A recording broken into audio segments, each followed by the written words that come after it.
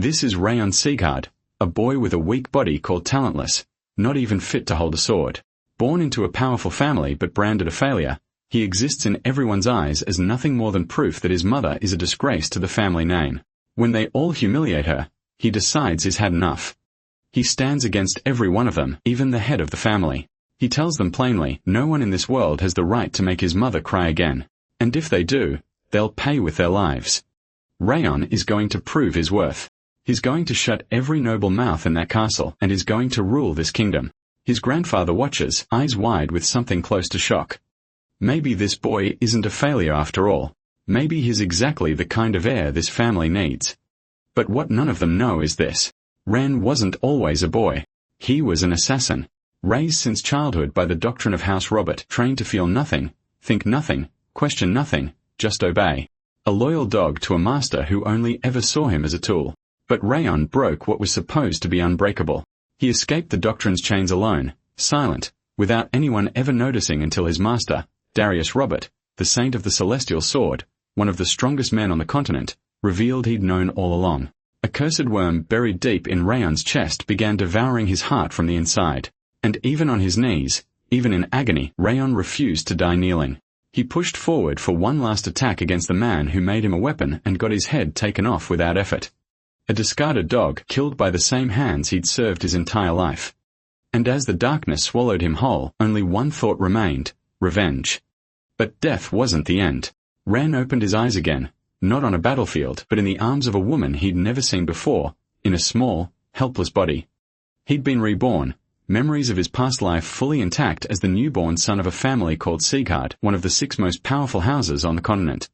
And there, in that moment, he asks himself, does rebirth mean freedom or just a new road leading back to the same revenge that consumed him in death? His mother, beautiful, gentle-faced, hides a past soaked in darkness. House Ziggett is feared across the entire continent, but Sylvia, his mother, is seen from the inside as a failure, a stain on the family name. She was a direct heir of the Ziggett bloodline, and she threw it all away, destroyed her own mana core with her own hands, gave up her power, and ran off to live as a commoner in love with an ordinary knight. She had a daughter with him. She was happy for a while until an enemy squad found them. Her husband and her daughter were killed right in front of her. Pregnant with Rain, with nowhere left to go, she had no choice but to crawl back to the family she once abandoned just to beg for a roof over her son's head. To Seaguard nobility, that's not a tragedy. That's shame. And because of it, mother and son live on the edge of their own family, despised by everyone who shares their blood. Everyone except one. Glenn Seaguard, the patriarch, feared as the king of destruction of the north, treats Sylvia with cold indifference in public. He refuses to heal Ran. All he offers is the family name, calling it blessing enough. But in the shadows, where no one's watching, he's the one who visits his grandson's crib alone at night. He's the one who personally chose the name Ran, an old name carrying a meaning no one else understands. Behind the ice-cold mask of the most feared man on the continent, there's something that looks a lot like affection. For a grandson, everyone else thinks is too weak to matter. And it's in that contempt, in that silence that Ran decides to grow.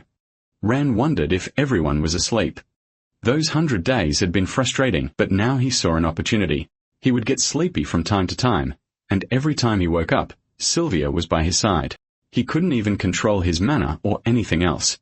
So it was a relief to be able to sleep alone in his crib, but now was a beginning. He sat up in bed, beginning to condense his fire ring. Normal continental cultivation techniques used breathing to accept mana from nature and accumulate aura in the energy center. But the fire ring was different. Just as a sorcerer created mana circles, this magic formed a circular ring around the heart, which increased vigor and stimulated growth while also improving mana. It was, in fact, the best possible cultivation technique. Another advantage was that not even a genius like Darius would be able to detect the existence of a fire ring. If, in addition, he cultivated his mind and body with the fire ring and mastered Ziggurat's swordsmanship, his revenge against Darius Robert would not just be a dream. Perhaps it was because of that body's constitution, but his mana circuits were filled with an intense cold, which was why his body remained cold even after sleeping a lot. This blockage was present in 9 areas, and at this rate, he would lose his life as soon as the cold blocked all his circuits. He needed to break through the circuits with the fire ring. On the other hand, it would be a waste to simply discard that high-intensity cold, so he would combine the flow of fire with it. The night passed quickly. Rayon thought the process might be slow, but it was stable. And suddenly, he woke up. Ran was already tired after trying to cultivate a bit, but he noticed he couldn't get up. So he slept in the crib afterward, and Glenn approached him, placing his hand under his grandson's head. The night continued to pass, and day broke. Ran crawled across the house floor, and Sylvia commented that he was very cute, asking him to do it a little more. The protagonist reflected that it was difficult to keep up the act as his soul was that of an adult and he was being forced to behave like a baby. Sylvia said there was nothing Round couldn't do until a voice asked if she was there. Sylvia was happy and called out to the old saint who entered the room. The old man replied that she didn't need to call him a saint. Ran recognized that this was the ragged saint whose skills and divine power and arts were at their peak, being the most famous healer on the continent, who traveled extensively and was difficult to find. The saint said he was traveling and heard she had a child. He held Rayan in his arms while commenting that the baby really took after his mother in appearance. He found the child cute, unlike Glenn, and wanted to know the child's name. Sylvia replied that it was Ran, and the saint asked if the name was intentionally given with the meaning of shadow and what Glenn was thinking to do that. Ran thought that the saint wasn't referring to him by a title, so they had a relationship, and he had heard that the Northern King of Destruction and the saint were actually friends. The old man said he would take a look at little Ran, then he used divine power on him. Sylvia waited from a distance while the saint realized that the baby's condition was not good. The mother wanted to know if there was a problem with him, and the saint explained that Ran had the ice curse within him. His mana circuits were blocked by fragments of cold, and if they ignored the fact that it would be difficult for him to become a swordsman in the future, he wouldn't live long. Sylvia said he was lying with such despair. The saint warned that he would give him medicine to slow down the curse until a maid excused herself to him, informing him that the Lord was looking for him and it was urgent. The saint complained that the Lord had terrible timing, but he understood and said he was going now. Rayon thought he knew it was the ice curse and that knowing its name wouldn't change anything. In any case, it wouldn't be a problem now that he was cultivating his ring of fire, but tears fell on his face. Sylvia trembled with fear of losing her son, continuing to say that what the saint had said was a lie. She couldn't lose him like that as it was absurd, and she would do whatever it took to cure him, unable to let Ran remain sick. The protagonist wondered what that feeling was as his heart ached, and he felt pain throughout his entire body. He didn't want to see that scene, so he asked Sylvia not to cry. The mother calmed down upon noticing her son's hand on her face. Then Ran looked at Sylvia's face, spoke a few baby words, and called her mommy. In the Lord's meeting room, a maid tried to stop Sylvia from entering while Glenn wondered about all the noise. The maid explained that she couldn't as the master of the house was busy. Glenn then questioned the rudeness of the situation, considering it a shameful disgrace. Even so, Sylvia knelt, begging her father to save Ran's life. She was sure he was already aware of her grandson's condition, but that child was all she had. Glenn replied that it was clear Rayan would be unable to live as a warrior and questioned why he should help a child who couldn't contribute to the house. Sylvia asked if he wasn't his grandson, but Glenn retorted that he was the boy she had brought after discarding her own home. He stated that the only thing he would do for Rayon was to give him the name Ziggit, and she should consider that a blessing. When Sylvia tried to plead further, Glenn said he had nothing more to say and ordered her to be taken away. Sylvia kept asking him to save Rayon until she was completely removed from the room. Meanwhile, Glenn continued drinking his tea with the saint. The saint commented that Glenn was as stubborn as ever as it was difficult to have an honest conversation with him, especially acting that way when it was Glenn himself who had called him to keep an eye on his grandson. He explained that 9 of Rion's mana circuits were closed due to the cold, and that the situation would become increasingly dangerous as he grew. Although there would be no problems for a while, since he had pushed away the cold with his aura, the saint reiterated that it would be impossible for Glenn's grandson to become a warrior. Glenn replied that it didn't matter as long as Ran lived. The saint then commented that he was acting completely different from a second ago, and truly seemed like a doting grandfather. He questioned why, if Glenn would act that way, he had named his grandson Ran with so many beautiful names available, and on top of that, with a meaning of shadow. Glenn smiled and explained that Rayon didn't just mean shadow because 1,000 years ago the word had another meaning. The day passed at the mansion.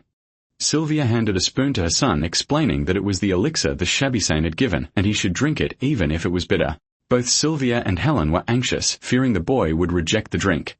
However, Ran surprisingly liked it, extending his hands as he asked for more.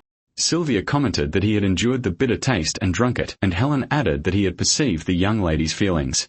Then, the mother hugged her son. Ran thought that a fire attribute elixir was exactly what he needed at that moment, as the heat was drawing the cold out of his mana circuits. He was hesitant but asked for more elixir. 2 years passed since Ran began training while drinking the elixir. and thanks to it, his ring of fire reached 1 star. 2 more years passed as he trained persistently. His normal routine involved playing with Sylvia and Helen in the morning and spending his nap time and early mornings cultivating. Now, at 5 years old, he finally obtained his second ring of fire, a smile spreading across his face. Ran had finally succeeded. With the second ring of fire, the fire now spun in a cross shape and had become more sensitive to mana. Helen called out to the young master, commenting that he was up early, and asked if she could take the dirty clothes to which the protagonist authorized. The maid then began collecting the clothes. Round thought that as he expected, Helen couldn't see the message window. He had been able to see these messages since he reached his first ring of fire, and at first, he didn't know what they were. But he soon realized it was a convenient system that allowed him to see his current attributes. And by Helen's reaction, it seemed only he could see these messages. Even so, the weak vigor and the ice curse remained, even though he had become a 2-star. He wondered how difficult it would have been if he hadn't drunk the elixirs. Ryan was sure that Sylvia, Helen, and the others in the annex also played a big part in these last 5 years, as they always checked on him to see if he was uncomfortable or sick, and he was certain that taking such good care of him had helped. Ryan scratched the back of his neck next. He reflected that even so, he was only 5 years old and had plenty of time ahead of him with no need to rush. The ice curse was definitely a hindrance, as was his weak vitality, and that was why he tired so quickly, even moving so little. Regardless, he was known as the greatest assassin in his past life and now even had the best cultivation technique, so the negative effects would disappear.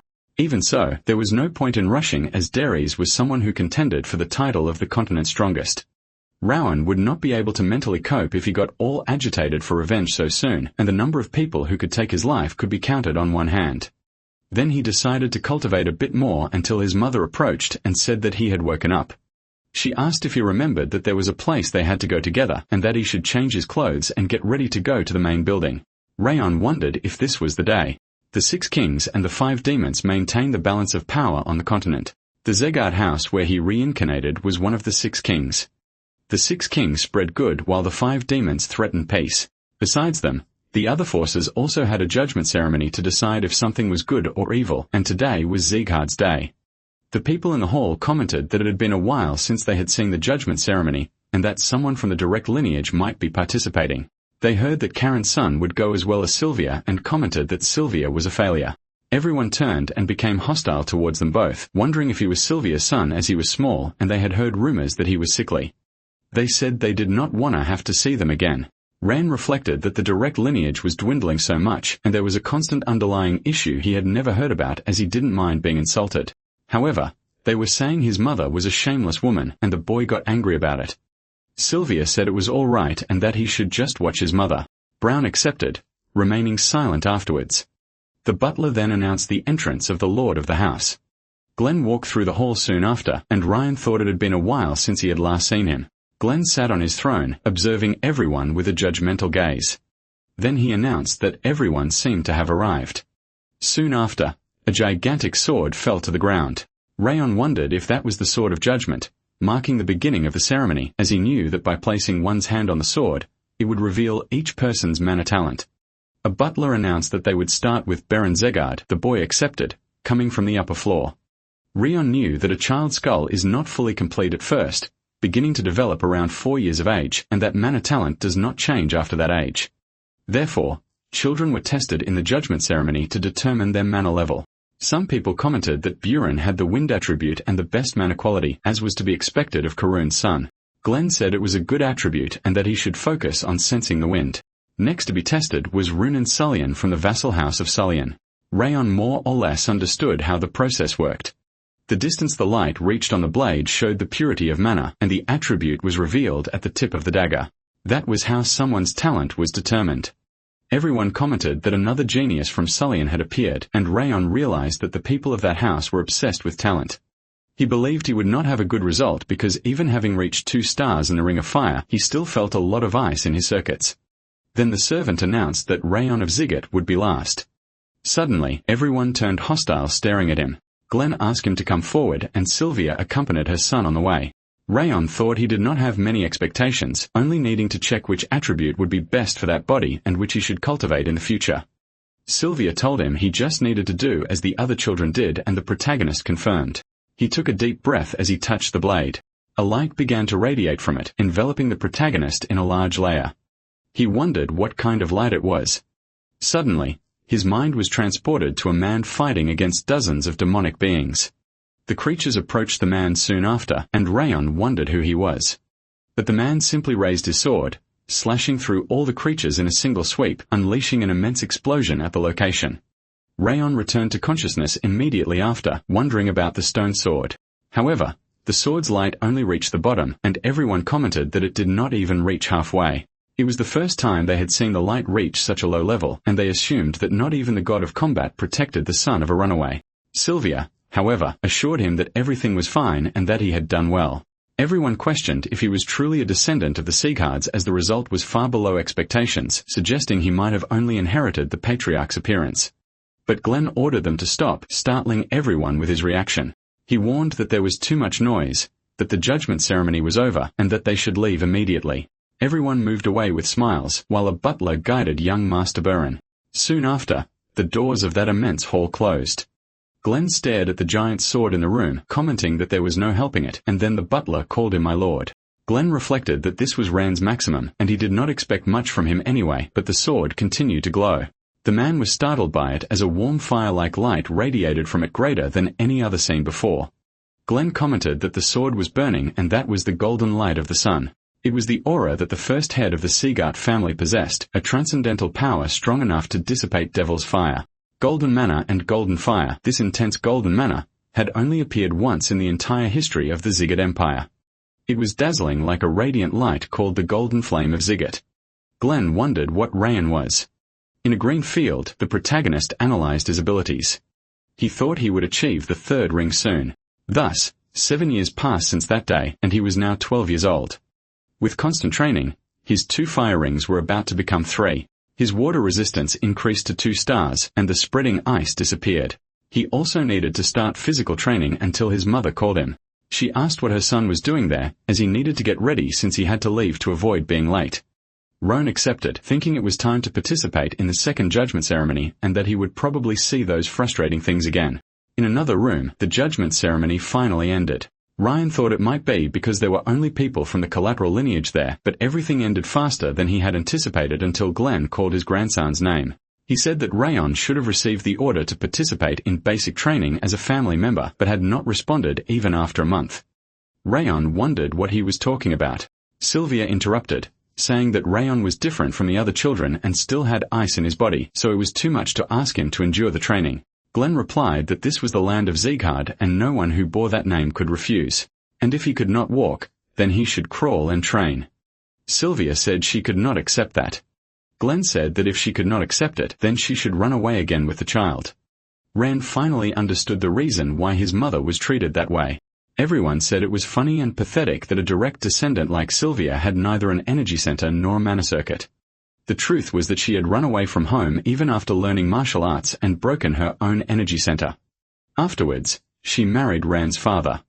But upon becoming pregnant, his father lost his life and Sylvia had no choice but to return.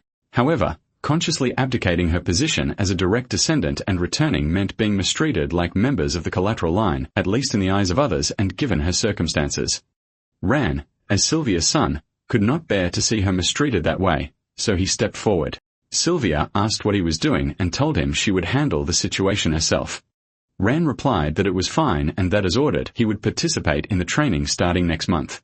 Denia Seaghard, the sage of the martial palace, intervened saying that Ran did not even know about the training and that it was not something a patient like him could endure, advising him to give up. Ran, however, replied that since he had received the name Seaghard, he would live up to it and participate in the training. Glenn questioned if Ran dared to utter the name Zeghard with that mouth, and if he understood the gravity of mentioning it. Immediately, an intense pressure slammed into the protagonist's body and blood splattered onto floor. Rayon felt as if his body was being torn to pieces and his heart felt constricted. That pressure affected him more than Robert's, and he realized this was how the warrior king of destruction from the north acted. Sylvia pleaded with the Lord to stop, arguing that Ran was young and didn't know what he was saying. Denia agreed, asking Glenn to withdraw the pressure. Glenn replied that Ran was speaking now, so Sylvia and Denia apologized. Sylvia insisted that Ran was in no condition to receive training and begged for the pressure to be lifted. The protagonist was surprised by the situation. He reflected that an assassin is a being who lives in darkness, never revealing themselves, especially when close to losing their life. However, Rion was no longer an assassin and would not hide in the future. He would no longer live being pushed around by his past self. Next, Rion resisted the pressure. He thought he was a Z-card and would make Sylvia regain her position. Rion knew he didn't fully understand what it meant to be a Z-card yet, as he had been raised in the Annex building and didn't know how imposing that name was, but he needed to participate in the training to understand. As Ran, he would protect Sylvia as well as the happiness and smiles of those important to him, and he would definitely reclaim everything with his own hands. Glenn asked if Rion was saying he would judge Ziggets solely by the basic training. The protagonist replied that it was the only way he could learn. His grandfather then replied that he would make sure the instructor was appropriately prepared so Rion wouldn't be disappointed. Rion thought that in his previous life he had been the best assassin. Now, he was the person who had learned the legend of the continent and the Ring of Fire. If he could use all of that, asserting himself wouldn't be impossible. Rion was determined to show everyone how resilient he was, proving that the pebble they scorned was, in fact, strong. In another training corner of the family, Karun, the master of the central palace, commented that Rayon was a patient who could barely move properly. His servant agreed, explaining that most of the maids had overheard the conversation between the ragged saint and the lord, confirming that Rayon had a serious illness. Karun, thinking about how Rayon's body seemed abnormal when he saw him, wondered how he had endured his father's pressure. He then reflected that Sylvia's talent was also greater than others. Therefore, Karun instructed the maid to place someone in the Annex building to monitor Rion while he trained, as they needed to report everything that happened inside the Annex castle. At the Zegart's fifth training ground, everyone greeted the family lord. An elven man rested on a sofa until Glenn told Rimmer to stop pretending to be asleep and get up. Rimmer replied that it was amazing, as the leader was the only one capable of guessing when he wasn't sleeping, being the Radiant Blade. Glenn commented that the trainers were working extra hard, and Rimmer explained that they must be following his orders, using their heads while others use their bodies. Glenn said that even after 50 years, Rimmer still acted like a child, and Rimmer laughed. He then asked if Glenn was there because of his youngest grandson. Rimmer mentioned that Sylvia had come to see, but he did not expect the leader to come as well since she had asked for Ran not to get hurt. He added that if Glenn were to make the same request, it would be a waste of time, as that place could not suffer interference even from the Lord without making exceptions, even if it was his grandson. Glenn replied that, of course, Rimmer should not decrease the intensity of the training and should even increase it if he deemed it necessary, separating the trash from the treasure. Rimmer observed that Glenn's grandson was also included and interpreted that the leader loved his grandson more than he thought, giving him the love he could not give to Sylvia. Glenn retorted that if Rimmer were not his friend, he would lose his head. He reinforced that Rimmer should not go easy on Rayon, but rather make him distinguish between good and evil. Rimmer responded that he would do so with full force and wished his lord farewell. Alone in his room, Rimmer repeated Rayon's name, curious to know how he would fare. The protagonist system notified that the third fire ring had been reached and a threat of the curse disappeared. Ran reflected that he was on a completely different level and his body's perception sharpened along with his mind. Thanks to Sylvia's intervention, his muscles began to develop without many problems. Furthermore, the status window was accelerating his growth even further. However, Ryan knew that this was just the beginning, as Zegard's training was famous for being difficult. 3 stars was merely the starting point required for an apprentice, and the foundation needed to be solid enough for the entire structure to be firm in future. He planned to show better achievements than everyone else, silencing those who doubted him. After that, he would not stop until he defeated the Heavenly Sword Saint, Darius Robert. Sylvia called for her son, asking if he had not gone to sleep yet. Rayon questioned why she was there at that hour, and Sylvia replied that he would go to training the next day and she was there to tell him something, asking if he really needed to go. Sylvia still wanted to stop him, as Rayon always stayed silent when he felt pain, and she did not know what would happen if he got hurt in training. She was not telling him not to go, just to wait a little, but Rayon replied that he could not wait any longer. He explained that whenever he saw people from the collateral or direct bloodlines encountering her and showing an expression of contempt, he got frustrated and could not hold back anymore. Rayon believed that if he trained hard, they would not look down on his mother. Sylvia smiled looking down and said that he was smart, so he should know why they lived alone and why others cursed them. She recounted that she had met his father, who was on duty, and fell in love. However, it was difficult to be with him because he was a common knight. Therefore, she destroyed her mana circuits and energy center leaving home. Sylvia revealed that Rayon had an older sister named Shia. While they were living a peaceful life, an Eden squad who knew her face ambushed them. Rion's father wasn't very strong and she was pregnant with him, so they couldn't do anything else. Fortunately, Rion's father had secretly placed guards to watch over them, but by the time they arrived, it was too late. At that point, Rion's father and sister had already lost their lives. With nowhere else to go, she had no choice but to return to the family, and that was why she was the sinner of that house. Sylvia stated that she truly had nothing to say to Ran's grandfather. Ran thought she had been very selfish as she abandoned her family responsibilities to pursue her happiness and only returned to beg for her own life. He could understand why she was treated the way she was. However, she was also the one who gave him a new life and showed him affection for the first time. Even if everyone called her selfish to him, she was his mother. He then asked if she regretted her life before leaving the family, and Sylvia denied it. She explained that she had lived in that family as if she didn't exist and only started to feel alive after she left, and that was enough. She was happy then, and she was happy now because he was with her. She then apologized for being a bad mother to Rion. The protagonist Rion said it was all right and that she shouldn't worry too much. He thought that even if others called her selfish, she was precious and irreplaceable. He also thought he could have his revenge after she gained her position and rights as an heir of House Seaguard. Then, Sylvia started to cry and Rayon wondered why she was crying. Sometime later, Rayon left the room thinking that Sylvia took a long time to calm down. He needed to check the firing process before sleeping as there wasn't much time until training began. Meditating in his room, he thought that the rotation speed of the rings had become faster after reaching 3 stars and wondered how quickly he would reach the intermediate stage. Suddenly, a light focused in front of him. A voice said that the time had finally come for the wrath he displayed had reached him, the King of Essence. In the name of the monarch of the demonic realm, Wrath, the voice promised to help him fulfill his revenge. Rayon wondered what that was. Then, the protagonist awakened Wrath's special characteristic, which commanded him to offer his soul until he suddenly noticed something. The voice wondered why there was a child there and who he was. For the wrath it witnessed was not something a brat like him could exude. However, upon sensing something within Wrath, the voice affirmed that it was him for sure, as a very thick wrath was hidden deep within his heart. It then commanded Rayon to surrender his soul, promising to ensure he achieved the revenge he desired. Rayon wondered if the entity had appeared because of his rage against Deres before losing his life, but he found the timing quite late. He then declared that he didn't need the entity's help as he would have his revenge with his own hands. Rayon thought he would never have another chance like that and couldn't let someone take revenge for him, but Wrath replied that he was mistaken. The entity stated that it had not come there to negotiate, for he, the King of Essence, had already made his decision. Rayon noticed that the flames were cold. Then, Wrath advanced, saying he should surrender his body. The protagonist reacted as the entity approached, then became surprised that immense power slammed into his body, and outside, a glass shattered. Rayon commented that his body was cold, and even his mind felt like it was going to freeze, as the elemental attribute must be ice, not fire. Wrath told him to just think and direct all his rage at the entity, because even if it were a god, she would take its life. Rayon was only able to resist a little because of his water resistance, but that attack was much more than just temperature, as it was continuously provoking his fury. Wrath said she would crush Rayon's head and dance on his remains, so he should give up and surrender his body. Rayon thought that if he did that, he didn't know what the entity would do to Silver and the maids, and that's why he couldn't give up.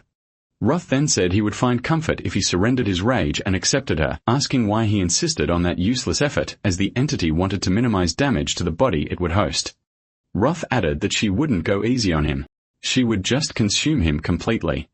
And it seemed like Rion's body was about to explode. Rion was reaching his limit and wouldn't last much longer.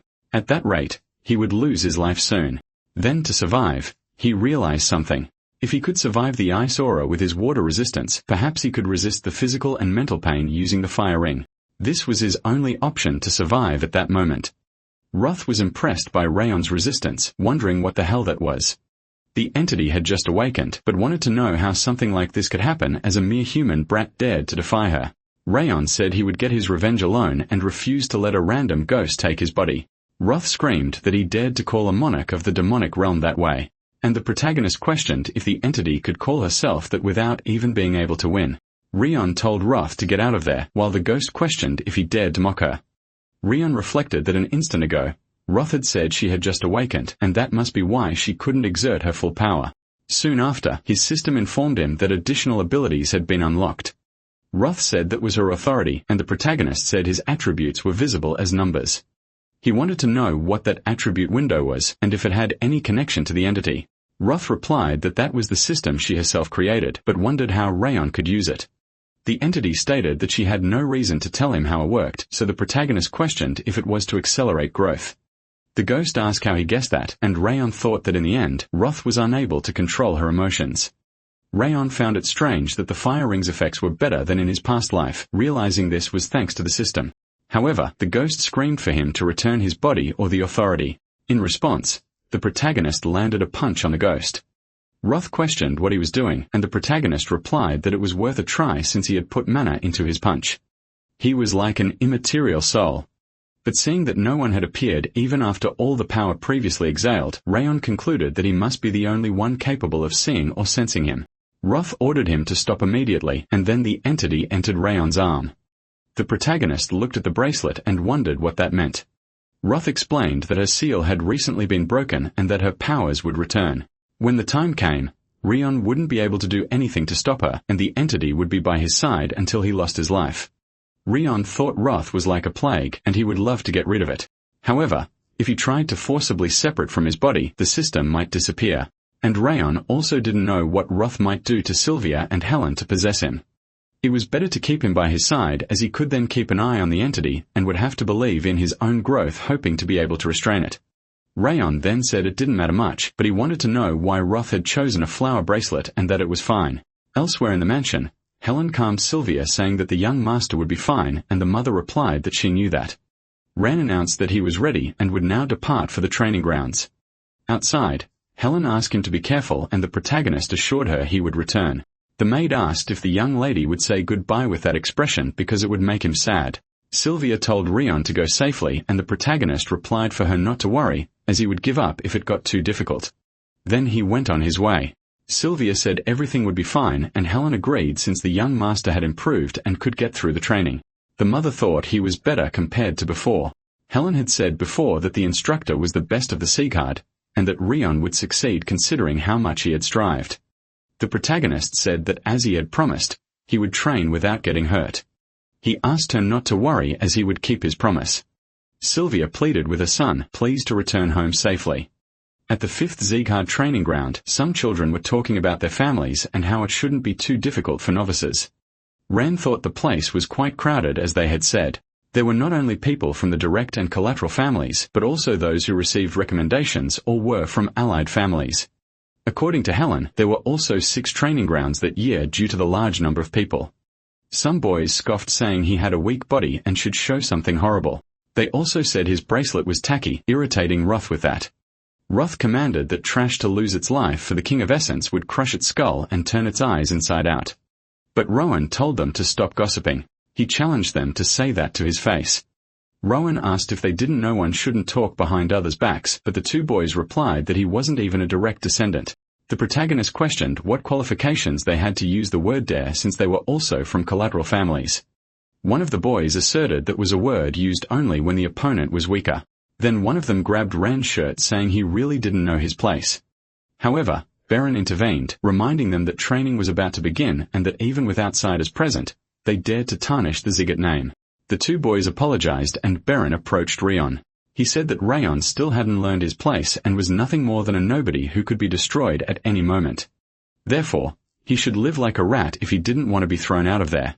Bernd continued, stating that Rayon hadn't gained attention through his own skill, but merely monopolized the spotlight by taking advantage of the situation, and that a little brat who hadn't even done the training dared to act that way.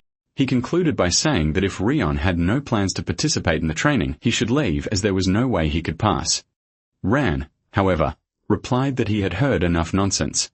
He questioned who Bernd thought he was, as he was just a direct descendant with no status whatsoever and had no authority to make that choice. Ran further asked if Bernd thought he would gain that authority by crying to his father. Baron then retorted, saying that a collateral descendant dared to act that way. Suddenly, Rimmer kicked open the door, asking if they were already fighting and commenting that it was to be expected from the youth. Roan noted that he was the Radiant Blade who had retired after his energy center was damaged. Rimmer said they should continue their little squabble after the ceremony. Buren, annoyed, turned away next.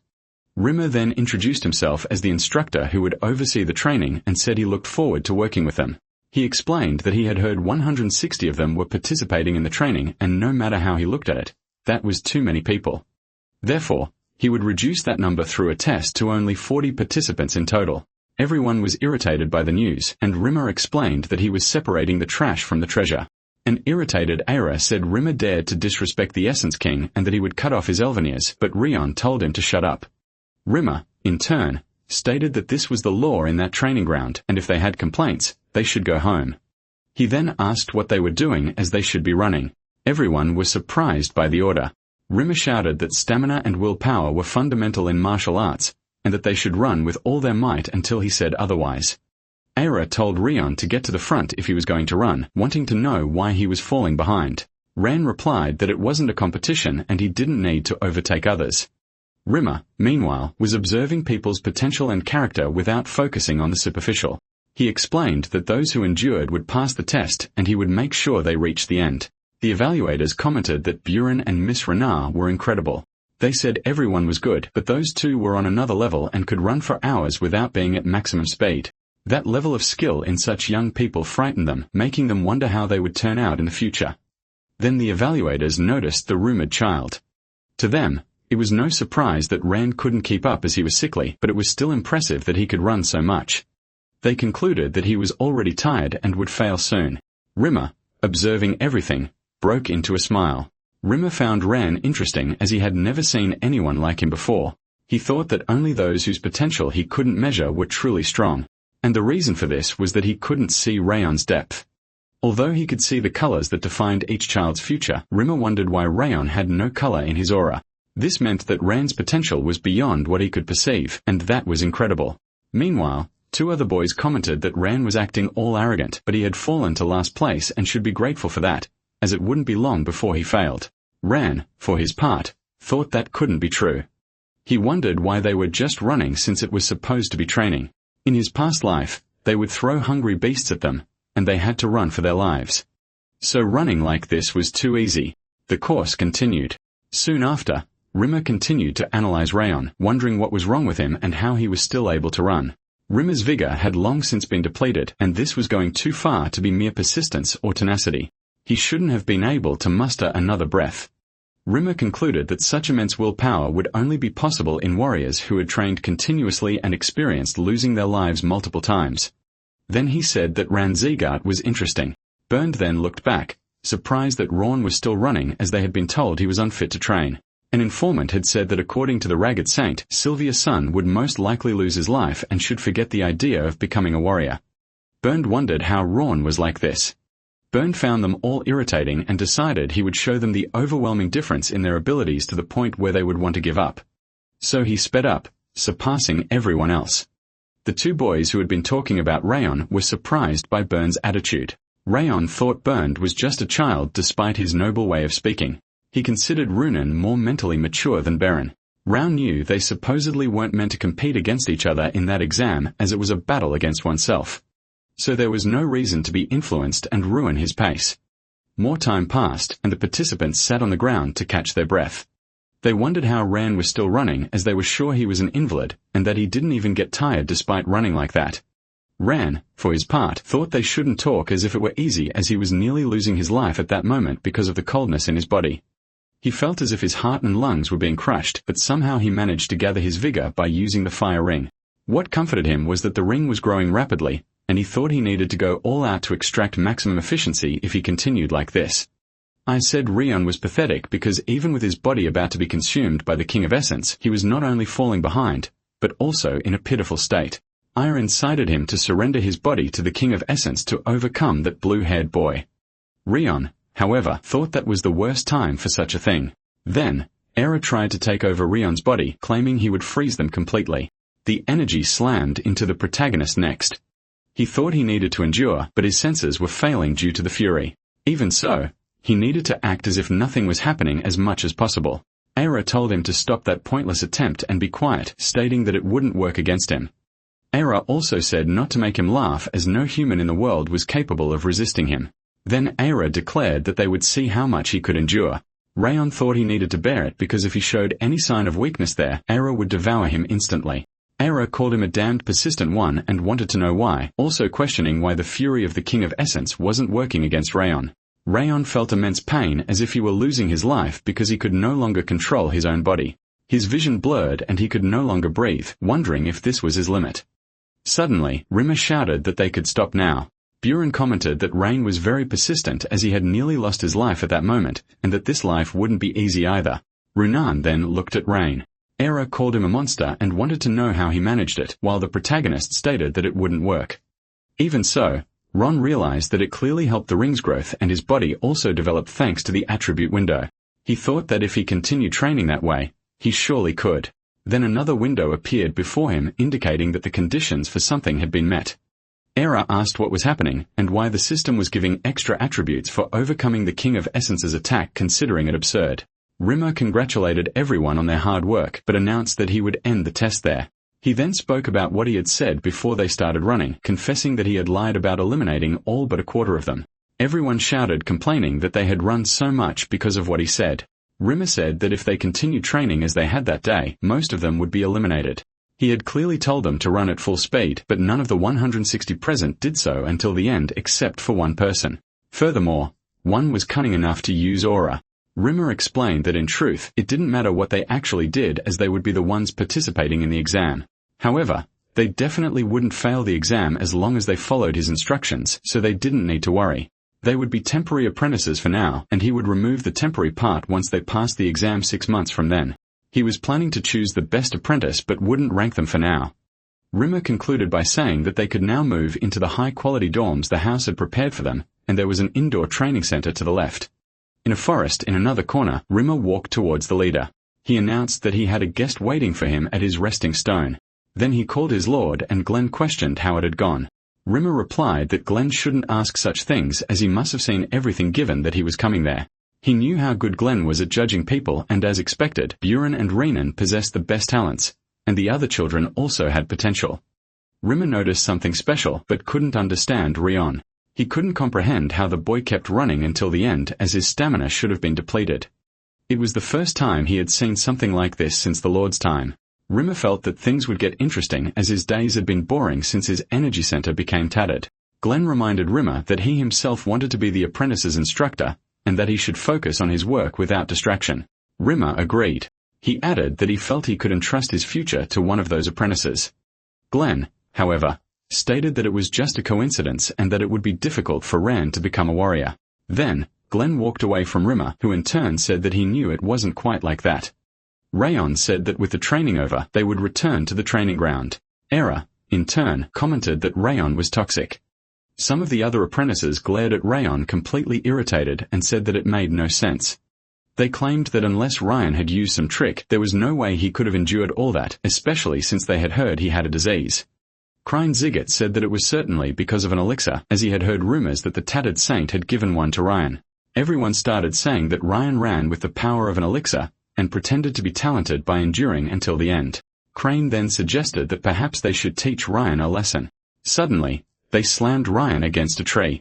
Wanting to know what was happening, Ryan heard Crane say that he should know. Others shouted that Ryan had been abandoned by the direct lineage, yet dared to steal and abuse the power of an elixir he got by luck. They questioned how he dared to use a cowardly method against them, who had no skill, while Rayon thought it was a foolish reason. The others told Rayon not to be afraid, as they had come for a friendly chat and would introduce the good old dialogue. Crine continued, telling Ran not to worry as this happened from time to time.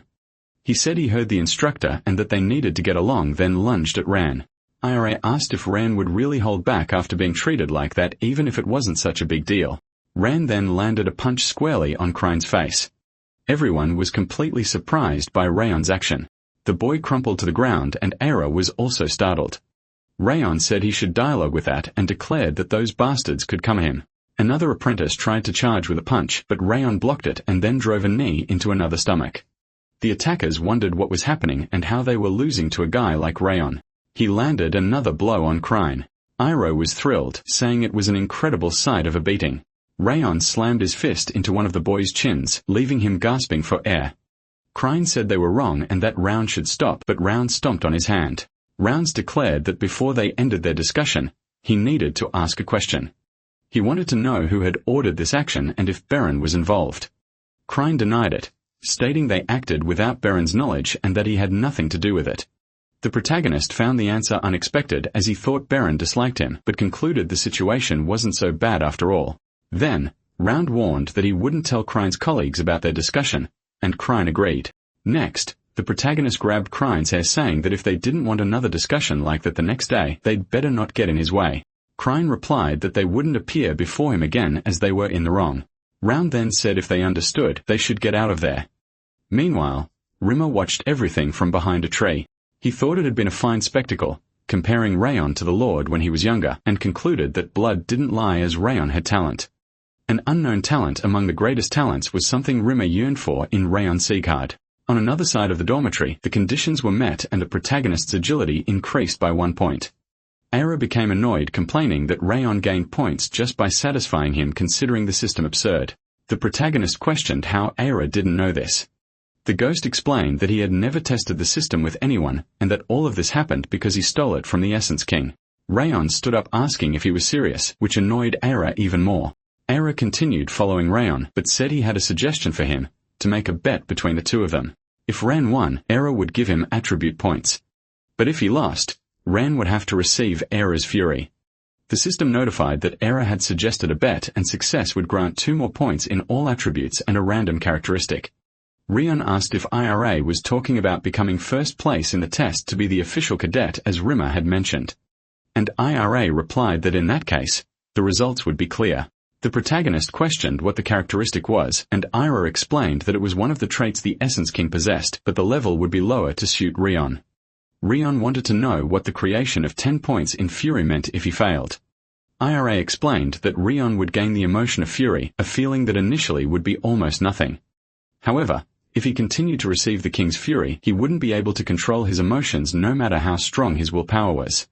Rion pondered what IRA wanted. Judging by the ghost's actions up to that point, Ryan didn't think he was lying, and Aira had even answered his questions honestly. Compared to the rewards, the risk was relatively small, and perhaps this was the opportunity he needed. As for a typical patient, achieving first place would be difficult. However, Rayon had reincarnated and considered the conditions not bad, so he accepted the bet. IRA said it was a good choice. Thus, Rayon accepted the bet with IRA, thinking that if he used his past life's experience, he wouldn't lose. The next day, on a training ground, the apprentices complained that they had run too much and were now doing another exercise. Rimmer had instructed them to do the horse stance, which although a basic position, was not easy. It was the stance that formed the foundation of all martial arts. An exercise everyone should do and maintain until he told them to stop. However, it wasn't compulsory at all since once again, they were taking the test in Rimmer's place. The apprentices complained that they couldn't take it anymore and wanted to learn swordsmanship.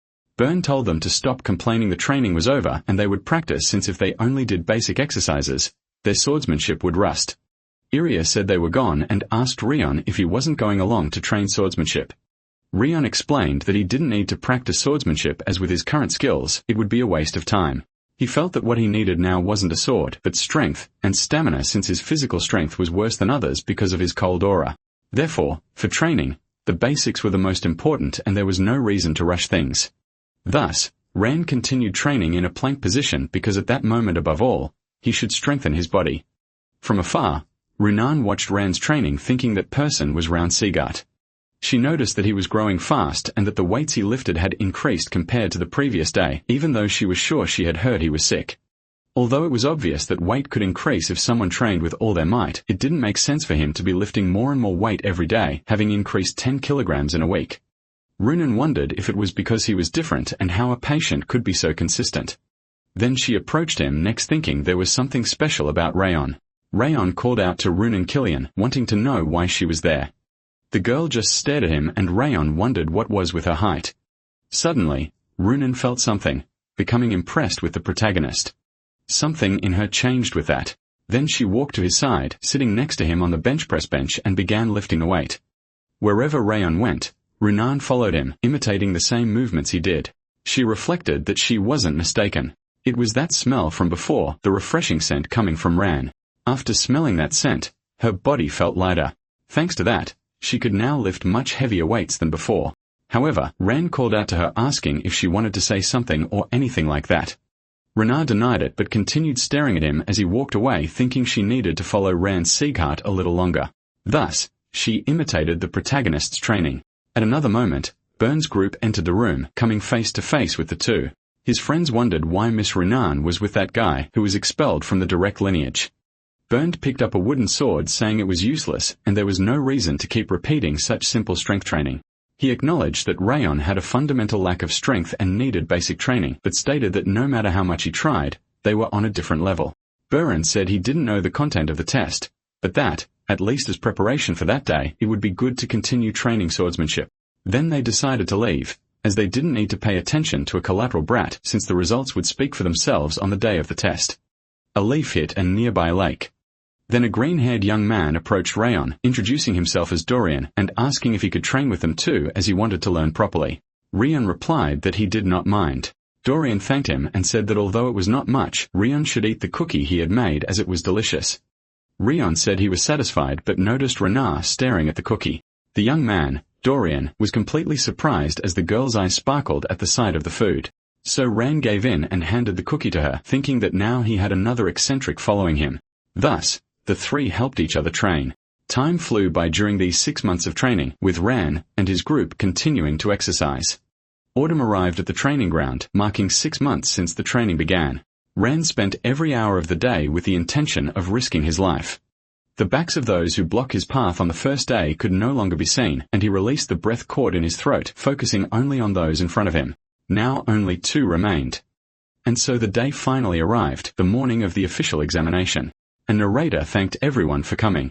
He instructed that as the Guardians were also present this time, everyone should follow the instructions and walk in an orderly manner. IRA commented that Rayon should remember the bet because in the end, he was not able to surpass those 2. So he had better be prepared to receive his fury. Rayon replied that the test was completely different and that they did not know what could happen. Anyway, he wanted to know what Dorian was doing on the ground, and his friend said that Dorian was just very nervous. Renan called out to Rayon next, saying she had brought a cookie and that he should eat it, but Rayon refused. Baron also stared at Rayon from afar. Rayon wondered why he only had eccentric people around him. In the stands, Sylvia told Helen to look because her Rayon seemed very confident. Helen replied that he had endured the difficult training for 6 months and seemed to have friends now.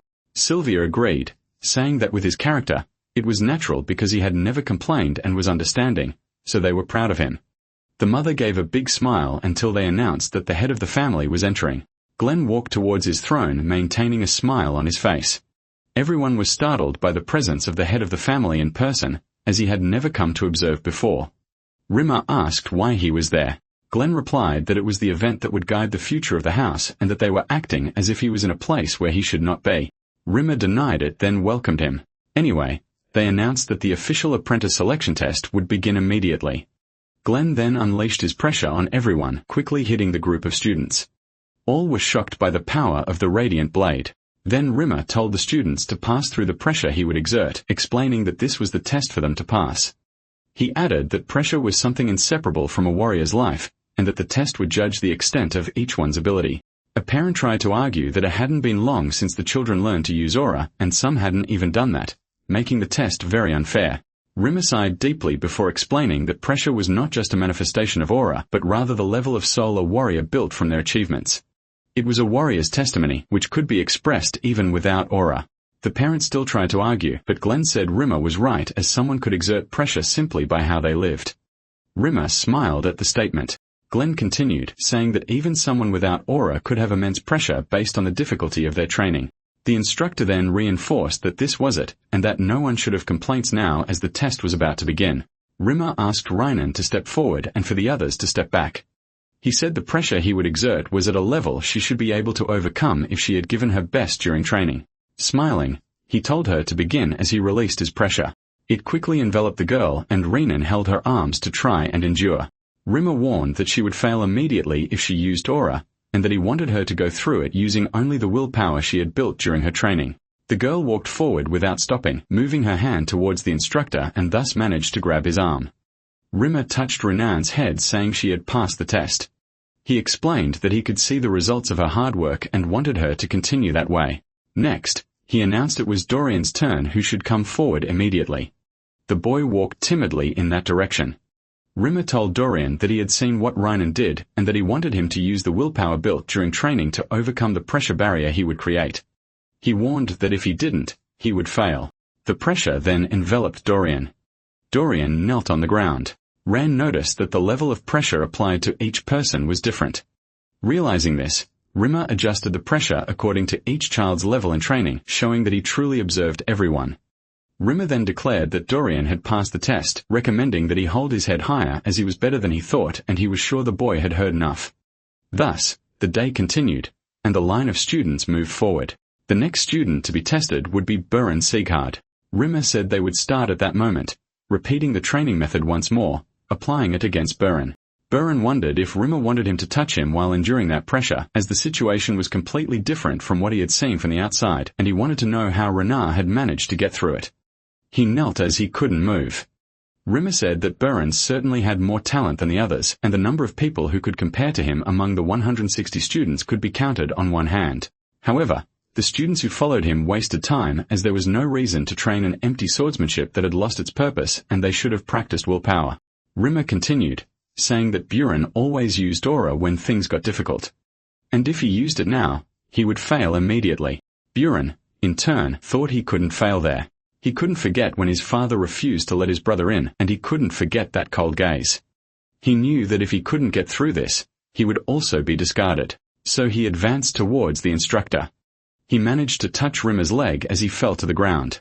Rimmer told him to stop pretending to be an adult, being only 12 years old, and wanted him to do training appropriate for his age. He sighed with a smile afterward. Then Rimmer turned to the student saying that now, finally, it would be Rayon Sieghard's test. The protagonist accepted, walking towards the instructor. Rimmer asked if he was ready and Rayon confirmed. Thus, the test was replicated towards the protagonist. Ran stood firm even with the aura being greater than any other students, and the pressure even reached the people in the audience. Sylvia shouted her son's name while Glenn wondered what the hell was with that pressure. Ran wondered if Rimmer was truly his test. Rimmer replied that the talent he saw in him was certainly the greatest there, so he should try to endure all of it. The protagonist sighed without feeling any pressure. After all, the soul level wasn't in his body but in the vessel of his soul, and at that moment, he not only had the level of Rayon Sieghard but also that of his past life as an assassin. So he kept walking forward. Rimmer wondered how he managed to get through that amount of pressure. Meanwhile, Glenn was excited about his grandson. The instructor asked what kind of monster he was. Ran touching him was something beyond impossible. Everyone in the audience, including the instructor and Glenn, was completely shocked. Ran, with a smile, merely asked if the test was over. They wondered if it even made sense since he had surpassed the Radiant Blade. Even Rimmer had a startled expression, as an invalid without aura had accomplished such a feat. Rimmer called Ryan's attention, asking who he truly was. Ryan replied that he had observed him training. Rimmer, in turn, explained that he only asked because Ryan had surpassed the 6-month result and endured that pressure without him expecting anything. The protagonist merely nodded his head. Rimmer tried to understand the situation until he realized the position he was in. He then said that he had been distracted for a moment. And with Rayon Sieghard as the last challenger, the official apprentice selection was now finished. With that, he would reveal what everyone was curious to know. The best apprentice of the 5th training ground was Rayon Sieghard, who merely looked straight ahead without reacting. Sylvia cried, saying her Rayon was the best apprentice. Everyone was surprised by that and by the fact that he had surpassed Baron. Baron shouted that he could not accept it and that Rimmer was lying. Rimmer questioned what he was talking about. Baron then yelled that Rayon was inferior to him in everything and that he could not accept someone like Rayon being the best apprentice, as it was clear he had used some kind of trick. The others commented that this seemed plausible, questioning how Rayon could hold that position with the ice curse and without even knowing how to use aura. Thinking about the rumors concerning trainer Rimmer, some considered the possibility that he had been bribed. Baron affirmed that as warriors of the Sieghard house, they should have a face-to-face battle to decide who would pass. Rimmer merely smiled, asking if Buren desired the position of best apprentice that much. Buren tried to deny it. The instructor stated that the test was already over, but he wanted to know what the head of the house, Glenn, thought. Glenn analyzed for a few seconds. Then he said that the others did not seem to accept Rayon Sieghard's results, and asked Rayon if he wished for a duel against Baron. Baron looked at his rival with apprehension, but Rayon simply replied that he did not want to as the test was over and the results were already out, so there was no reason to fight him. Brown added that Byrne always spoke about direct lineage and honor, but he did not expect Byrne to lose his grace. Byrne was embarrassed to hear that. Glenn then said they would do it this way. They would duel for the position of best apprentice, and if Ryan won, he would receive a bronze tablet. The protagonist was surprised by this, as the gold, silver, and bronze tablets were granted according to performance within the house. And depending on the type, the rewards one could earn were different. Rayon understood that even if it was bronze, the tablet was significant as the head of the house granted it personally, indicating it would be something valuable. Glenn then announced that the duel would begin immediately to definitively decide who was the best. He explained that it would be a single round and participants would be disqualified if they used aura or any weapon, having to fight only with their own bodies. Rimmer smiled and declared that the battle should commence at that instant. Byrne lunged forward swiftly, his fist ready, attempting a punch that the protagonist barely managed to defend. Immediately after, Byrne kicked high towards Rion's head, who defended once more, facing his rival with a hint of apprehension. Byrne then unleashed a skill called Vacuum Tiger Fist, which his father had personally taught him. This was not considered cheating, as the use of techniques had already been discussed. With this ability, he slammed into the protagonist's abdomen. The crowd roared, saying it was expected of Lord Byrne and that kid couldn't do anything. Byrne thought that Rion was weaker than him after all. He was someone from the collateral lineage who dared to covet his position as best apprentice. He remembered when his father, in the past, told him not to worry, as they did not need weaklings like that in the Ziggett family, and that Buren should not disappoint him. With this in mind, Buren felt that his father was observing and that he needed to prove himself, as he could not be defeated by someone like Rayon. Meanwhile, Rayon dodged all of Byrne's blows, observing their trajectory with utmost ease. He felt he could see everything. The fists, the movements, all of Byrne's attacks were perfectly clear to the protagonist. Byrne advanced once more, asking if Rayon Seaguard would give up, as he would end this quickly. Byrne then leaped to attack while the protagonist prepared his counterattack, wondering why he would ever give up. Rayon then moved his strike in a motion similar to Byrne's and slammed his fist into his. Byrne's guard shattered and he was struck, wondering what had happened. Rayon used Byrne's own fist technique against him, sending his rival flying. With the impact, Byrne lost consciousness. Everyone was startled and cried out that it was impossible, as the strike had been the Vacuum Tiger Fist, but that made no sense at all. Byrne, dazed, asked how Rayon knew how to use that technique. Rayon replied that Byrne himself had shown him, and he had merely copied the punching technique. The audience continued to wonder if the technique had been secretly transferred to Rayon, as it seemed utterly impossible. Rimmer, observing from afar, was excited and thought Rayon was truly impressive. He had managed to nullify the rotation of the Vacuum Tiger Fist using a counterstrike with opposite rotation. Merely being able to read the flow of an opponent's martial arts would be enough to call him a genius, but Ryan went further, making that flow his own. Talent of this level could reach the top of the continent, and this was exactly what Zegard was looking for, a heavenly level talent. Rimmer then declared that the match had ended, and the result was quite clear to everyone. The winner was Ryan Zegard. And with that, the examination came to an end. Immediately after the announcement, Sylvia descended from the stands, running towards her son and enveloping him in a long embrace. Rayon was happy with the display of affection, while everyone cried tears of emotion. Era, for her part, said she was hungry and wanted to go home soon. Sullian's parents also went to meet their daughter. Meanwhile, a butler guided Byrne away. The young man looked through the crowd and saw his father staring at him, but he soon turned his back. Byrne felt utterly ashamed and lowered his head, overwhelmed by frustration.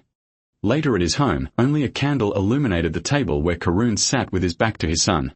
Buren looked down, saddened, until his father called his name. Karun asked if he remembered what he had said, and Buren repeated that it was to return as the best apprentice and never lose to anyone. Karun then replied that wasn't much to expect, and that he had told Beren to defeat the harlot from House Sullian, and after beating Rayon to return as the best in the class. However, Beren had lost to that piece of trash who was discarded from the main lineage and was trying to turn his father into a joke. Karun questioned if perhaps Beren wished to become like his third or fourth brother, but the young man denied it. Karun continued, saying that he had already ruined his first chance. He explained that they would choose the best of the class after giving grades during the apprentice's graduation, so Beren should make sure to surpass Ran. Then, Karun ordered his son to leave his room, and Beren agreed. Outside, Beren walked, thinking that his father had told him not to fail this last opportunity if he wished to remain in the direct Ziggett lineage. The young man slammed his fist against the wall, telling himself that it was all because of that damned bastard named Ran. He felt he had worked hard enough never to lose to anyone. The young man continued his path without thinking. And when he opened his eyes, Byrne found himself in the training room, wondering why he had come there. Perhaps it was a habit to go to that place during his aimless walks. He then opened the door and, seeing the weights on the tables, wondered if no one was there because the exam had just finished. Then he picked up one of the stone weights, looked to the side right after, and saw the wooden lockers of each of the apprentices. Among them was Rounds. Byrne approached and touched the locker, wondering if it was okay to take a look. After all, it wasn't like he was going to steal anything. He was surprised by what he saw, as there were many pairs of shoes stored there. Byrne thought that even a quick glance was enough to see more than 10 pairs, and wondered if Rayon had used all of them during the 6 months, only needing to change them twice. Then he turned around, imagining Rayon training on a bench. He looked at the shoe right after, thinking that, as he recalled, Rayon was always training. Even when Buren was ignoring the basics and swinging his sword to be flashy, or when he was comfortably resting in the dorms. And even when Buren was demonstrating the true essence of the Ziggit, Rayon just kept doing the opposite. Then, Byrne realized what he was thinking. He looked back at the chair with the weights still scattered on the floor. Messy. Byrne put the shoes back and closed the locker door. He walked away from the training center, looking up, now with a new determination in his heart. In his room, Ira said he couldn't believe it because, as the King of Essence, he had lived for hundreds of years but had never seen anyone like Rion. Ira wanted to know what kind of monster Rion was, and Rion replied, "Who knows?" But first of all, Rion wanted to know what that ability was. Air explained that he had gained a good characteristic, an ability that increased the range of his senses. And since he was on a star now, it should increase by about 10%. With the King of Essence's senses, Rand could feel something 10 times farther than his original senses allowed. Ario said that it was very good then, but he wanted to know the reason for the name Frozen Flower Perception. Aira replied that it was a preference for a cool name. Ario commented that no matter how much he thought about it, Aira had no creativity for names whatsoever. The ghost yelled that he didn't want to hear that from him. The next day, they announced that the family leader wanted to see the protagonist. Sylvia wondered if he had done something wrong, but the butler asked her not to worry, a smile spreading across his face. The family leader wanted to personally reward him with the bronze insignia. Rand greeted the head of the house in his study. Glenn stated that, albeit reluctantly, he needed to keep his promise, and the butler agreed. Then, the butler approached with the bronze plaque, explaining that, as promised, Rowan Sieghard would receive the bronze insignia. He added that in the future, upon returning the insignia, Rihan could request an item or favor appropriate to its level. Then the protagonist looked down and said he had something to ask for at that very moment. He called Sylvia Sieghard's name, as he wanted to know what he needed to do for his mother to regain her original position. Glenn and the butler were surprised by the question. Glenn asked if by direct position, Rayon was referring to the direct lineage. The protagonist confirmed, noting that Glenn's attitude had suddenly changed. Glenn replied that Rion would need an achievement that the entire family recognized, but warned that it wouldn't be as easy as it seemed. He compared being recognized by others there to trying to find a needle in a haystack, something almost impossible, especially for a brat like Ran. Ran, however, stated that it was still possible. He then returned the insignia, saying that it was fine and thanking him for the answer. Ran turned and started to leave, but his grandfather told him to wait. Round turned, and Glenn noted that he hadn't asked for his reward, only posed a question that he would have answered even without the insignia. The protagonist thought he hadn't expected the Northern King of Destruction to say something like that. Glenn then told him to state his wish. Rion thought he already had something in mind that he needed at that moment. He then said he needed a cultivation technique, but his grandfather replied that he would be taught that in basic training. The protagonist, however, explained that he needed something better than the techniques taught in basic training, and asked Glenn to provide him with a cultivation technique equivalent to his insignia. He knew that the shadow cultivation technique from his past life wouldn't be enough. To reclaim Sylvia's position and sever Darius's head, he needed a perfect aura. Glenn said that was what he wished for. Then he snapped his fingers and a large door opened in the floor. Walls filled with books rose beside the protagonist. Ran was completely surprised by the scene, finding himself amidst an immensity of books. The protagonist commented that it was impressive. Glenn explained that this was one of Ziggurat's libraries, and if Ran placed his head in the center, the book he needed most would appear. The protagonist said he understood, thinking it had to be something better than the shadow technique, and hoping something useful would emerge. Ran reached his hand upward and a book from a high shelf detached itself, descending and opening towards the protagonist. Ran wondered what old book that was. Glenn and his butler were completely shocked. Ran was confused, wondering what it was and how he had gotten that specific book. The book opened in front of him, and Ran read the title, 10,000 Flames Cultivation. As he flipped through the pages, questioning what kind of cultivation technique it was, something suddenly surrounded him. He wondered what was happening, but soon began to be pulled into the book, absorbing all its knowledge. Meanwhile, Glenn watched his grandson from afar, lost in memories of the past. He recalled being asked if Sylvia was being alienated by the house members, and his reply was that it wasn't important as the house's growth was the priority. Later, his servant informed him that Sylvia had grown close to another man and left home. But Glenn ordered him not to report such trivialities. After days of thinking only of the house and setting his emotions aside, he gained a power that surpassed the demonic barrier, and the house underwent great expansion. However, he also lost a great deal. His spy reported that Sylvia's husband and daughter were attacked by members of the Ghosts of Eden, a group Sylvia had hunted before. Sylvia seemed fine, but the others lost their lives and it was impossible to help quickly. Glenn was completely shocked by the news, thinking it was pathetic to have recovered his emotions in the end, but not to have been able to recover lost time.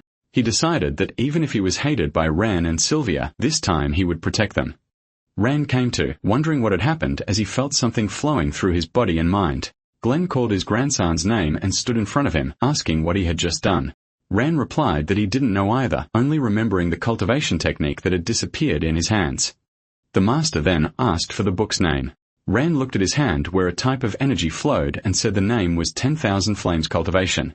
The system notified him that he had found the flames of eternity and that the technique had been memorized. His grandfather asked if he remembered the content and Ran confirmed. Glenn said he understood and that it was fine as it was good enough. He informed Ran that he had been awarded the bronze tablet and could leave now, which the protagonist understood. Ran then said his goodbyes. Glenn continued looking at the entrance. His butler asked if the technique the young master had chosen was that one, and Glenn confirmed, leaning his head back in his seat. It was his technique, that of the first head of the Zeegart house. No one in Zeegart's history had been able to read or reproduce it, and he couldn't believe his grandson had learned the 10,000 Flames Cultivation. The butler expressed concern, saying that he and Ran's mother could be exposed to danger if the information spread. Glenn, however, assured him that no one knew about the 10,000 Flames Cultivation. The butler then questioned what they would do about the missing book, but the family head replied that it was fine as the technique had been passed on. He added that no one else could use that cultivation technique anyway, and if it weren't for Rayan, it would have simply deteriorated on the wall. Glenn had a strong premonition that new winds would blow in the future. In his room, Ran reflected on the strangeness of the situation, questioning why Glenn had given him the technique as not even a golden tablet would suffice for such a feat. He knew the technique was no less valuable than the legendary Ring of Fire and was clearly something worth learning. However, in his subconscious, a flame appeared and he tried to touch it with his finger. The flame, however, vanished in his hand and Rayon failed once again. He thought he had failed again as he had been trying before, but it was too difficult to gather the aura and he did not expect to learn such an advanced technique in a single attempt. IRA commented that Rayon seemed to be having difficulties, advising him to do his best and be careful, as it would be a big problem if someone touched him while he was cultivating, and it would be sad to become paralyzed at that moment. Rion wondered what IRA was planning, as the spirit was right. Furthermore, the 10,000 Flames cultivation was performed by absorbing natural mana to accumulate aura in the energy center. And if someone interrupted him, he would indeed become paralyzed. Rion then said that IRA should not interfere either since he knew this, but Era replied that he wondered what would happen. Rion was surprised but soon understood Era's intention. The spirit stated that he only wanted to interrupt him once during cultivation. Rion replied that this would also be bad for Era as he would be possessing a paralyzed body, but Era said it did not matter. He explained that Rion, being human, would not be able to overcome such damage. But even if his limbs were severed and his energy center exploded, Era could still revive. For the spirit, when Rayon became paralyzed and gave up on everything, that would be the best opportunity. Rayon declared that he would be waiting to see how IRA would attack him that time. IRA replied that Rayon must be bluffing and that he would tremble with fear every day from then on because the King of Essence would pierce his mind at any moment.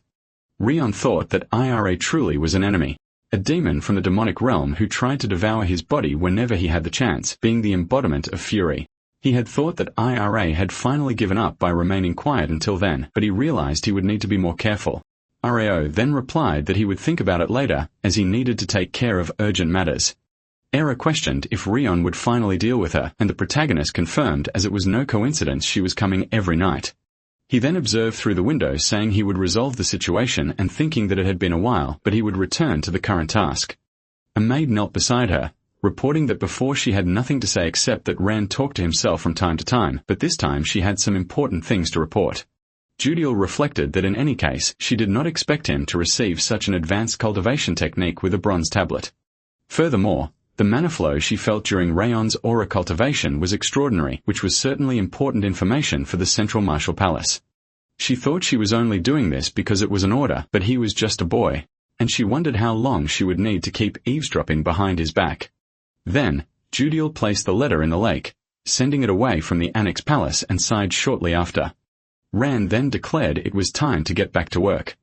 Immediately after, a knife pressed against Judiel's neck. Ran warned that if she uttered a sound, she would lose her life, and added that the same would happen if she kept moving. Therefore, she should look down towards the lake. Judiel wondered who this was and how he could emit such overwhelming killing intent until she noticed it was Rayon and wondered how the boy had followed her.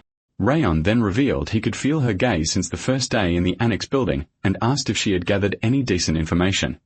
Judiel thought it was impossible for him to have known all along, as she believed she hadn't left any trace of her presence. She wondered why he was just pretending not to notice. Ran ordered her to open her mouth wide, then placed a pill inside. The woman panicked at the situation. Swallowing the pill by force, Judiel tried to vomit as Rayon released her. Rayon picked up the paper that was in the lake. He said he couldn't see the letter's contents, suspecting it was some kind of coded paper that required a specific reaction. He mentioned water, earth, fire, wind, moonlight, and sunlight. Then from Judiel's reaction, he concluded it was moonlight. Judiel wondered how he knew, and Rayon began to speak the names of the Martial Palace leaders. Judiel reacted visibly when he said it was Karun Zegard who gave the order. The spy thought it was impossible, as her face had definitely shown nothing. She had trained for years to become experienced, so it was impossible to discover everything just from an expression. However, the growing pain in her body and the fact that he could read her thoughts without any problem were the only way to explain it, along with the thing he gave her. It had been a fury worm. Karun had ordered her to go to the annex building and provide information about Rayon and Silver, promising that if she performed well in this task, she would be rewarded with that. Judiel asked if, by any chance, he had fed her a fury worm. Rayon replied that she knew about the fury worm then, and the fact that she knew what it was surprised him. Judiel felt nauseous at the revelation, trying to expel it from her body. She reflected that the worm allowed the conjurer to discern not only the target's location, but also their thoughts. Rehan stated that since she had sent the letter to Karun, it meant she was a spy for the Martial Palace, and that the operation must have started 7 months ago, thoroughly investigating not only him, but also his mother, Helen, and the other maids. Judiel thought she had believed it was an easy mission to obtain information about a mere child, Rayon, and Sylvia, who had become crippled, and that she could easily conclude it. But in reality, a monster was living in the annex. Judiel said she would change the contents to something far from the truth, but Rayon told her to forget it because even if she did, Karun would eventually learn about him. Rayon realized that Judiel's incompetence would only result in Karun discovering the truth. So he approached her with a demonic smile, explaining that from now on, she would be a double agent. Her role would be to report things that would be discovered anyway, hide important information that wouldn't be found, and furthermore, bring information about him. Rayon nodded, saying that when she returned next time, he would be expecting some useful information. Iroh wondered when Rayon had summoned the rage worm. The protagonist replied that he hadn't done that because it was disgusting, and instead, he had given her a poison that caused immense pain temporarily. The ghost then wanted to know if he had read her thoughts without using the worm, and Rayon stated that he could obtain information through certain factors. Iroh was astonished, calling Rayon an absolute demon. After that, the protagonist immersed himself in his training. But unfortunately, he was unable to form aura until the day he returned to the training camp. In the middle of the training camp, everyone gathered. Rayon thought about 42 people had passed, but he didn't expect only a quarter of them to remain, as Rimmer was truly strict about the final results. Suddenly, voice called Ryan. He turned, coming face to face with Ryan. The girl approached a little closer, staring at him intently while the protagonist remained puzzled. Renan then remembered what had happened a few days ago at the Sulayan family's house. Her mother had asked if young Master Round help her train, and the girl confirmed. Her mother wanted to know if she invited him to express her gratitude, and Renan said she did when she got her snacks, but not when he helped her train. Her mother questioned why, and Renar said her father had told her never to initiate a conversation with a boy. Her mother became annoyed, but explained that when it comes to expressing gratitude, gender doesn't matter. She said that if Rena received help, she should always greet the person and thank them, as it was basic courtesy, and asked her not to forget it. Back in the present, Reinen thanked the protagonist, and Reinen, puzzled, merely confirmed. Era questioned why she did that out of nowhere, and Reinen whispered that he had no idea until Dorian called out to the young master, asking if he was alright. Because even when he was a provisional apprentice, he thought he would lose. He started complaining about a million things at once, saying it was really fortunate that Ryan was the head trainer, because if it were young Master Beren, he would be screwed. However, Dorian ran right into Beren while talking about him. Bern continued walking even after Dorian fell, standing in front of the protagonist. The two looked at each other without speaking. Bern started the conversation, saying he was sorry because last week he admitted he lost while showing a bad side of himself. However, he hadn't given up and stated that no matter how much effort he had to put in, he would stand before Rayon again. Era emerged from behind the protagonist again. Rayon commented that he didn't expect a 13-year-old to admit his failures, assuming he came from a great family. Era yelled that the boy still didn't know his place even after getting beaten. But the protagonist said that even that attitude was impressive, and that IRA should calm down. At that moment, Rimmer appeared explaining that he was a little late because he had drunk wine the other day and taken a nap. He asked if everyone had managed to rest in the meantime. First, he congratulated everyone on becoming official apprentices, announcing that formal training would begin from that day. The general routine would still be the same but with some added training programs. The first being the aura cultivation method. A noise interrupted the training when a girl opened the training center gate yelling that he was screwed as she almost got into trouble because the door wasn't opening. Dorian recognized the person, and Rimmer said she was finally here, identifying her as a repeating apprentice from the last batch. He suggested that since they would be training together from now on, they should greet her for now. This was Martha Sieghard, who stood in the center of the arena. The girl, a direct descendant, merely sighed at her introduction. Rimmer commented that even if it did not seem like it, she was a good kid. But Martha interrupted him, wanting to know who the head trainer was there. She stated that she could not stand someone worse than her in such a high position and needed to check which damn trainer was in charge, telling him to come to her because they would have a duel immediately. She asked why they did not just fight right away.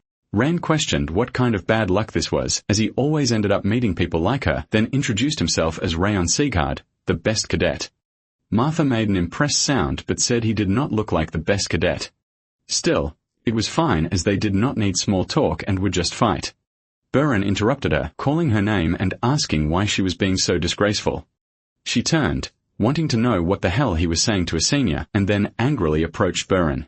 She said she would take his life if he kept talking without thinking and told him to choose his carefully. Bern explained that he had been recognized as the best cadet by the instructor and the Lord. Martha retorted that he had also made a scene when that happened. Bern replied that was why he was acting that way, as he did not want to see the same disgusting behavior she had shown before. Rand thought Bern had truly changed. Renan then stepped in front of the protagonist, telling Martha to get out of there. Martha laughed, saying it was fun and that she was loving this defending little friends thing. She said she would come off as wrong if she continued, so it was fine. But it really was funny as she hated cowards who hid behind other people since they were worse than the arrogant ones. With that, she leapt at the protagonist. Renan and Beren turned immediately afterward. Martha cocked her fist and told him to take that, but Ryan merely dodged the blow, completely surprising her. Then, Ryan charged with a punch and Martha tried to defend herself. Both were forced back by the impact. Beren was impressed by the evenness of the fight, while Rimmer merely kept a smile on his face. Martha was impressed and startled by the situation. Then she began to laugh in anger, releasing a pressure as she said this was ridiculous. Next, she called Rand's attention, warning him not to think he would be able to walk after she was done with him. Rimmer intercepted Martha's fist, telling her to stop. The girl wondered when he had gotten there. The professor explained that his students were underestimating him too much because even retired, it was annoying to be treated as if he was not present. He added that Runan and Buren had already learned about aura, but Ryan had not yet, and winning with that advantage would be unfair. Rimmer said he would let Martha battle Rayon after he learned aura, and Martha replied that she was going to stop anyway. Rimmer told Rayon to return to his position, and he confirmed. Aira questioned what Rayon was doing and how he dared to let the girl who attacked him get away with it. Rayon replied that he had already landed a blow on her and that it was not the time for that. He reflected that it would be better to fight Martha when he needed something, using his position as best cadet to lure her in. Then, Rion told Era to wait as he would show something incredible next time. Later, in the training hall, Byrne and his friends repeated the stance. He announced they would have a 10-minute break and drank some water. Byrne thought that, as expected, it wasn't easy. Even though it wasn't difficult for him, having already reached 2-star Ascending Fist, achieving 3 stars was a challenge. Then he looked at Rion. Even though he had only started a month ago, Rion had taken a month to learn the 7 forms fist and might be able to learn swordsmanship in the same amount of time.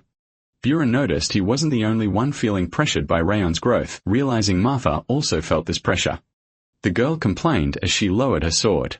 She thought that even though it was Rayon's first time learning fist techniques, he had grown incredibly fast.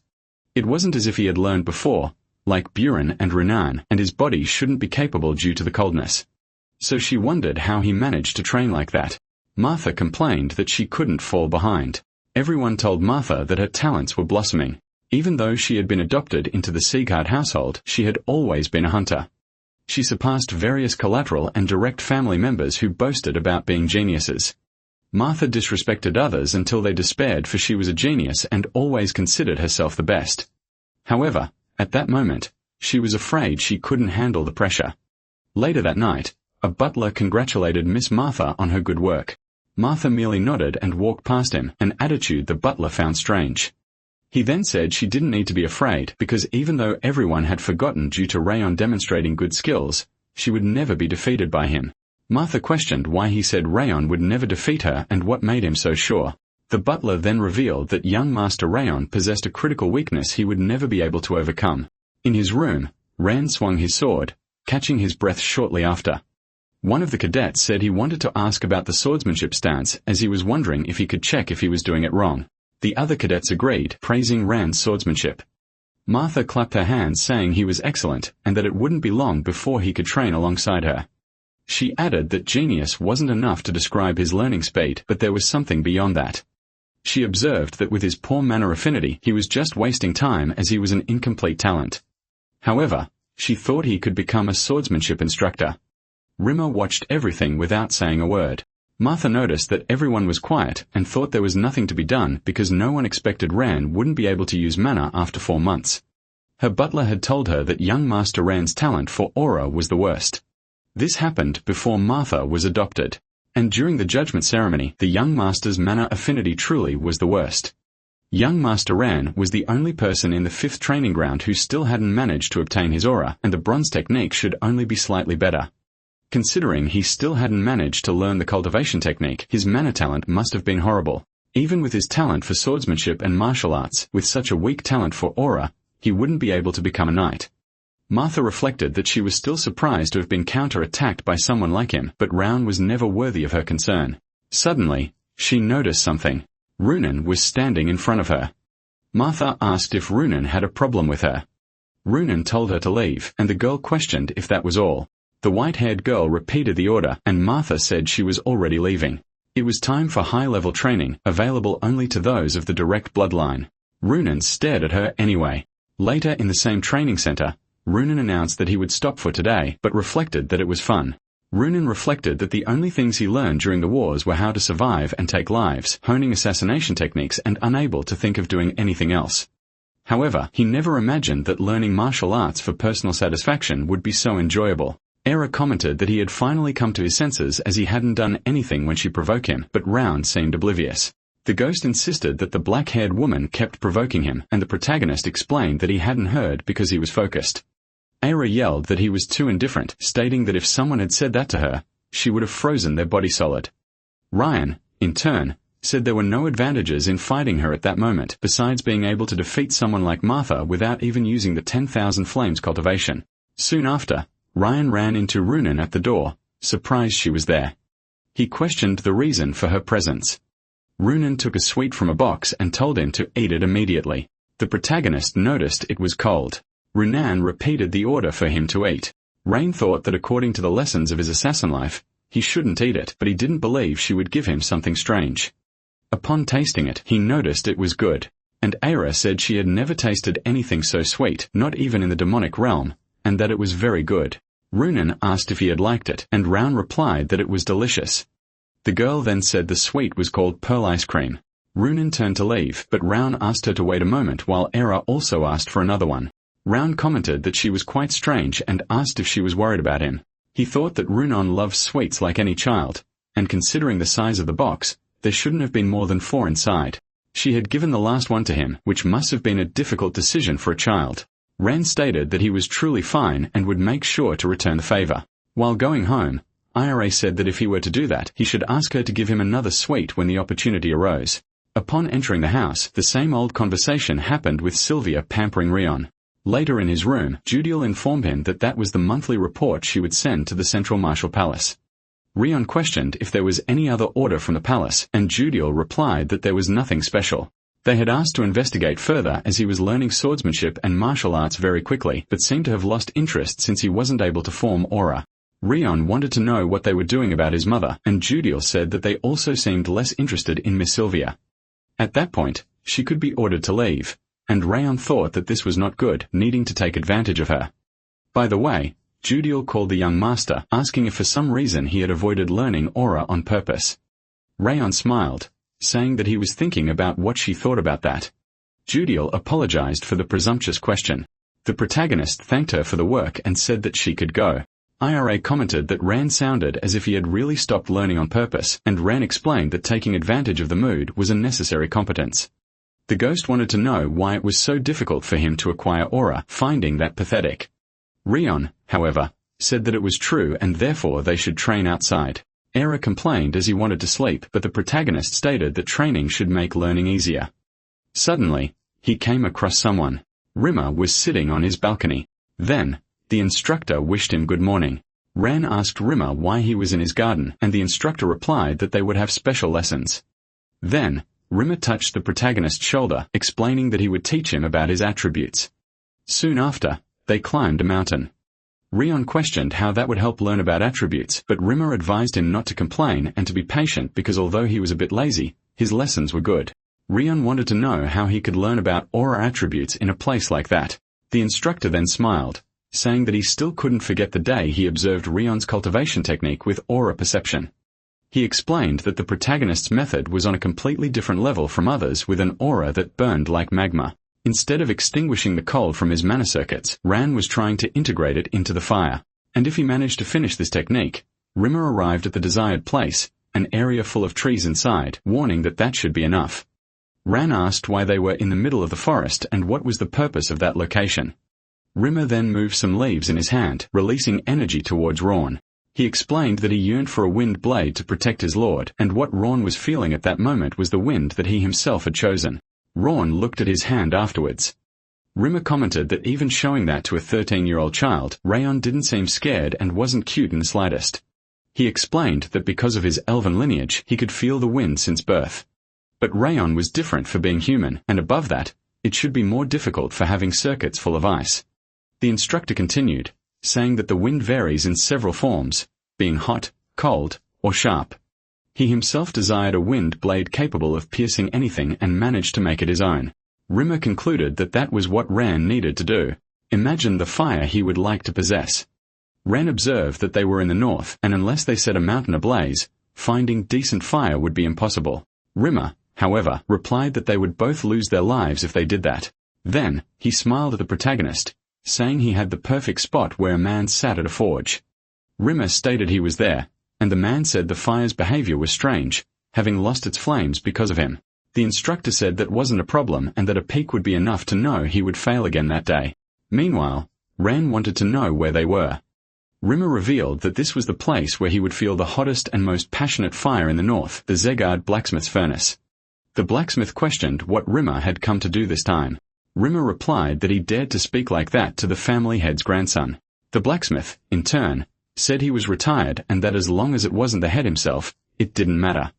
Rion then wondered what that was and if that immense fire was truly the same one he knew. Rion had witnessed flames countless times in his past life, from handmade bonfires at night to advanced fire magic used by mags. However, the fire in that furnace was different, incredibly hot, and a vivid image of flame. He needed to imagine the fire he desired, so he held the flame before him. Suddenly, the blacksmith removed the shovel and Rion noticed he had reduced the amount of fire. The blacksmith introduced himself as Vulcan, warning that if Rion expected courtesy, he should look elsewhere. Rion pondered the name, recognizing him as the famous continental blacksmith. They said Vulcan had forged the celestial tremor, Glenn Zegart's weapon. It was surprising to think he had been there all along, as no one had heard from him in 30 years. Ryan introduced himself immediately afterward. Vulcan asked Rimmer if he had told him about the place, but Rimmer denied it. Rimmer said the old man was Sieghard's blacksmith, but Vulcan corrected him, stating he was an ex-blacksmith. He was retired and had only been tending that fire for over 10 years. Rimmer argued that Vulcan did nothing but nurture that fire, and believed it was the only place the boy could feel a real fire. He asked if Rayon could stay there, but Vulcan suggested he go to the blacksmith's workshop. Rimmer explained that the place stood out too much and that they shouldn't show Rayon's cultivation technique to others until it was complete. When the blacksmith questioned why, the elf revealed that Rion was Sylvia's son. Vulcan turned to Rion. The boy assured him he wouldn't be a bother and only wanted permission to feel the fire. Vulcan focused on Rion's eyes and explained that he was just making charcoal. He produced golden charcoal capable of creating much more powerful heat than white or black, and that was what he had been doing for the past 10 years. He allowed Ran to do whatever he wanted as long as he didn't bother him. Ran smiled and thanked him. Outside the house, Rimmer commented that Vulcan still had a soft spot and hadn't expected him to agree so easily. He promised to bring some liquor later if Vulcan took good care of Ran. However, Vulcan explained that wasn't why. The furnace fire had grown stronger when the boy arrived, so intense that the charcoal was ruined by the sudden heat. Vulcan realized that the power beneath the fire resided in every inch of Ran. Perhaps with him, his dream could become a reality. During the 7 months he visited Vulcan's furnace, Ran spent his time thinking about the image of fire he wished to obtain. Now, he understood more about fire. They said the fire attribute was the most feared and powerful, but when one gained control over it, it was entirely different. When he was skilled enough, fire would become the safest attribute. He was even awakening the energy of the 10,000 flames, which he still needed to acquire. He remembered Rimmer talking about imagining the fire he wished to possess. Rion mentally repeated his goals, to tear off Deri's head and restore his mother to the direct lineage. With these goals in mind, he realized he was blind, unable to see what was right in front of him. He needed a torch to light his way, a fire that could become his sword to overcome difficulties, one that would never extinguish come rain or shine. This was the kind of fire Rion had chosen. The energy flowing through Rion's body was more powerful than usual. The furnace's heat coursed through his body, and he needed to focus to hold the fire and feel it deeply. Rion wondered if this was what people called ecstasy, as he could see the mental image right in front of him demanding even more focus. Suddenly, a blue energy began to appear. Era then declared it was his turn, stating he would strike him at his weakest moment and freeze him instantly. The cold energy began to shatter Rion's focus. The protagonist realized he had been careless, and this was the worst possible moment. He had forgotten about Era, as the demon had remained quiet for a while, but he knew that thing was no ally of his. It was a demon waiting for an opportunity to claim his life, and not just that, but also a king of the demonic realm. It was as if his body was tearing itself apart, and it became increasingly difficult to breathe. He knew he would surely lose his life if he moved now or stopped the 10,000 flames technique. Rayon needed to focus and condense his aura somehow. He wanted to live and needed to keep thinking, but his consciousness was rapidly fading. Era scoffed, saying the way Rayon fought for his life was pathetic, and questioned if he truly believed he could withstand his power.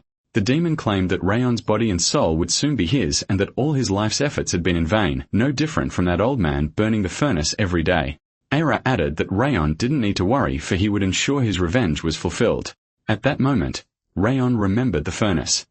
After all, it was the furnace that gave him the answer, and now it was all or nothing, for he would lose his life if he didn't try something. Instead of using the natural mana from the air heated by the furnace, Rayon would need to absorb the mana directly from it. That fire was hot and powerful, capable of devouring anything, and he was taking it for himself. Era questioned what was happening. Ryan replied that it was a desperate man's last chance. Outside, Vulcan watched the flames. Suddenly, he noticed the fire began to grow, wondering what it was as the furnace's temperature had drastically increased. He stated that he had never seen such a powerful flame before and wanted to know what had happened to the furnace. Then, he noticed Round in front of another furnace and questioned why it was so cold around the boy despite all that heat. Vulcan tried to approach, wanting to know if he was all right. Vulcan wondered why Ran was trembling so much. Rimmer, however, stepped forward, instructing them to leave the boy alone as they could not touch him. The blacksmith expressed concern, saying Ran would lose his life if he continued like that. Rimmer explained that Ran was an ecstasy and that the slightest interference could be fatal. Vulcan questioned if the cold around him was what Rimmer had mentioned, and if they truly could not do anything. Rimmer denied it, reinforcing that any touch would put Rion in danger. He then pleaded with Rion, please, not to lose his life. Meanwhile, Rion continued absorbing the flame. Ira questioned how that bastard could do that now. Not realizing there was no hope for him, Rion replied not to make him laugh as he had lost his life and his past life by being unable to do anything and was already tired of it. He had lost his life in vain and could not close his eyes until his last moment, and he certainly would not repeat that in this life. Vulcan warned that the heat was too strong and that the furnace would eventually break if it continued, as it was unable to cope with the sudden temperature increase. Rimmer, in turn, noticed that the furnace's mana was gathering in a specific spot and that Rayon was absorbing this energy. The protagonist counterattacked using his own flames, which made Era scream that it was bullshit. Next, the protagonist managed to grasp the golden fire. A fierce explosion erupted within the furnace, slamming into everything outside and shattering a section of the cabin. Rimmer questioned if Ran was alright, but was soon surprised to see the protagonist standing before him with golden fire surrounding him. The system notified that Ran had learned the Thousand Flames technique. He had reached 2 stars and this melted his circuits, granting him the freezing aura characteristic, which also reached 2 stars. Rayon noticed the ice flower in his hand, commenting that things went better than expected and that he would be able to awaken soon. He had not imagined he would gain so many benefits from that situation, but then he noticed the system reward beside him. He wondered if it was a dream to be receiving all that and in just a moment to have achieved something that would normally take years to accomplish. IRA complained that it was bullshit and wanted to know what Rion was, as his mentality had always been on the edge and he wanted to understand how the boy managed to endure that situation. Ron replied that it would not work and there was no point in trying. However, he thought that even having said that, he almost lost his life that time and needed to be careful. The only certainty was that no matter how close they became, Iroh was still an enemy and Rion could not let him discover his weaknesses or secrets. Vulcan questioned if Rion was alright. Rion confirmed and the blacksmith asked if he had gained aura. The protagonist replied that it was thanks to him and apologized as the furnace broke because of him. Vulcan assured him that it was fine and that there was no problem as long as Rion was alright. Vulcan assured him he could always make another furnace, but then he noticed one that was still burning. Rao questioned what it was. The blacksmith approached, picking up a shovel right after. With it, he took out 3 pieces of charcoal. Rao noticed the charcoal was golden, unlike the black or white kind. Vulcan then remembered people commenting that he must be working on the furnace again, trying to make golden charcoal, something he had been at for 10 years, but considered only a legend. Then Vulcan said Ran wasn't the only lucky one because that was golden charcoal. It was more powerful than white charcoal and more durable than black charcoal. And thanks to Ran, he had finally created what he had been trying for decades. Rain tried to deny it, but Vulcan looked at him seriously. The blacksmith explained that every time Rain trained there, the furnace flames grew stronger, and the boy's breathing made the flames last longer, spreading heat throughout the entire place. Vulcan stated that even as a mere layman who had worked his whole life with a hammer in hand, he could tell what Rion had done and that it was all thanks to him. Then Vulcan asked something that was Rion's goal. What kind of swordsman he wished to be. The protagonist replied that he wanted to become a swordsman who never gives up regardless of the situation or the enemies he faces. Vulcan said that wasn't what he expected from a child and repeated the question. He stated that Rion should be able to wield a sword 3 to 5 years from now. And when he felt he had a determined enough mind, he should come find him. For Vulcan promised he would keep the charcoals for that day. Rion questioned if that meant Vulcan would make a sword for him as he had heard the blacksmith had retired. Vulcan replied that people tend to come out of retirement, and he finished by saying Rion shouldn't lose his life until that day. On top of a rock, Rimmer commented that he had been wondering what would happen, and Rion finally got his aura. He added that Rion's talent for making others worry was incredible, questioning if Glenn, the patriarch accompanying him, wasn't there because of it. Rimmer argued that Glenn came every day because he was worried and should be relieved now, but Glenn replied that he didn't come for that reason. Rimmer said maybe it was because of the furnace's heat, but the quantity and purity of Rand's aura were insane, and he even stabilized it with his incredible talent. Glenn replied that it wasn't that, but rather that Rand managed to turn difficulties into advantages. Later, in the 5th training hall, Runa wondered when Rand would return. She had heard everyone saying he couldn't create aura even after 7 months. The girl looked at the box thinking she wanted to help him as her parents had told her to help those who help her. Suddenly, she looked up, coming face to face with the protagonist entering.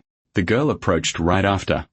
Ran continued arguing with the ghost non-stop, telling him to just keep dreaming until he noticed the girl. Runan called Ran's attention, and he continued to look at her. The girl opened the box of ice creams, inviting him to cheer up, but noticed something different about him.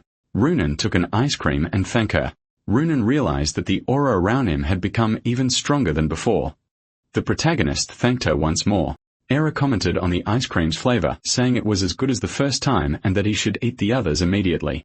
However, Rayon whispered to Ira that Runan was sharing something she liked very much and that she should stop being immature. Then, he thanked her, stating it was delicious. Runan asked if he didn't want more, and the protagonist replied that it was enough. The girl then asked if he was feeling better now. Ran looked at her surprised and confirmed he felt much better. Runan said that was good and turned to leave with a smile. Ran, for his part, commented that she was a mysterious child. Sometime later, Rimmer stepped onto the stage, announcing that all that training must have been boring and that he had planned something special for the next month. He explained that since everyone had already trained in basic swordsmanship and its techniques, it was time to focus on their energy cores, which made the students curious about what he was talking about. Rimmer then revealed that duels would begin in a month, and the results would affect each person's graduation status and ranking. He advised them to use the month to prepare, but Martha raised her hand.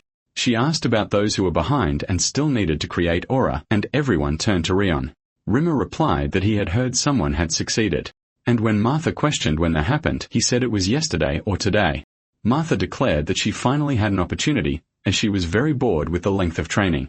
She recalled what she had said before about not listening to people weaker than her, stating that she had waited long enough and that it must be difficult for Rion to be in a position he didn't deserve, promising that she would teach him a lesson. However, a hand interrupted the duel. Buren told Martha Zeghard to back off, arguing that it hadn't even been a day since Rain obtained his aura and she already desired a duel, showing no honor as a swordsman. Martha replied that the young master thought honor mattered greatly since he grew up being adored, but that honor was something reserved only for those who deserved it. Buren called her attention, but Martha continued, saying that those idiots learned aura in a month, while the best rookie took more than 6 months. Martha continued, stating that even the most advanced training techniques took about 7 months, which to her only meant that the idiot had no talent and she was sure he knew it. She added that a swordsman incapable of learning aura would never become famous. And even if he had talent in swordsmanship, it would be meaningless if he couldn't use aura. The reason for opening the duels, she explained, was to change the position of best student. Rimmer, for his part, said he knew nothing. Then Martha called the protagonist's name, saying that he had been the best student for too long without deserving it and that it was time for him to return to his place. She reiterated that, as she had said earlier, the winner of the duel would be the best student. However, the protagonist immediately denied it, asking if she thought she could bet without money because if she wanted his position as best student, she should offer something of equal value. Martha replied that he still hadn't understood his situation and that there was no one on his side. But the protagonist questioned if she was scared, flashing an evil smile at her. Martha asked what he had just said. Immediately after, she burst out laughing, saying that was incredible. She added that she would tolerate that since he didn't want to bet on nothing. She then revealed that she would offer the Calamity Orb, a miraculous medicine her father had given her that improved the body and aura. If he won the duel, she would give him the orb, and that wasn't so bad. Rayon asked Wrath if he remembered when he said they should wait until they could finish her and that there was something he could get from Martha. This was his chance. A month passed after that. Martha looked at the calendar, counting the days. She said she would finally have her chance to make him pay. She had never been hit by someone her age before and that had been the first time. This was her chance to make him pay for that shame. She thought it had only been a month since he learned aura, and that it would be useless to duel against her who had trained for over 3 years. However, it was a waste of time to wait for someone as untalented as him, and she needed to become strong soon because she had someone to save. A serious expression appeared on her face. Meanwhile, she declared that this was the end of Rayon Zegard. Rimmer called everyone's attention. He said that watching a battle was as useful as participating and that they should carefully observe how the other rookies fought and think about how to react. He instructed them not to be nervous and to do their best.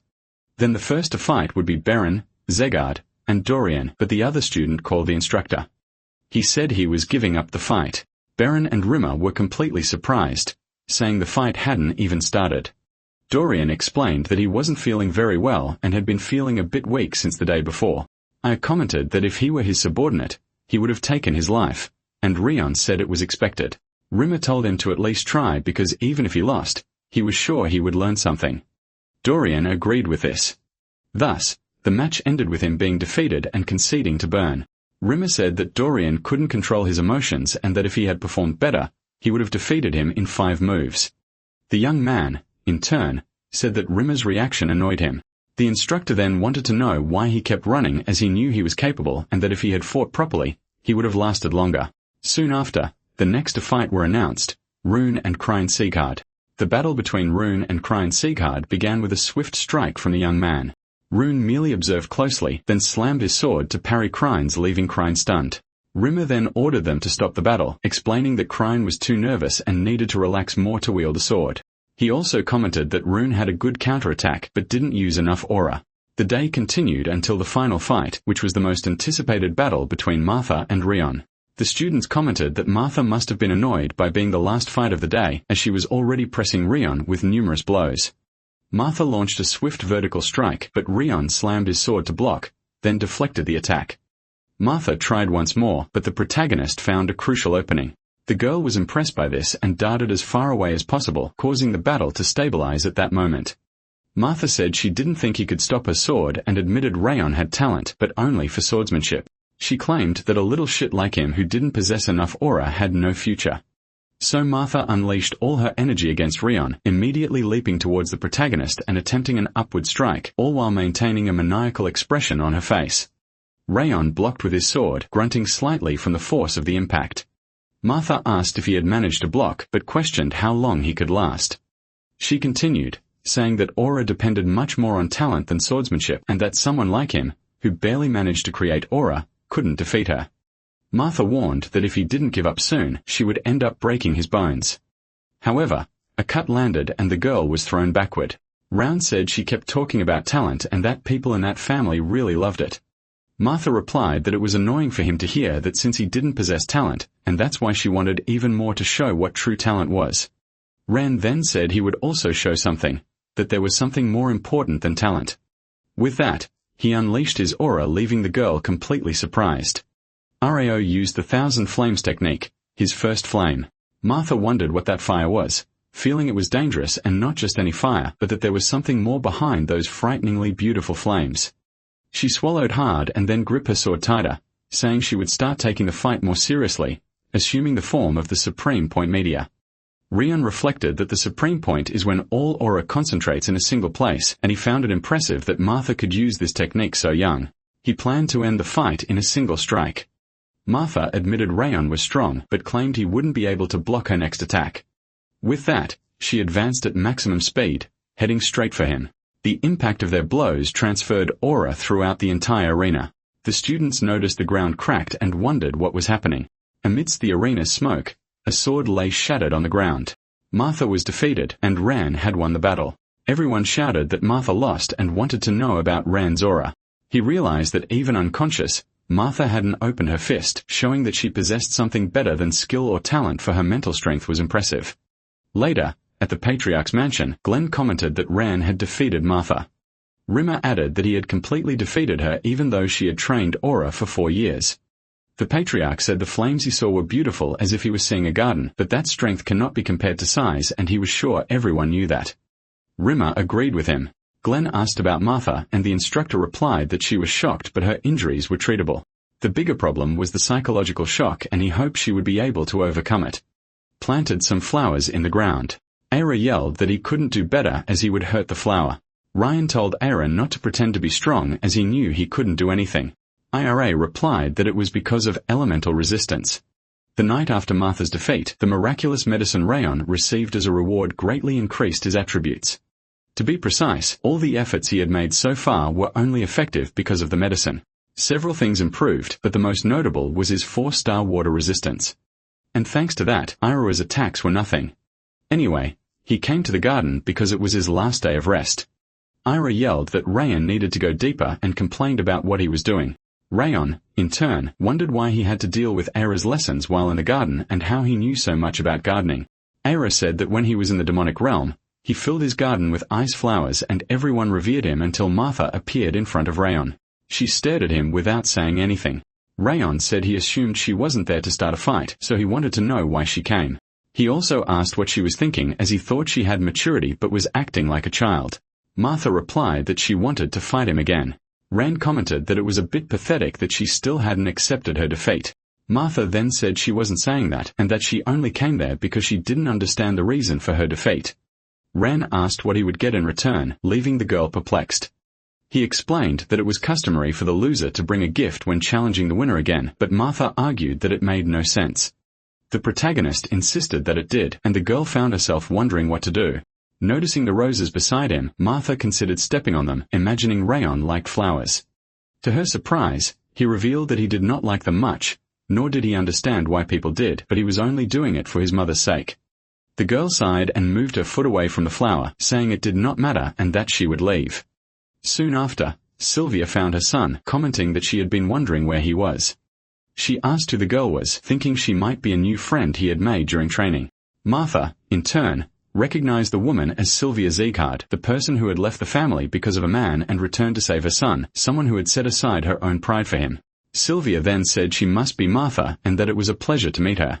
Ran tried to stop her, but the woman continued trying to converse, asking if Martha was hurt from the duel with Ran, as she had been quite worried.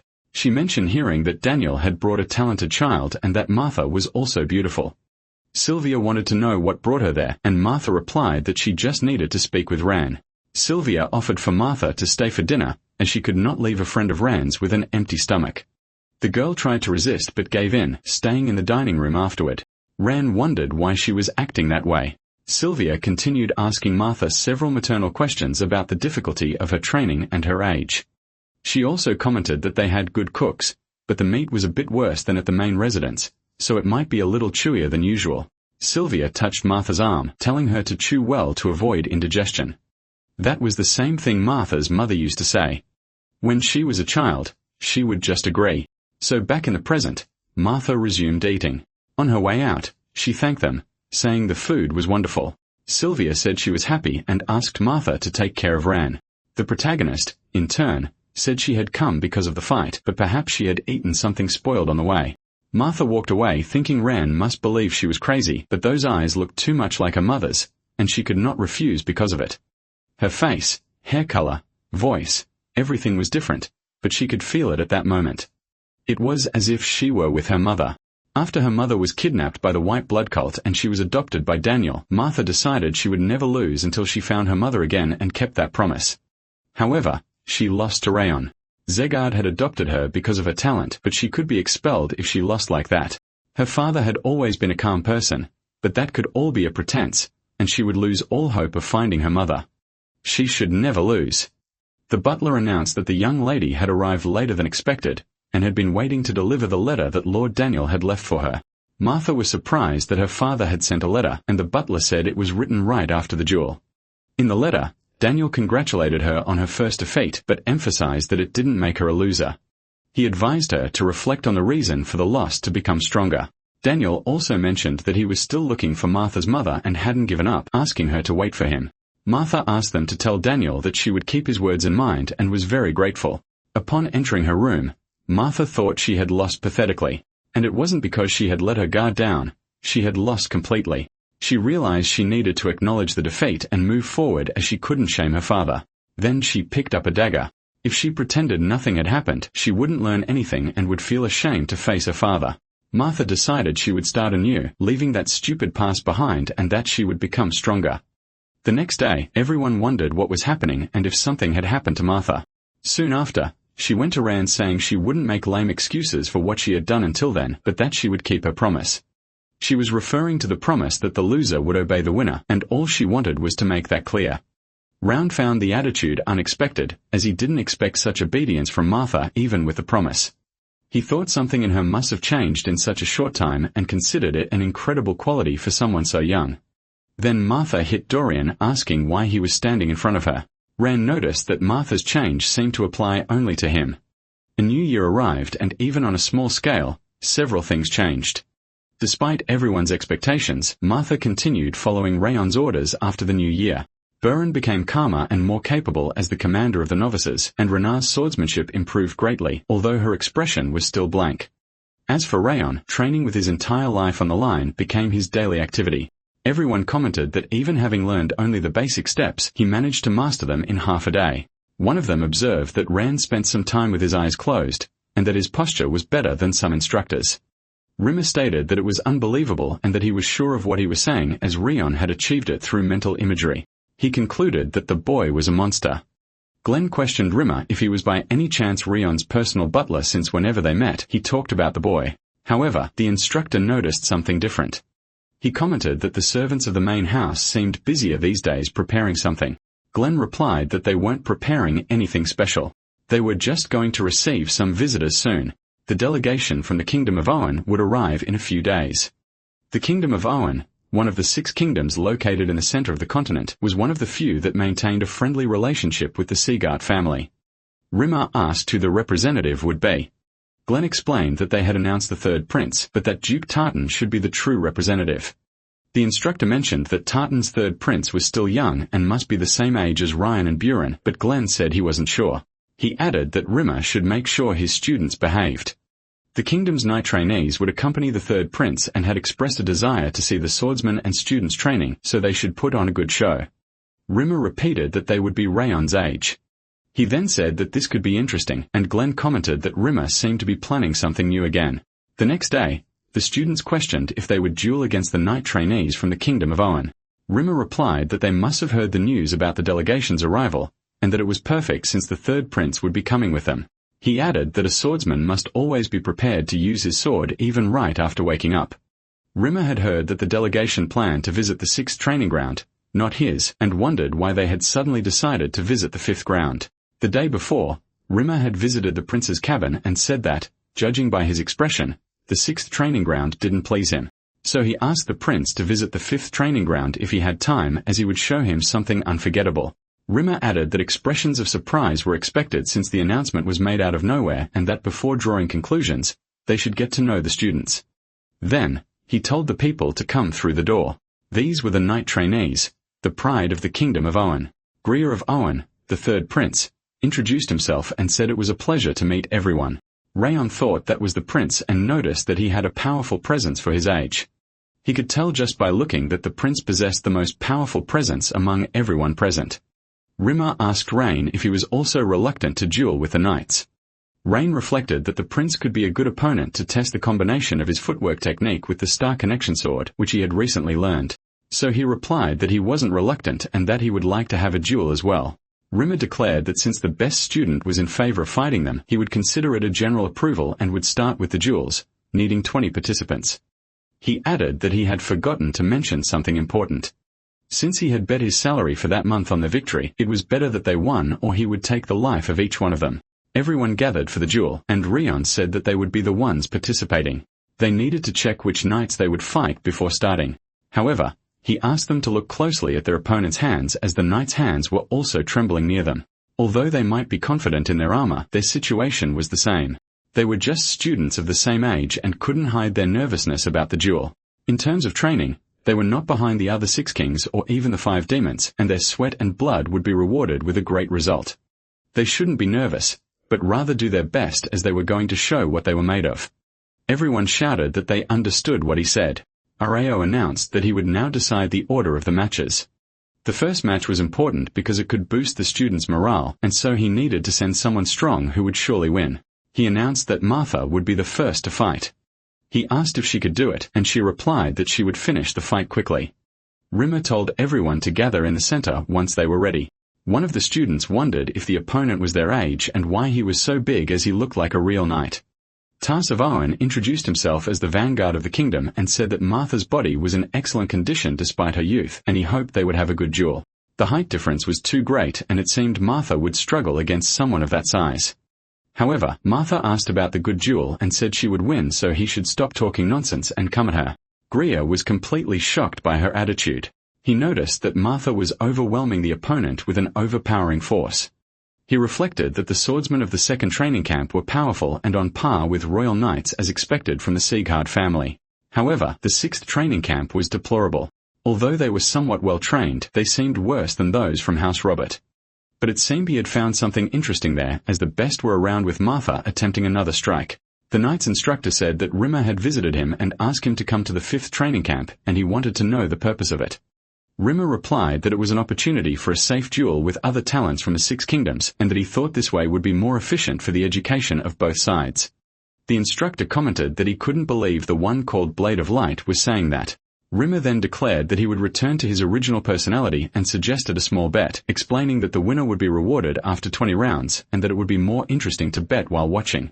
The instructor in turn argued that the trainee knights of the Owen Kingdom were the elite and therefore wouldn't stand a chance. Rimmer, however, stated that he trusted them greatly but also trusted his own children. Martha continued to press Tas, whose sword shattered as he wondered about her strength. The swordswoman advanced once more, slamming him with the hilt into his stomach. Tarsai suffered significant damage from the blow, collapsing to the ground the moment Martha was announced as the winner. Rain considered that absurd as he thought Martha would lose efficiency after being defeated by him. However, she had further increased her strength and speed to amplify her power. Martha then questioned why he didn't go all out from the start. Rand commented that the situation was interesting, but IRA said that a battle between ants was boring. The protagonist argued that even ants can grow over time. Fury then began to recount that in the demonic realm he would call the young ones and make them fight each other. But the protagonist told him to shut up as that was interesting to him. The duels continued and soon it was Runan's turn against Adelia. The little girl walked up to her opponent. Adelia asked her name and said that for some reason, she didn't like her empty eyes, then unleashed a flaming aura. Runan declared she didn't like fire with ice emanating from her sword right after. Both clashed blows while staring at each other and an explosion of smoke erupted at the center of the battle. Adelia tried to search for the girl there, noticing Runan attacking from behind. She turned, saying Runan was there, but it was just an illusion designed to trick her. Runan's sword was already pointed at her neck. Then it was announced that the winner of the 18th duel was Runan. Adelia commented that although she had lost, it was a good duel, but she was ignored by the girl. Runan asked Rion if he had seen her fight. The protagonist then congratulated her on a good job as she had gotten used to the step technique. The girl then sat down beside him. Rimmer celebrated that there were already 9 victories and 9 defeats, which was making the competition interesting, and announced the start of the 19th duel. Buren and Seddon were called to step forward. Both presented themselves with the highest possible honor. Rion noted that Buren was a very strong knight, appearing to be the most powerful among them with the exception of the 3rd prince. Thus, the duel began with Buren advancing. Both clashed their swords. Buren realized that Satan's strength was similar to his own and that if he wasn't careful, the fight would end in a second. He imagined his opponent must be thinking the same thing. Buren and Satan shouted for the final blow, but their swords shattered. The students commented on the result and thus, the 19th round between Buren and Satan ended in a draw. Rand congratulated Beren on a good job, acknowledging him as the strongest knight on their side. Beren, however, said it didn't matter, as he should have won by fighting under the Zegard name. The protagonist Rand told him not to worry, stating that he would win the last duel and protect the honor of the Zegard family. Greer wondered if that was the student who would face him. Feeling that Rion's martial prowess was too low, he asked if the boy was from a direct Zegard lineage. Rion denied it and Greer thought he didn't expect such a boring battle, preferring to fight one of the other 3. Then Greer said he had a suggestion and Rimmer asked what kind. Greer explained that he didn't think the 2 girls were tired of their duels and wanted to fight them if he defeated him. Rimmer agreed, but only if Greer won. Greer then said to tell the girls to get ready as it would be quick. He thought he wouldn't use aura against Rion as he needed to conserve his power. The knight instructor wondered what kind of monster Greer was as he barely noticed him due to his weak presence. He then questioned why they weren't informing the 3rd prince as he didn't seem to find Rayon skilled. The instructor replied that Greer would be the future of Owen, but he didn't know defeat and thought it would be a good idea to teach him about defeat in an environment like this. However, the 3rd prince was strong and even being a genius, he wouldn't be defeated easily. Rimmer, however, said he didn't think that would be the case and suggested another simpler bet involving drinks. The instructor agreed. Rimmer held up 5 fingers, announcing that Rayon would win in less than 5 moves. The protagonist unleashed his aura and charged forward. Greer was completely surprised by this, as was his instructor, who was perplexed by the bet. Rayon had already landed a blow to the prince's abdomen, who spat blood from the pain. Then Rayon said it seemed it was already over. Rimmer commented that it wasn't even 5 moves. Greer reflected that he had judged him incorrectly and that, of course, there was a reason Rion was the last one. He was the strongest in the 5th training ground. The instructor wondered if Rion was truly a student, as his footwork and swordsmanship were already complete. Rimmer said that was why he would win and that he would make his reservations at a very fancy place. Greer told Rand to stop, please, saying it wasn't over yet. He needed to show his true abilities, and if he had gone all out from the start, it would have been different. Martha, however, said there was a dog barking nearby and wanted to know why someone who was supposed to be a prince couldn't admit defeat, as it was pure stubbornness. It was just like someone she knew. Greer was surprised when Martha stated that she was being nice for now, but that he should leave since he had lost. Adalia intervened, asking Martha to be careful with her words as she was speaking about a prince. Martha in turn replied that she was also of direct lineage and didn't need formalities. Rimmer then declared that it was enough and that they would hear Rayon's opinion, as the final decision would be his. Rayon replied that there was a bet in that battle. And since the duels had already ended, there was no longer any reason to fight. Greer then shouted that he recognized his defeat. Admitting that he had not correctly judged Rayon's strength and had completely underestimated him before they started. He was extremely ashamed of his attitude, but he begged them to fight just one more time because if things stayed that way, he would regret it forever. He then bowed to Ryan, pleading. The protagonist thought he didn't expect Greer to apologize and lower his sword, as he considered him just an arrogant prince. Then, Rayon said it was all right and that this would be the last fight. Thus, both prepared for combat.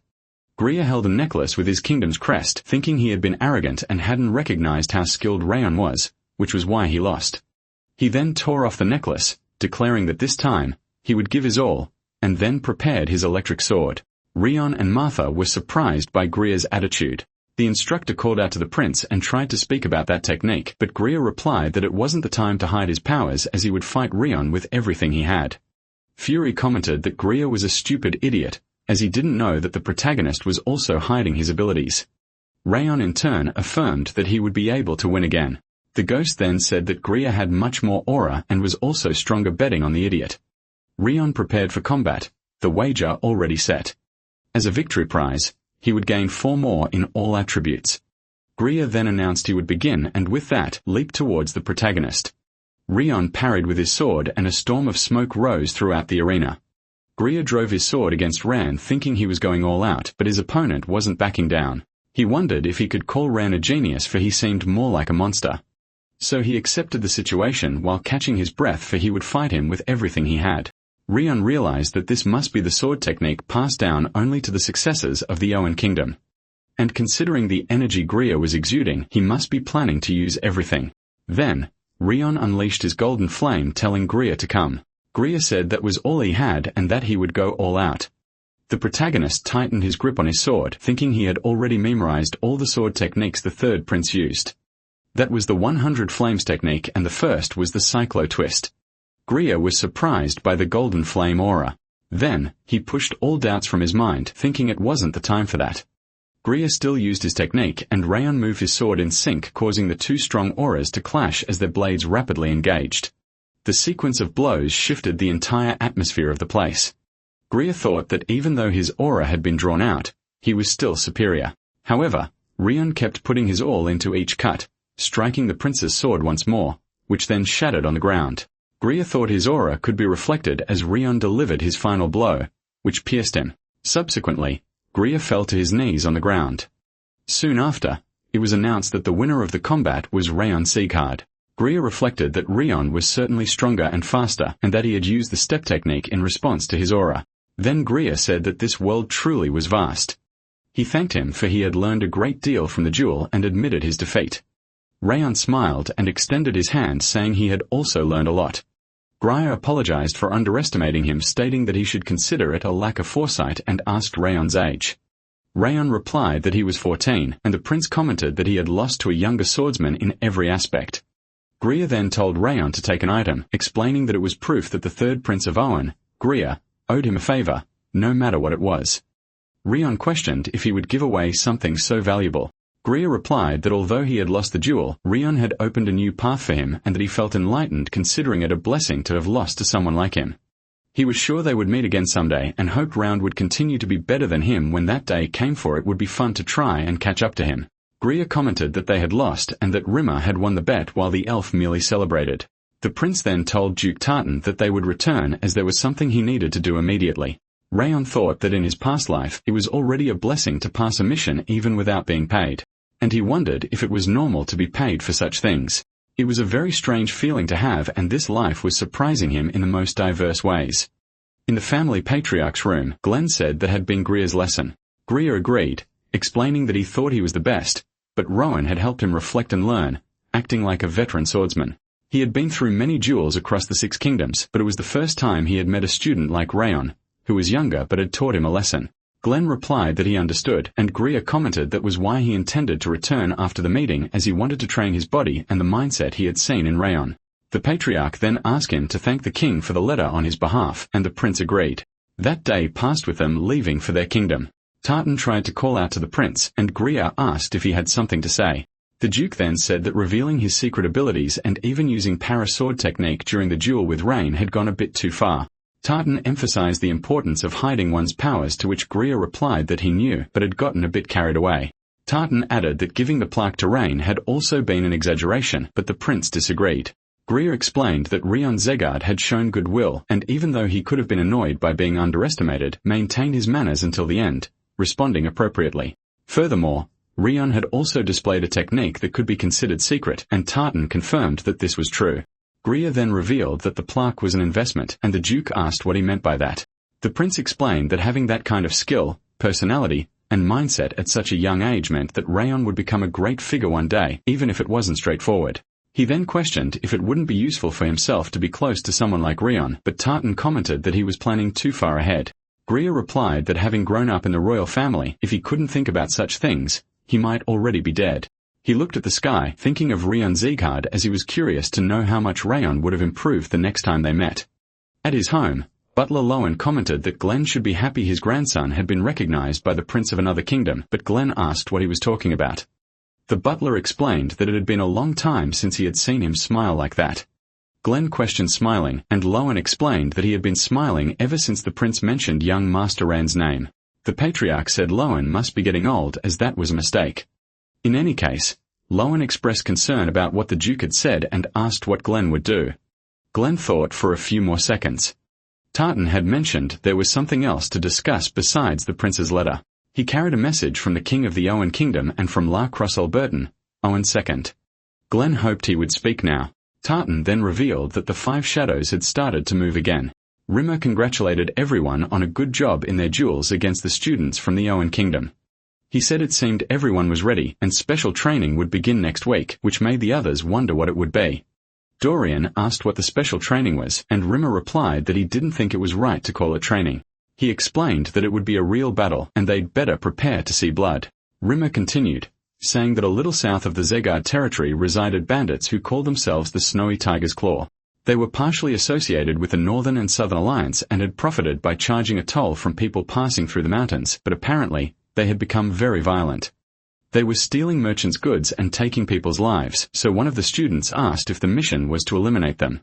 Rimmer confirmed that it was, and the student asked why. The instructor explained that they couldn't. The bandits had ambushed a village south of the mountains, slaughtered everyone, set everything ablaze, and fled.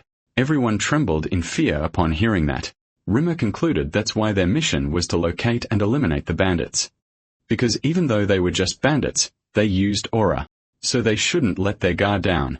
They would depart tomorrow. A leaf was cut before it could fall. Runan continued training her swordsmanship.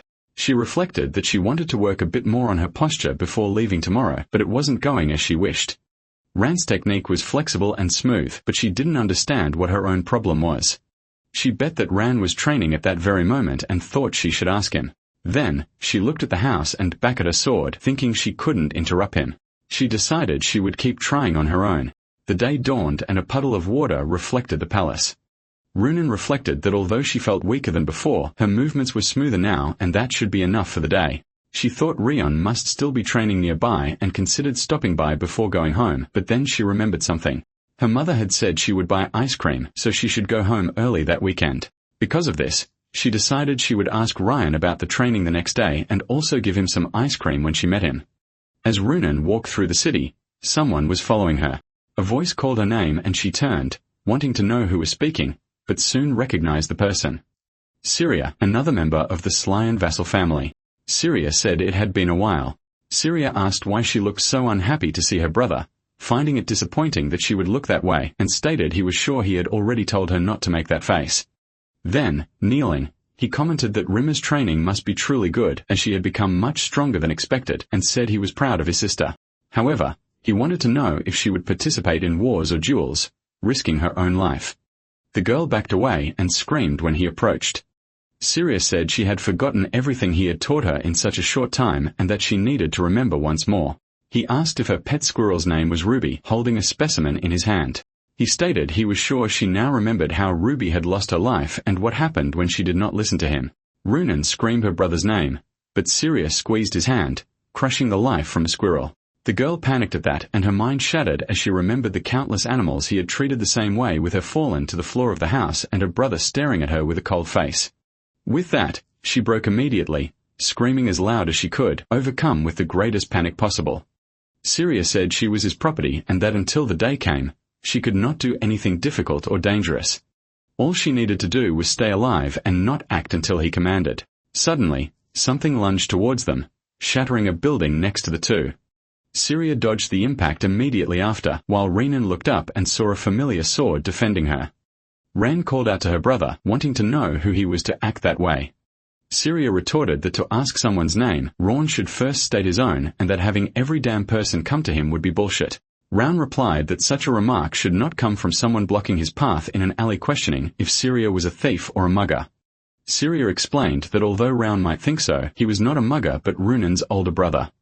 Rayon then looked at Runan, who was behind him, in a panic attack. The young man observed that she looked terrified and asked if Syria was indeed her brother. Syria affirmed that he was justifying Runan's state by saying she was happy to see him after a long time and that he went too far. Rain questioned if crushing a squirrel was a joke, but Syria insisted it was not real but a toy showing that he had nothing in his hand. He then asked if Syria would really take a squirrel's life. While Ran thought that Syria had completely incinerated the animal's blood and body using aura, Syria said that in any case, he could not return for a while as he was going on a long-term mission and had only stopped by to give Renan a snack. He warned that Renan had a great friend and should get along well with him, apologizing for the aggressive prank and telling her to take care as they would see each other next time. Rion then realized he knew that man, the genius swordsman of the Tselian family and one of the 12 monsters of the next generation who became the gods of the continent, the Asura sword, Syria. Even before his rebirth, Rayon had only heard his name, and this was the first time he had seen him in person. He concluded that Syria was a madman pretending to be a benevolent hero, feeling a repugnant stench hit his nose just as it happened with Darius. Next, Rayon extended his hand to Runan, saying they were leaving and he would accompany her. Runan simply accepted and the two went to the carriage. She thanked him for accompanying her and Rayon told her to go to bed early as they would depart the next day. He stood staring at the carriage as it pulled away. Runan remained quiet in the carriage looking at the box. At home, she did the same in bed even with her box of ice cream. The girl reflected that Syria had come again and he hadn't changed at all. In her past, she had said she had a scratch on her hand. She explained that Ruby was just sensitive because she was with her pup and everything was fine. However, one of the squirrels lost its life on the ground. Syria said that Runan belonged to him and couldn't be harmed. For from that moment on, she was to live doing nothing but breathing. He threatened that if she told her mother and father, he would take their lives for he didn't need a family and would destroy everything, sparing only her and burning the rest. The girl grew up thinking that if she opened her mouth, someone would get hurt and that she should just live her life in silence. She believed everything would be fine as long as she kept her mouth shut. She thought she was just lonely and suffering, but she realized it wasn't just her. This was because she met Rayon Sikart and learned what kind of person he was, how hard he worked, and the difficult times he had endured. Seeing that boy change people's perception of him through his effort made her believe she could change, and she tried. However, she thought she wouldn't be able to after all, telling herself that it was fine as long as she endured. South of the Zighard estate lay Zatan village. Rimmer announced that they would rest there that night. He explained that after working hard traveling through dimensional portals in a hurry, everyone must be exhausted. Therefore, they would rest properly as that night would be their last break before the mission. Then one of the villagers, seeing the Zighard swordsman, offered to show them the way to their lodgings. In his room near the fireplace, Rayon thanked Wrath. The ghost questioned why, and the protagonist explained that if it weren't for the tip from the day before, he wouldn't have realized Wrath was hiding his energy.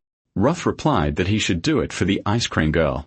Rion then reflected that he had clearly stated he had a long-term mission and wouldn't be back for a while, and that Renon would continue to act that way as long as he was the older brother. Roth responded that Roan should hand over his body as he would take the life of that vulgar guy and then return it, which surprised the protagonist. The ghost explained that he repaid kindness twofold and enmity tenfold. And since the girl had shown him the best sweet in the world, he could do that for her.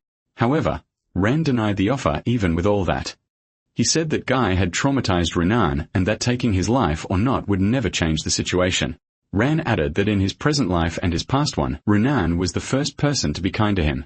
Therefore, if anything happened to her, he would take that man's life personally. 2 days after leaving the Sieghard estate, they arrived at the place where the snow tiger's claw had passed. Everyone wondered what on earth it was and how the aggressors could have gone so far, as the scene was simply too terrifying. Beren choked upon seeing a body on the ground. Ran thought the scene was horrible as the victims' necks were broken and then incinerated. However, Martha did not seem fazed by the sight of the corpses, as if she had seen many or even taken a life herself. Then, she told everyone to wait a second, wondering where Rune had gone. The girl, seeing a body inside a house, panicked once more. Rimmer explained that the terrible scene they were witnessing had been created by the Snow Tiger bandits.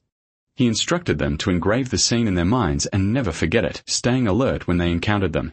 Then Rimmer showed an inaudible whistle, explaining that it would not emit sound even if blown, and that only those trained to hear could listen to the sound. He said that if something dangerous happened, they should use it, as the supervision instruments would react immediately. Rimmer continued saying that their swords were ruthless. However, instead of immediately blowing the whistle, they should do what they could on their own and try to face the enemies without help. He emphasized that they should not hesitate to take their lives if they had the chance, and this scared Reinen. Rimmer then told them to divide into groups under the command of the best cadet, with Martha in Group A and Beren in Group B. Everyone should move in groups of 3 to 4 members. At that moment, Reinen remembered her brother saying that she was his. He had said that she should not do anything dangerous that could hurt her, and that she only needed to keep breathing until the day he needed her, for he would take the lives of everyone who hurt her. Runen caught his friend's attention, asking her to come with him. The girl hesitated for a few seconds but simply agreed with a sound. They approached a mountain. Rayon thought it was the summit of Mount Ruton, and that the elevated terrain would allow them to observe the situation below, as well as make it easier to escape or hide. However, he wanted to know what the perfect place looked like since they wouldn't be on that mountain. Ran concluded that the pursuers would not choose the most obvious hiding spot, as they knew there would be many of them and that this information would be known. This meant the hill was their only option. Although it appeared completely visible from the outside, Rand suspected there might be another hidden area within. Then he called Runan, informing her they would go. They would check the hill, leaving the forest for the other teams, and Runan agreed. The protagonist noticed strange behavior from her. Fury commented that it was obvious Rune was worried but asked if he wouldn't say anything to Rune. Rune replied that he didn't know what to say, and besides it was a family matter. He thought he didn't even understand his own emotions regarding Sylvia, so there was no way he could give advice about family. However, he knew what Syria had done to Renan and believed he should be able to resolve the issue when he had the chance. As expected, there was a forest on the hill that couldn't be seen from the outside and was quite deep. It seemed human footprints were hidden there and people couldn't find them. However, this tactic only worked against novices, something that would never work on him. He didn't become the best assassin just by taking a target's life. Tracking, probing, and data collection were skills he also needed to excel at. While it might deceive a common hunter or pursuer, it was useless against him. So Rayon warned that the Snow Tiger's hideout was nearby. He instructed Renar to follow him without making a sound. Even her breathing should be silent. The girl agreed. Both walked with their hands on their swords. Rayon noticed wolf traps on the ground, thinking that, as expected, they had nothing special beyond the traps at the entrance. They probably thought no one would come this far given the many footprints. It seemed they had underestimated him. He wondered if the boy among them was a hostage. The bandits guarding the hideout had quite strong bodies, but Rayon couldn't sense any aura from them, indicating they were just low-ranking warriors. However, the giant man lying near the hostage was skilled enough to make a living with a sword. The bandits must have been gathered inside, as there was no way they would have left their only hostage at a simple post. There could be more than a dozen bandits inside. He wondered if he should sound the whistle, as he could retreat for now and join the main force before attacking. However, the hostage's condition was extremely poor. He could freeze to death like that and wouldn't survive until the main force engaged. The bandits hadn't noticed their presence yet, and the best move was to save the hostage before they found him, then silently deal with the enemies. So Round pushed open the nearby bushes. Runan seemed startled by it all. Runan told her to just look at him and not worry too much as he could save the boy, but he needed her help. As soon as he gave the signal, she should block the sound and he would take care of the rest. He asked if she could do that. Runan wondered if she could manage it, but said she would try. The bandits commented that they were sleepy and wondered how much longer they needed to stay there. Then Runan appeared in front of them, using her aura release to block the sound waves. The two bandits said their voices weren't spreading and that someone had blocked the sound with aura, wondering why there was an aura user in a place like that. Round advanced, thinking this was his chance. Before dealing with the giant behind them, he would first take the lives of the two bandits, defeating them. One bandit's head was severed and flew past Runan, who was stunned by the sight. Runan, remembering her squirrel Ruby and all her surrounding pups, let out a scream and fell to the ground in fear. Round denied the situation, thinking the mana barrier had been destroyed. Her trauma had been revived because of that situation, and they would be discovered that way. Meanwhile, the large bandit moved towards Rayon. The protagonist tensed, ready to react before the blow reached Runan. He subdued the man, telling him to be quiet. Rayon warned that if he opened his mouth again, he would lose his life instantly and that he should now answer all questions because if he refused, he would have his bones ripped out. The man only responded with a grunt while Runan continued trembling on the ground. Rayon thought that Runan had raised a mana barrier, even while trembling in fear. They survived because of her and she did well despite the panic. Then Rayon asked the bandit if he was part of the Snow Tigers and how many of them there were. The man replied that there were 39 in the forest and that there was one more hostage inside. The boy who was the hostage said the other hostage was his little sister and that they should get out of there. Runan replied that she would save her and that he shouldn't worry. Rayon told Rune not to make promises like that, but the girl insisted they would be able to save her. The protagonist explained that he could get rid of the bandits, but it would be better to call for reinforcements if they wanted to rescue the hostages safely, as there were 36 bandits along with the leader and the situation could be dangerous. Runan asked if she should use the whistle, and Rain confirmed it would be good. She blew it immediately afterward. Rain, even standing right next to her, heard nothing and thought there was a reason Rimmer had given him that whistle. However, the bandit leader shouted that it was a silent alarm and that everyone should get up because they were behind them. Ren realized there was someone with senses sharp enough to hear the whistle even though he couldn't. So he took the lead while Runan held the hostage.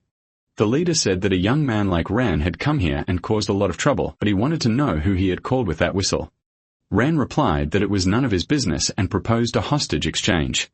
The man repeated the proposal and the protagonist explained that if he handed over the child, Rion would return the bandit he had with him. The leader stated that he didn't care if that damn man lost his life or not as he had no value to him unlike the child. He then demanded that Rion lower his sword if he didn't want to see heads roll. Rion said he understood. Then, he told Renan to turn away for a moment and wait until he gave the signal. With that, Ran slashed the man who was his hostage.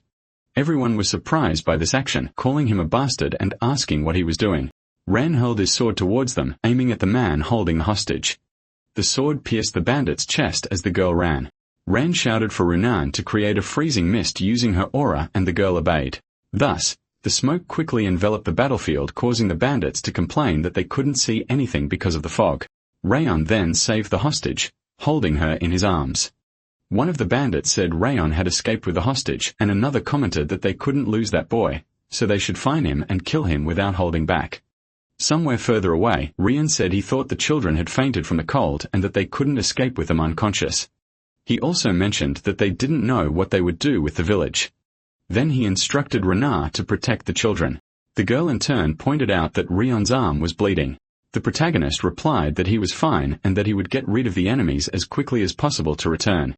Renan, holding his shirt, asked him not to go as it was dangerous to fight while injured. She suggested that the instructors would be there soon and that they should just wait until they arrived. Ren then called the girl, crouching down as he looked at her. He said that the battlefield was frightening, and that was true for apprentices and experienced swordsmen like them. However, there was something even more frightening, being unable to do anything because you were too scared. He stated that the enemies had committed horrible and unforgivable acts, and he was sure that among those who lost their lives, there were those who tried to protect the village. They couldn't close their eyes to this, for they were Sieghard swordsmen. They needed to fulfill their missions to the end, carry out the will of those sacrificed, and protect those who remained. He said he didn't know what her brother had done, but the more scared she was, the larger that man's shadow would become, and fear would swallow her. He couldn't let that happen because Killian was the only one who could protect herself and the people she valued. Ran took something from his coat and handed it to her, saying that what they would do from then on was her decision and that she no longer needed to stay in the shadows. She cried, thinking of all those words directed at her. She thought she wanted to change, to escape, and no longer wanted to be tied down by the past. She wanted to protect what was important to him, no longer wanted to live in the dark shadows, but rather go into the bright light, looking at the wooden squirrel Rion had made. At the bandit's base, Rayon swept through, cutting down several in his path. Everyone cursed as they ordered to kill him right now and advanced to stop him since Rayon was slaughtering everyone. The leader wanted to know why they couldn't stop him. One of the men lunged from behind with a leap, but Rayon swiftly dodged the impact. The leader charged at him, thinking this was his moment, and unleashed a powerful blow. The bandit screamed, wanting to know what that was and where Ryan had gone, as he had simply vanished.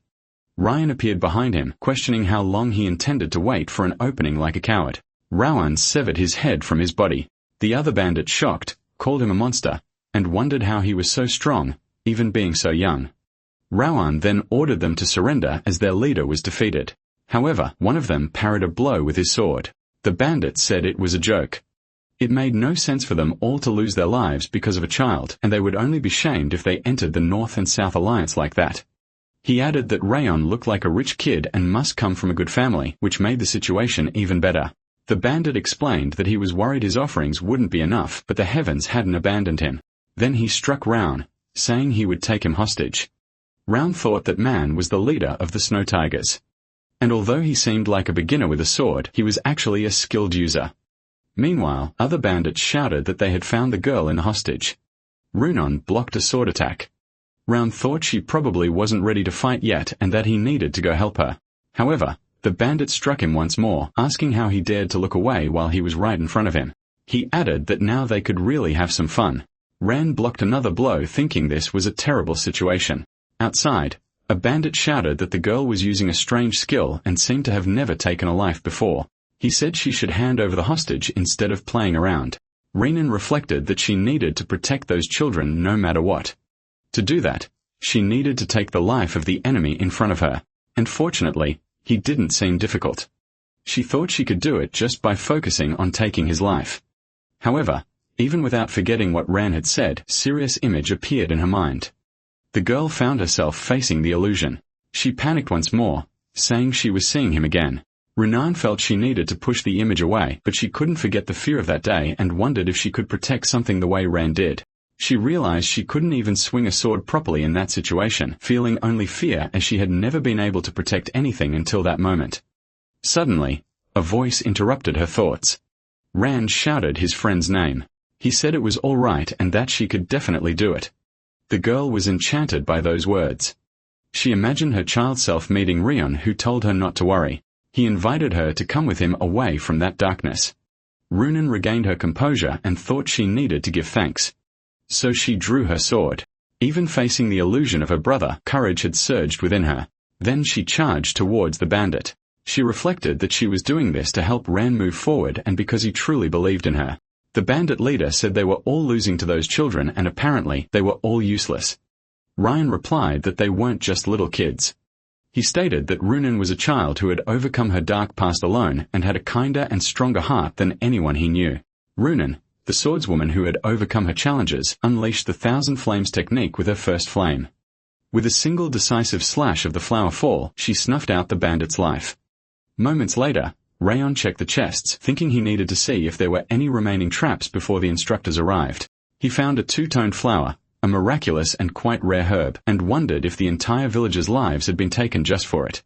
Then, a voice questioned if it was already over, asking if that was the two-toned flower Vukan had and if everyone had been killed. Rayon questioned if that really happened, but the man replied that he was quite audacious and seemed good at assessing the situation. The protagonist wanted to know if the man was part of the North and South Alliance. Richter confirmed and introduced himself. Ron thought he had heard that name before, remembering that Richter was a genius swordsman who in 10 years had joined the North and South Alliance with only a sword and became the leader of a large group, a true martial artist with real skills. Richter said that Ran was a renowned child from a direct Zeeg heart lineage.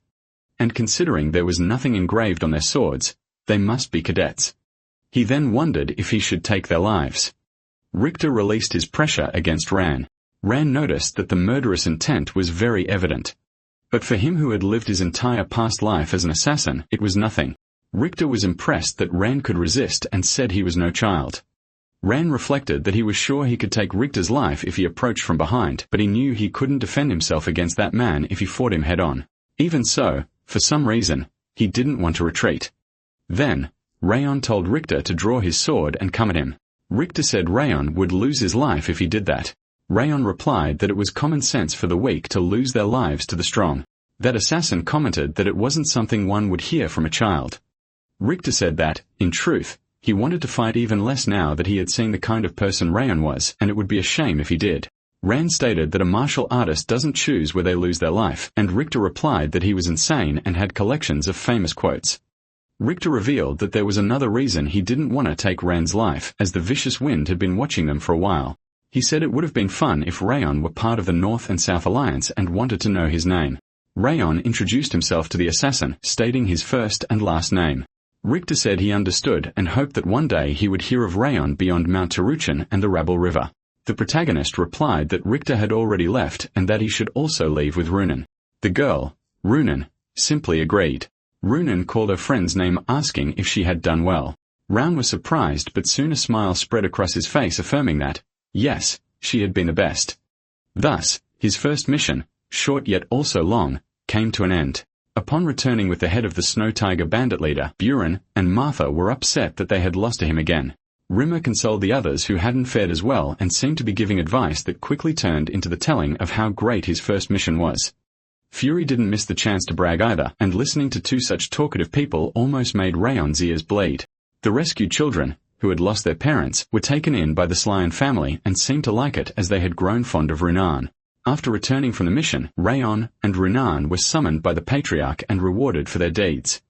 Rion was surprised to be praised by the Patriarch, but even more so by the fact that he had returned the bicolor flower, calling it his loot to keep despite it being a very rare, miraculous medicine. Rion wanted to know what had happened and why Dorian was there.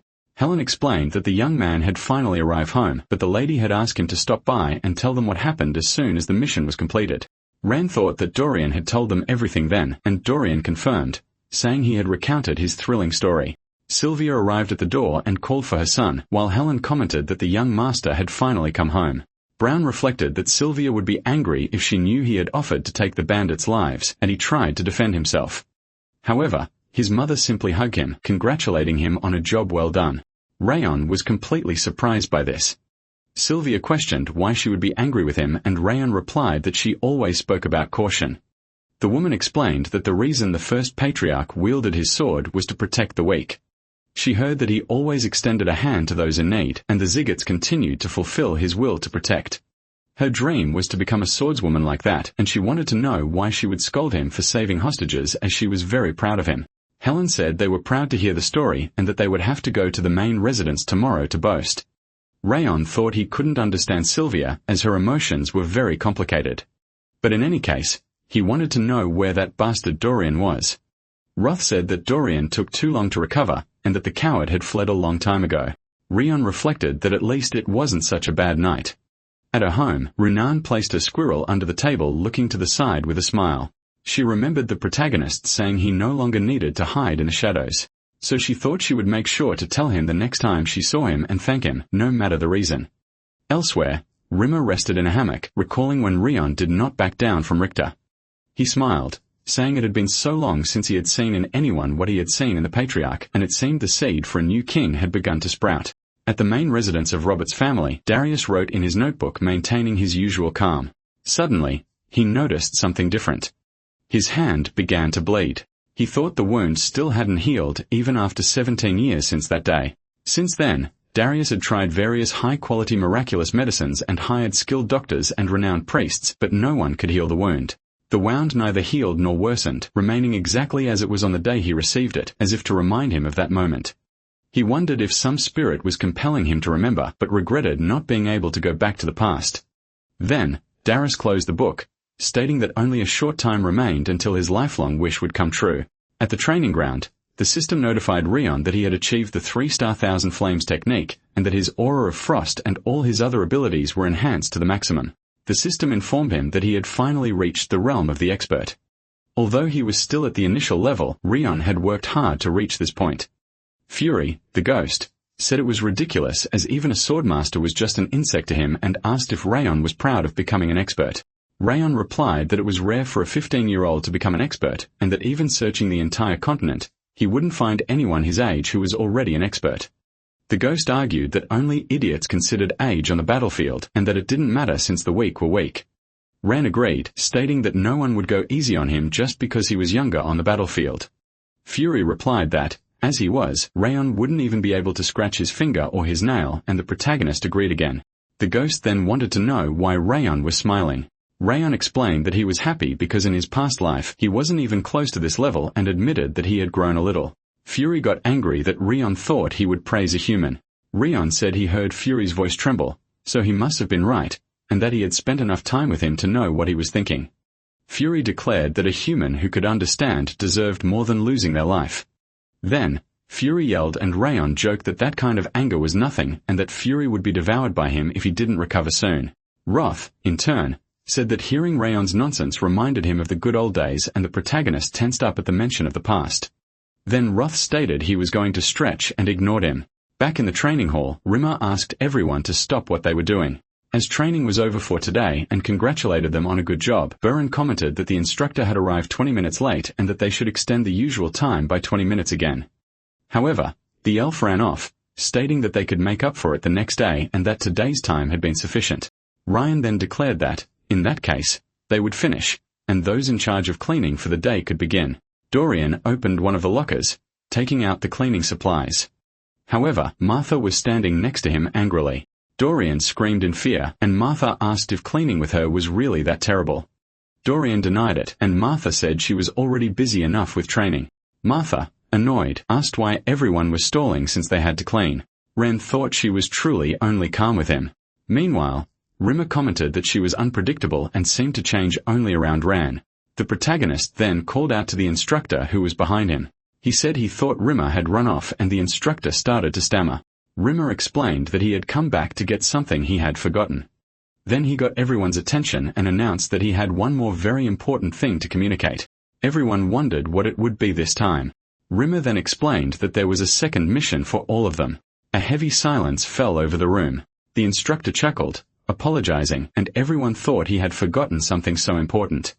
Ryan reflected that 6 months had already passed since the first mission, and the second one took longer than he expected. He thought perhaps the Zigguts had fewer duties. Rimmer explained that, apparently, there had been an orc invasion in the southern part of the territory. Their mission was to eliminate the orcs threatening the villagers, protecting the people in the village. In other words, the mission was to protect the village and confront the monsters. Everyone cheered at the news of the orc attack, as this was the kind of mission they had been hoping for, now that they could test their sword skills. Rimmer commented that they were excited about the mission, even though they were all novices. He added that the instructors would not be accompanying them on this mission. They would be the only ones going to the village and would need to work together to achieve the objective. Bernd questioned what would happen if they encountered a dangerous situation they couldn't handle. Rimmer replied that it was up to them, and if it was an impossible mission, they could give up. That's why the leader's ability to precisely judge a situation was important. A leader needed to be able to judge the best response for each situation. Dorian asked if it wouldn't be bad to flee from the mission. Rimmer replied that normally it would be, but if they encountered one of the 5 demons and managed to escape, that would be commendable. The chubby ones celebrated the fact that fleeing wouldn't get him into trouble, and Byrne was annoyed by his attitude. Furthermore, the instructor announced that everyone would depart at dawn the day after tomorrow. They were perplexed as there were only 2 days left. Martha shouted asking why they had so little time as they were being rushed too much. Rimmer explained that there were many things they needed to prepare for a monster attack compared to a guard or dungeon mission. They could end up causing damage to the village if they didn't prepare well in advance, so they should be careful. Byrne commented that they could have prepared better if they had been warned earlier. Roan interrupted, saying that was enough. He continued, stating that this was not the time to panic as they should be preparing. The more they complained, the less time they would have to prepare. The others agreed, saying it was true and that there was no guarantee they would receive a mission when they were ready. So they decided to move immediately. Rimmer said that in any case, the orcs were very aggressive and stronger than they had expected. Also, they were not comparable to the fights they had had so far, and there were many of them. It would be difficult to fight them head on the way they were now. It would be more advantageous to focus on evading attacks instead of defending and taking as little damage as possible. And that was all he needed to say. The protagonist then went to his house, setting his backpack aside. He thought she had a light spell and was making it very clear that she wouldn't help them with this. Rion figured she was trying to say that everything was in their hands, but for him, it was all fine. Roth called him arrogant. The ghost said that Rion thought everything would happen as he imagined, but the unpredictable could occur at any moment. Rion agreed. Next, he was allocating all his stat points. Rayon noticed someone coming to his room and wondered who it could be at that hour. Upon opening the door, he was surprised to see his mother, Sylvia, with her arms crossed. Sylvia immediately said he should notify her when he received a mission. Rayon questioned how she knew, asking if Dorian had told her again. But Sylvia revealed that Rimmer was the one who informed her, making Ran mentally curse him. He apologized to his mother, who sighed angrily at her son's attitude. However, she held his hands and called him, explaining that being a leader meant much more than just being a representative. She emphasized that he needed to guide the other trainees along a better path, not by completing missions alone, but by placing his colleagues in the right positions to minimize damage and ensure the mission's success. Ran thought he expected a scolding, but she was giving advice. Sylvia continued, warning that monster incursions might seem easy, but they were quite difficult, and he must make sure to eliminate them to ensure the villagers' safety. She also reminded him that on a mission, he was no longer a trainee, but a Sieghard swordsman, and she expected him to prove himself a swordsman who represented the family's ancient ideals. Rion commented that he thought she was going to yell. Sylvia admitted she was angry, worried, and frustrated, but then hugged him. She said that this wasn't the time to scold him, but that he should be prepared for a proper reprimand when he returned. She expressed happiness that he had become more spirited after training, but confessed that she could never stop worrying about her son. Round then hugged his mother back. On the day of departure, Rimmer finally spoke, warning that anything could happen out there and that they should be as cautious as possible. He instructed them to retreat if they felt the situation was too much for them, and the students shouted in agreement. Rimmer then sat down, saying that now they could go. He explained that the journey would normally take a month, but since a path had been created for them, it should take about 2 weeks. He wished them good luck, and everyone agreed with the instructor. Next, Rayon instructed everyone to get into a 4-line formation and move according to the buddy system they had established that morning. Rimmer thought he was sure they would do well. He reflected that Rion was not only talented in combat and aura, but also in his reasoning abilities. Rimmer was certain that Rion would complete this mission with ease and return even though he was only 15, and his expectations for him grew every time he saw him. One of the instructors questioned if they shouldn't go after them now, because at the current distance, the students wouldn't notice if they left. Rimmer replied, "Not yet, because one of them has sharp senses." He then announced that he would take a nap before leaving. The instructors wondered if that was really right and if they shouldn't leave immediately, but Rimmer commented that they should worry about the orcs instead. In a cave filled with skulls, a hooded man questioned the veracity of a piece of information. Another confirmed, explaining that they had received reliable data indicating the village in question was the target. They were to enter the location and take the life of anyone who crossed their path, so they decided to depart immediately. Near the flowers adorning the village, Rayon and Kane Sieghard, the top-ranked student of the 6th training hall, were completely surprised by what they saw. Rayon asked why they were there, and Kane replied that he had the same question. Ryan reflected that he had heard Kane entered the 6th training hall late due to injuries, but now he seemed fine and demonstrated mastery as a swordsman. Kane then explained that his group was on an orc subjugation mission and asked what Ryan was doing there. Ryan replied that they were going on the same mission, but Kane, his relative, stated he had not been informed about it. The night before the mission's departure at a nearby bar, an instructor commented that his students had done a great job on the last mission, and another confirmed hearing the same. Rimmer agreed, saying that despite the credit being his, he was still impressed and that they should send the students on the orc mission as they would resolve it in a blink of an eye. He even thought he might be praised by the patriarch. However, another instructor intervened, explaining that the 6th hall was already in charge of that mission. He argued that teamwork was more important in subjugation and invasion missions, and that unlike the 5th training hall, which had a more individualistic focus, the 6th was more suitable. Furthermore, everyone in the 6th hall had gone through a hellish week without fail, and therefore, they would keep the mission. Rimmer then questioned if the instructor was frustrated because his students were receiving too much attention. He insisted that they needed to get rid of the orcs as quickly as possible, suggesting they send both groups together to finish the mission faster. Medhan announced that he would ask the Patriarch for permission, excited to see what would happen. Back in the present, Byrne suggested that there must have been a communication problem and that they could return as his group could complete the mission alone. Kane replied that he couldn't simply ignore what Byrne had said, implying that he must have become arrogant during his time in the 5th training hall. He reinforced that the 6th training hall was better for this type of mission where teamwork was important, and he was sure the task would be tedious for Byrne's group. Byrne retorted, stating that he was aware of Kane's skill level, but that he shouldn't belittle the 5th hall. Rand thought that Rimmer certainly knew both groups would be there, but he wondered why he hadn't warned them beforehand. He closed his eyes to focus, reflecting that Rimmer believed experience was of utmost importance, and considering that the mission would be no joke. However, teamwork and tactics were key for a monster subjugation and invasion mission, and that wasn't Rand's strong suit. If the goal was to compete, they didn't need to learn, and that made sense, which made him call Rimmer a venomous elf in his thoughts. Ryan considered it would be a good opportunity for the others to learn as well, and besides, his mother's words before he left had been in his head ever since. He then told the two to calm down as they were wasting time arguing. Knowing they wouldn't reach any conclusion that way, Round suggested they make a bet. Byrne questioned what he meant by that, arguing that they didn't know what kind of situation they would face and therefore shouldn't waste energy. Round explained that neither their group nor Byrne's wanted to give up the mission. He was sure there was a large number of orcs. And since the mission was classified as a subjugation, there would probably be a superior orc. Rand then proposed they make a bet to decide who would be the commander of that mission. The plan was to defeat the orc leader first, to cause chaos among them, and then finish the mission. If the commanding group encountered difficulties, it would be an opportunity for the others to act. Rayon asked if this was a good plan for Kane, who confirmed, saying they could do it that way. Next, Rayon informed them they would start from the mountain. The 5th training hall group advanced. Martha thought the conditions were simple, because to win, they needed to defeat the enemy group completely or steal their flag, which was easier than everyone arguing.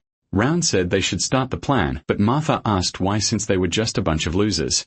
She declared she would finish them all so the others could just wait. Then Martha said she had found them because for her, no tactics were necessary against losers. Thus, she slammed her sword against one of theirs. Rayon used his legendary senses thinking that because of them, he didn't need to see directly to visualize the battle situation. At that moment, they began to fight. Runan questioned if it was all right to let them fight without a plan. Rayon replied that they were so confident they wouldn't listen anyway. The girl asked if it was possible to win against them, and Round said no, certain they would lose quite pathetically. Martha wondered why she couldn't break through them even though they were so weak and wanted to know why their defense was so strong. The bald man slammed his sword saying they weren't the center of the universe and shouldn't underestimate them. Martha found herself under heavy pressure. That day passed very quickly. The 5th squad returned completely defeated, and Martha and Beren were ashamed of it. Rao asked if it had been as easy as they imagined because it seemed they were the losers this time. He continued saying they were wrong, but the world wouldn't stand still waiting for them to improve. They underestimated them because they were ignored by the Kingdom of Owen. This is what happened when one fought without tactics, without teamwork, and without knowing the enemy. Consumed by their own arrogance, they wasted energy, aura, and techniques. Those swordsmen trained every day, and the fact that they were performing better didn't give them the right to underestimate them. Runan asked if they had lost. Then, Rain said no, because they still had a chance. Buren questioned if he was serious, while Martha replied that she would do anything as long as she could win against them. The protagonist said that at least they were still willing to try, and he was right. He would then explain to them how they could easily win against their opponents. On the other side, the students of the 6th squad commented that winning was easy, but they shouldn't let their guard down as their opponents had achieved quite a lot. They were sure the other group wouldn't give up. One of them noticed Martha and said that as expected, they had put an end to it. However, Martha replied that he was an idiot and added that he would regret speaking ill of them again. Thus, Martha charged at him at full speed. The bald opponent used the offensive charge in the 4th formation, concentrating his aura on the front line. He planted his foot firmly on the ground while Martha attempted a horizontal strike against him. The bald man wondered what the hell had happened because now they were attacking from the sides. On another side of the forest, Byrne prepared to attack, and the others commented that it was the same stance as before, which they should neutralize as planned. However, Byrne dodged the group's charge, stating that they had been fooled this time. With just a few swings of his sword, he defeated them all. The opponents thought Buren had changed his movements too quickly and that they had completely altered their fighting style, wondering what the hell had happened for them to achieve such a drastic change. Meanwhile, Martha fought against the three, pressing them this time and thinking he was right. Earlier, Ryan had asked why they thought they lost, even though they were individually stronger than their opponents. Buren suggested the reason could be information and tactics, and the protagonist confirmed it. The sixth training hall already knew their personalities and abilities, planning their tactics accordingly. However, the opponents hadn't planned anything, considering the battle already won. And in the end, they humiliatingly lost a fight they could have won. Dorian then asked why they lost. Martha reprimanded him not to tempt fate, and he apologized. The protagonist explained that even though it wasn't a total defeat, they still lost a lot of energy and aura, being at a disadvantage. However, he added that they weren't the only ones with information and tactics. Buren asked if he had a plan. The protagonist then explained that Kane Zegat, the best student of the sixth training hall, possessed very sharp vision and intuition. Thanks to this, Kane was able to perceive that they were approaching quickly and sent the students who could oppose them most efficiently. Martha's strengths were her power and endurance, but her attacks were too simple. So Kane sent swordsmen who could withstand attacks. Buren was fast, but his skills were direct. So Kane sent the most perceptive swordsman to face him. Rand then questioned what they could do to win, and the simplest way would be to change the people they sent to fight, but he figured that wasn't what they wanted.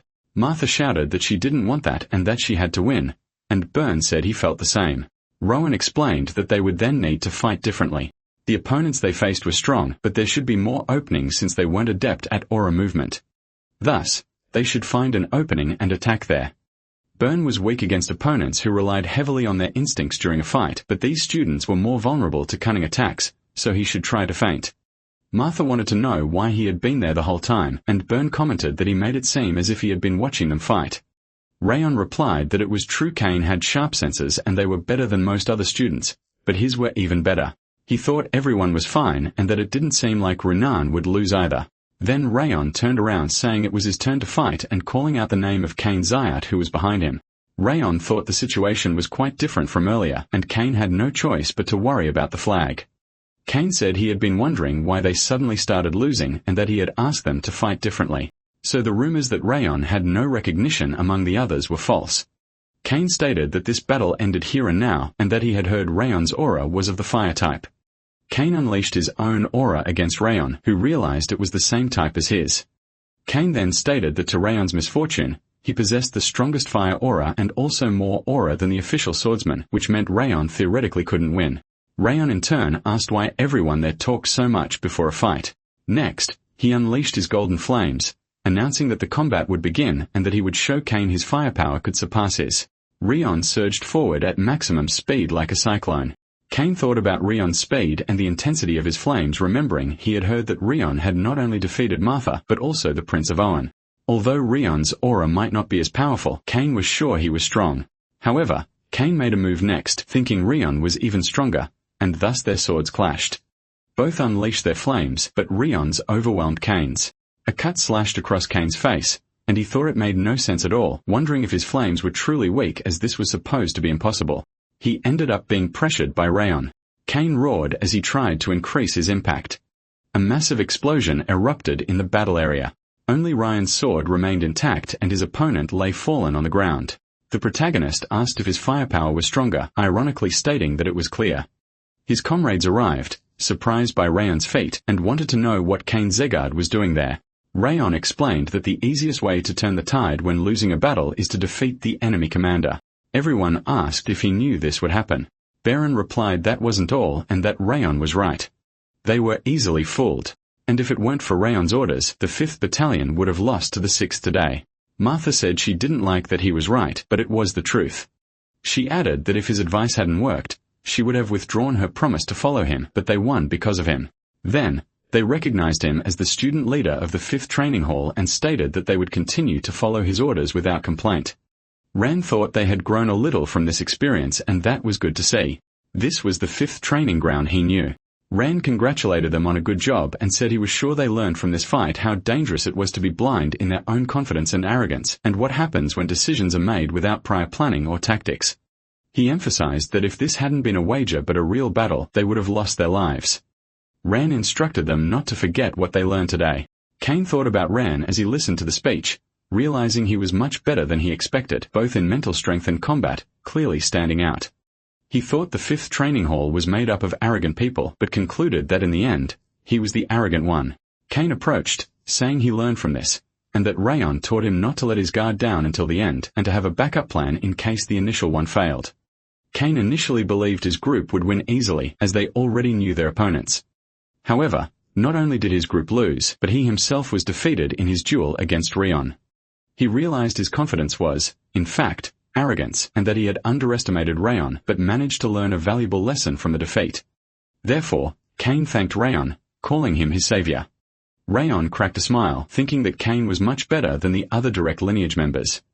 Then he shook Kane's hand, stating that he had also learned a lot from the fight. Kane, in turn, assured him that they would offer support for the mission as they had promised. 2 weeks had passed since then, and snow began to fall. Rayon and his group advanced to a cliff where the protagonist commented on the village they were heading to. He explained that it was a small place with no special regional products or tourism where people lived off their crops, and that the mission was regular due to the presence of monsters. However, Rayon felt as if someone was watching them the entire time. There didn't seem to be any instructor with them, and the feeling was sinister, as if someone was analyzing them to figure out how to fight against them. He concluded that the best thing to do right now was to deceive this person and be very careful. So Ran told Buren he had a favor to ask, for him to take the lead on the mission. The young man asked what Ran was talking about. Rayon explained that on the first mission, only he and Renan had fought against the Snow Tiger Claw bandits. So it would be better if Buren took the lead this time. He added that if Buren wasn't joking about catching up to him, he should show what he had learned so far. Buren agreed, stating that he would show Rayon he had changed, and that he would be the one to lead the mission. Rayon then asked the group if everyone had heard, as they would follow Buren's orders from then on. He said he would tell Martha the reason later, but for now, she should follow orders. The girl replied that she didn't need to be called separately for that, and that she would do exactly as asked. The protagonist thought for a while longer, asking Wrath if he felt someone watching them. The ghost questioned if Round had noticed too, as it made sense since Round had acquired his characteristics. Round then asked about the observer's location and how many there were. Wrath replied that he wouldn't say where it was and that Round should find out on his own. However, the protagonist retorted that it was only one person. The ghost was surprised, and Ran pointed out that Wrath had said he and not they. He thanked Wrath for saying that, which annoyed the ghost even more. Rayon thought that even so, he couldn't be sure it was only one observer. If only one individual was watching them now, there was probably another group somewhere, and he couldn't let his guard down. So Rayon sighed, stressed by the whole situation, feeling that this mission wouldn't be easy. The cultist wanted to know where they were coming from. His subordinate informed him they were the Z-cards. The cultist commented that despite being from one of the imperial families, they weren't all that impressive. The spy added that they were just students and he hadn't seen any instructors, believing this must be their second mission. He stated that he hadn't been noticed and was sure they hadn't spotted him even when he was closer. The cultist said that was to be expected from mere apprentices who couldn't see through his tactics. The subordinate mentioned that they controlled the orcs and didn't understand why they had sent apprentices. The cultist replied that the villagers must have asked for help. The spy reported that they couldn't find the item anywhere and thought it must be in the village, asking if he should attack immediately. However, his boss said no. They would wait for now. Although the spy argued that this was a good opportunity to defeat the apprentices. The cultist stated that taking the lives of apprentices was easy, but warned that they might discover the monostone if he acted carelessly, which would be a great loss. Therefore, he decided they should just let the apprentices defeat a few monsters and believe they had completed their mission. Next, the cultist placed the warrior's mask on his face. Soon after, the orcs began to rise. He assumed his form, saying they would attack the village as soon as the apprentices left and take revenge on everything there. In the cabin where the apprentices were resting, they dined peacefully. Rayon thought of Beren's C-card. He had been a little worried about Beren at first, but the young man was doing much better than he expected. Beren didn't use the C-card title to display arrogance. Instead, he prioritized the mission and reassured the village chief and residents. It was clear he was putting in his best effort. However, Rion realized that Buren wasn't the one he needed to worry about, as he and the others were managing to handle the monsters even without his presence. The real problem was the person monitoring them from the village outskirts. Rion wasn't sure, but he felt that person had disappeared towards the mountains. He wondered if the Zegard family was testing them or if it was someone entirely different, believing they would discover the truth the next day. The next day, Buren analyzed some footprints, commenting that there seemed to be monsters in the vicinity. The village chief explained that they usually appeared around this time of year, but this time the number was 3 times higher than normal and they couldn't handle the situation. To be exact, they had sighted over 100, which meant the actual number could exceed 200 monsters. The problem wouldn't just be the quantity, as he was sure the apprentices weren't familiar with the local forests, and so he would provide a guide. Kanbar, the guide, thought he knew something was happening when the village chief visited them the day before, but he didn't imagine he'd be asked to guide the Zegard apprentices. Rayon asked him not to worry, as they would make sure he returned home unharmed. Buren called everyone's attention, explaining that orcs were generally superior to other monsters in combat. However, goblins and kobolds often fought dirty using poison or tricks. Even the smallest injury could become critical, so they shouldn't let their guard down. He instructed the 6th Hall to surround the area and stand guard in case any monster tried to escape. Thus, the attack against the monsters threatening those lands would begin. Byrne ordered them to advance to show the power of Ziggurat's sword. Then, he charged alongside his allies towards 3 orcs. Roth commented that those idiots were reckless as they had spent all that time preparing and then suddenly started shouting and exposing themselves, compromising the ambush objective. Rain replied that they were just trying to overcome their nervousness with shouts, and a mistake like that was understandable as it was their first mission of this kind. Roth thought that even Rain was on his first attack mission, and instead of letting nervousness overwhelm him, he was seeing the situation broadly. He seemed like an experienced veteran. The orcs were easily cut down by the Zegard apprentices. Martha shouted that she would destroy them all. Buren warned them to get rid of the goblins and kobolds before attacking the orcs. One of the students reported that they had managed to break formation and that 2 orcs were moving in another direction. Kanbar questioned if the orcs were coming their way. He thought he shouldn't have come here, but the protagonist merely drew his sword and prepared himself. The protagonist swiftly severed an orc's head from its neck. Immediately after, another orc attempted a heavy strike, but the protagonist dodged and finished it in the same manner. Then, he sheathed his sword without any difficulty. The blood of the 2 orcs floated through the air as they collapsed to the ground. Kanbar wondered when they had lost their lives. Brown asked if he was all right and the young man confirmed. Then the protagonist said he wanted to ask about the urban legend of the mountains, which spoke of a great treasure or monster. Kanbar recounted that according to the legend, there was a fierce battle between the Goblin King who came from the west and knights hundreds of years ago. They say the Goblin King's ring is still buried somewhere around there.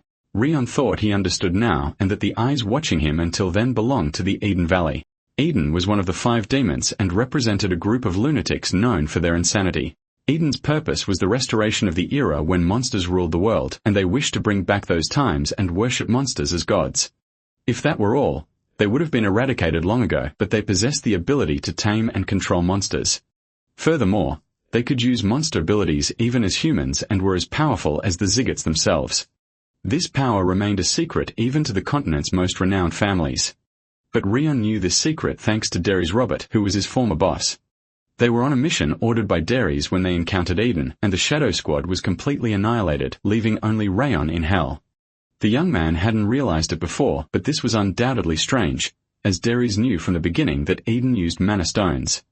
Rain wanted to know how he knew this, being one of the 6 emperors, and why he chose not to reveal this information to the world. Fury questioned what Rain was thinking, as he could feel a deep, dark rage emanating from within him. Rain thought that merely imagining Derry's was clouding his emotions and decided to calm down, as what was important at that moment was Eden. He imagined Eden's objective was to find the Goblin King's monostone, and hundreds of years had already passed since he was defeated there. So Rawn was sure that a mana stone of unbelievable power was buried somewhere. Their plan, Rawn deduced, must be to make others believe they had completed the mission so they could search for the stone once they left. In that case, Buren charged at the leader, declaring he would unleash a supreme strike. However, smoke billowed up, preventing the fight. Buren was taken aback. Martha warned that the leader was her prey. Buren sighed, saying that was a foul move, but then shouted that their leader was defeated and they just needed to deal with the rest. Rion asked if anyone had found the treasure or jewels in the mountains since then regarding the Goblin King story. Kanban replied that, in fact, when he was a child, the chief went to the mountain and returned with a red jewel he found on the summit. Most people didn't know where it was, but it remained buried beneath the chief's house. Rayon thought the situation was worse than he imagined because if Eden didn't find the mana stone in the mountain, they would reduce the village to ashes. After the battle ended, the group began pursuing the orcs but didn't find them and so called off the attack. The village chief thanked them for everything they had done. He said Burin was as skilled as rumored, and the young man thanked him, expressing his happiness to help. The protagonist observed everything from a distance. Martha asked if things had happened as he expected, admitting she had no idea what it was all about. As the girl continued eating her apple, the protagonist called her. He warned that he wasn't sure either, but would tell her when the time was right. The girl, in turn, told him not to worry because no matter what happened, she would follow his orders until the end of the mission. Renan asked what Rayon was doing there and if he was worried about something as he didn't seem to be in a good mood. Rayon replied that everything was fine and the village chief informed them that he was hosting a banquet. Rayon in turn reflected that Eden wouldn't move until they left and what would happen the next day would be the next day on the outskirts of Cebu. Burin commented that everything had been perfect. Kane reflected that they had defeated all the monsters on Cebu Mountain and that few apprentices had been injured. Even though it was their first mission, they had completed it very well. Burin thought that perhaps this was why Rayon wasn't asking to take the lead again. He wasn't sure why Rayon had given him the authority, as there had been no leadership failures. But he hoped Rayon would realize that his leadership skills were comparable to his own. Dusk arrived as the group departed. Rayon stopped on the path and asked everyone to do the same. Everyone wondered what had happened as they couldn't move forward and it was too early to set up camp. Rayon then declared that this was where their real mission began. Kane asked what he meant and Rayon explained that the mission wasn't over yet. Burin replied that they had taken the lives of the orcs and even left everything organized in the end. So he wanted to know what Rayon was talking about. The protagonist then stated that the mission was to protect the village. Ran explained that someone had been observing them until a moment ago. They had watched them until an hour ago and then disappeared. One might think it was an instructor, but Ran felt such great hostility that he knew it couldn't be. He had felt those eyes even before they arrived at the village as they disappeared towards the mountains when the group moved away from it. Martha wanted to know if the observation had been happening since they arrived, and Rian replied that precisely. It was when they arrived at the hill near the village. The girl said that then the reason he passed the authority to Baron was to hide his own presence and thus better read the enemy. Kane thought that he had the same feeling during the bet. But his tactical senses, like those of the others, were better than those of a common instructor. And even he hadn't noticed it. Baron asked if that was why Rayon gave him the role leader, and Rayon replied that he thought if he were the leader, he could take care of the apprentices. He added that Buren did a great job and that he was sure the enemy believed they were the best apprentices. And thanks to that, they didn't perceive the true intention. Rayon said that Buren was the true Zegard and that he would recommend him as the second best apprentice as soon as they returned. Buren thought he had managed to place himself as Ryan's equal. But in reality, Ryan was just trying to find out more about the enemy without them noticing. The protagonist explained that, first of all, monsters are creatures that cannot cooperate with other species. But in this mission, orcs and goblins were together. He continued by saying that their mission was to protect the village, and it wasn't over yet as there was a threat hanging over it. Then he warned that they would return to Cebu, but they would be stealthy so that no one would notice their return. It would be good if they had the right equipment for this, but they didn't. At that moment, Dorian called out to him, wanting to know if what he had would be useful as stealth equipment. Ryan asked when he had gotten all that, and Dorian said he only brought it just in case. The protagonist, surprised, asked if Dorian really carried 40 pieces of equipment as a precaution, but soon congratulated him on the good work. He then instructed that they would do as they trained for stealth missions, and Krine should inform the nearest Sieghard branch about the situation, as he was the fastest in the group. The protagonist concluded ordering everyone to obey his orders from that moment on regardless of anything, and that he would not tolerate disobedience. 5 hours later, at Eden's temporary shelter near Cebu Mountain, a spy reported that the apprentices had indeed departed. He checked the other side and found no problems. Then, the spy chief announced that he would initiate the plan. Using some restoration spell, he returned to his body normally, laughing as he emanated his pressure. Thus, he walked forward along with his other orcs, giving the order to slaughter everyone and spare no one.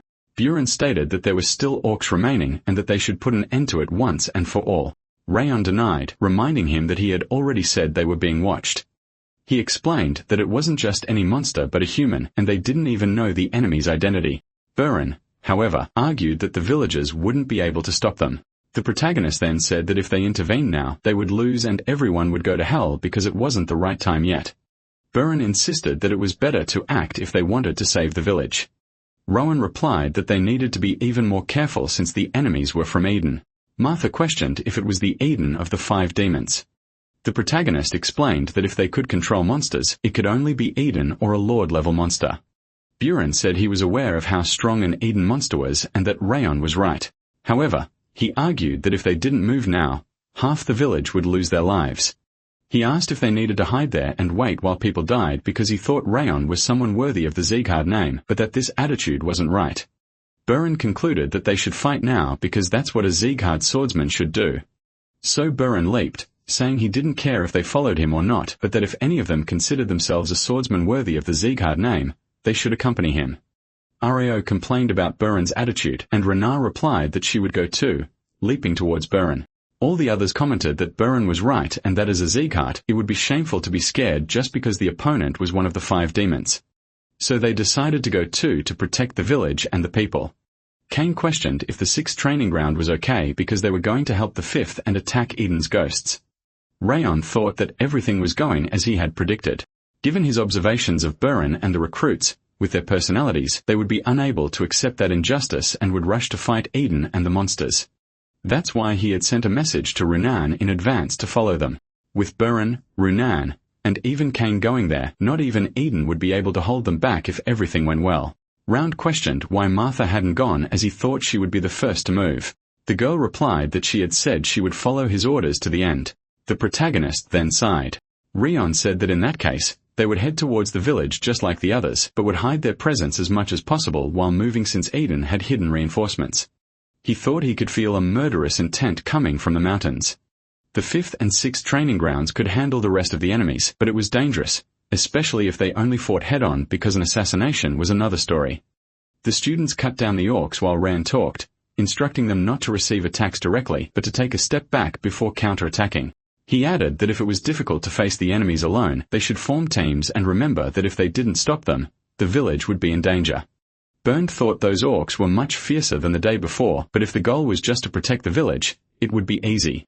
The problem, however, was if the enemy was Eden, because they wouldn't have any chance of stopping them there. He then recognized that Rayon was right and warned all forces to be careful of threats coming from above and camouflaged in the forest until a student shouted that it was impossible. Buren noticed they were Eden's green ghosts wearing goblin masks and helmets. Even if he expected them, he didn't imagine there would be so many. A quick glance already showed there were easily more than 40 of them, and Byrne knew they needed to make the right decisions to defeat so many opponents.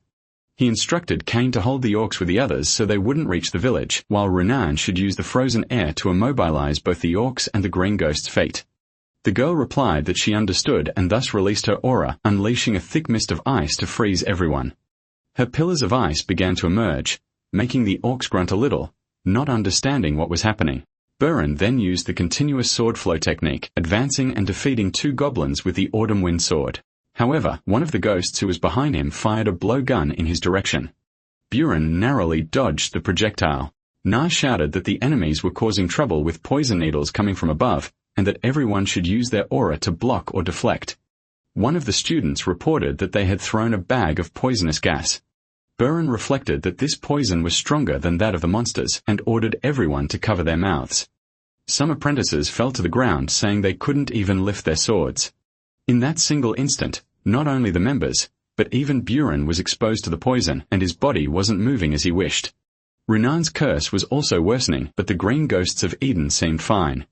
Buren thought that at this rate, they would be wiped out, but then a cloud of smoke rose. Bernd recognized that destructive energy and power, calling out Martha's name, who was also preparing to fight. Everyone shouted that she had arrived with reinforcements. If they had been delayed a little longer, they would have collapsed from the poison, but now they would get up and assist in the fight. Bernd thought he still couldn't see Ryan. But with Martha and the others, if they continued like this, they would win. The Eden ghosts retreated, wondering what kind of recruit was so strong and deciding they would run if they stayed there. But their chief questioned if they were fleeing the battlefield. Intense pressure hit the apprentices' battlefield, and Byrne exclaimed that it couldn't be that this had happened. A presence that greatly surpassed that of the green ghost emerged wearing a champion's helmet, and with the ability to speak human language. It was the green battle ghost. Byrne asked what an Eden officer, even a low-ranking one, was doing there. The officer replied that he was sure they had left, but that they might have returned after realizing everything. He added that although they were good for recruits, from the strength he had seen, the black-haired girls seemed to have realized something. The officer said that if she barely managed to keep her life intact, she should have left in silence, and that the reason they would lose their lives that day was for not knowing their place. Thus, he attempted a slash at Buren. Another explosion of smoke rose. Buren found himself defeated on the ground along with Runan and Martha. Everyone commented that with a single blow he had taken down 3 and asked where Kane was, who remained at the wooden barricade. The goblin assumed that Ryan would never appear after witnessing such power, and was surprised to see Martha still standing. He considered her the best among the trash, but only for having managed to sense his presence. Even so, to him, she was nothing more than another sprout to be crushed under his feet, a mere insect without strength, effort, or discipline whose luck had run out. Everyone there would lose their lives that day. However, a flaming aura erupted on the battlefield and Rayon appeared behind the champion declaring that wouldn't happen. He affirmed that it would be the monster who lost its life. Immediately, the champion turned attempting to confront him. However, the monster couldn't react in time and his arm was severed by the first flame of the cyclic rotation. The champion's hand hit the ground while Rion remained behind him. The battle ghost admitted it was a good ambush. However, he hadn't expected Rion to advance to avoid a fatal blow to the neck. Rion, in turn, commented that his opponent had sacrificed his arm for that and that he wanted to end the killing. The champion acknowledged that even for a surprise attack, Ryo was very skilled to have severed his arm, but claimed that was all he had. Observing Rayon's current state, it was evident he had used most of his stamina in that attack. Rayon thought that, as the champion had said, he really had used too much energy in that attack as he had planned to end the fight in a single blow, and now he could barely move. He then asked if the champion was in charge of that place. The champion in turn questioned if Rao thought his superiors would come to that village. He noted that Rion had a sharp tongue despite his gentle appearance, and said he would see how long Rion could keep that tongue sharp advancing towards him. Rion thought he wasn't fully recovered yet, but he moved swiftly. He clashed with the champion's blow as the difficulty of the fight also applied to him. The ghost asked if Rion had withstood the blow, admitting he was much better than expected. Rayon replied that if he couldn't endure that, he might as well give up on becoming a swordsman. The champion attempted another heavy strike against Rayon, commenting that it was a good ideology for a brat. Thus, they continued in an even exchange of blows. Buren watched the fight, wondering what was happening. The green battle ghost, who had defeated everyone with a single blow, was now fighting on equal footing with Rion, who used the same technique as him. Buren thought he was catching up to Rion, but realized Rion wasn't on the same level as a common cadet. Martha commented that this was Rion's true power and that he had only shown the tip of the iceberg.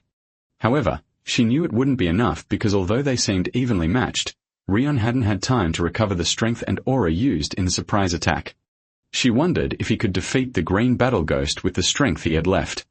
Runan stated that they needed to help Rayon. Martha questioned if Runan didn't see that Rayon was holding back and that she was still weaker than both of them, unable to do anything. She warned that if they made a single mistake there, they would lose their lives. Runan replied that it didn't matter.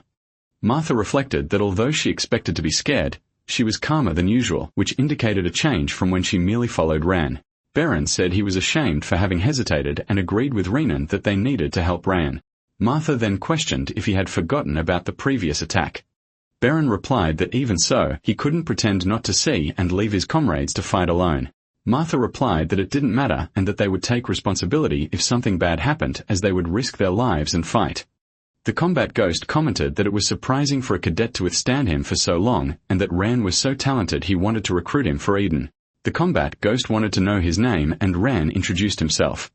The ghost then questioned if he was a direct descendant, as his hair and eyes made him curious, for it seemed the blood of the Northern King of Annihilation ran in Rayon's veins. However, the ghost withdrew his recruitment offer, stating that given the circumstances, he would use everything he had to take Rion's life regardless of the cost. Then he sighed, unleashing his aura. The monster moved with blinding speed, thrusting his sword towards Rion. Rion thought the guy was insane as he had become even faster and managed to evade the slash. The ghost was drawing on his own life force to unleash more power, and Rion could barely recover with the Ring of Fire, still not fully healed.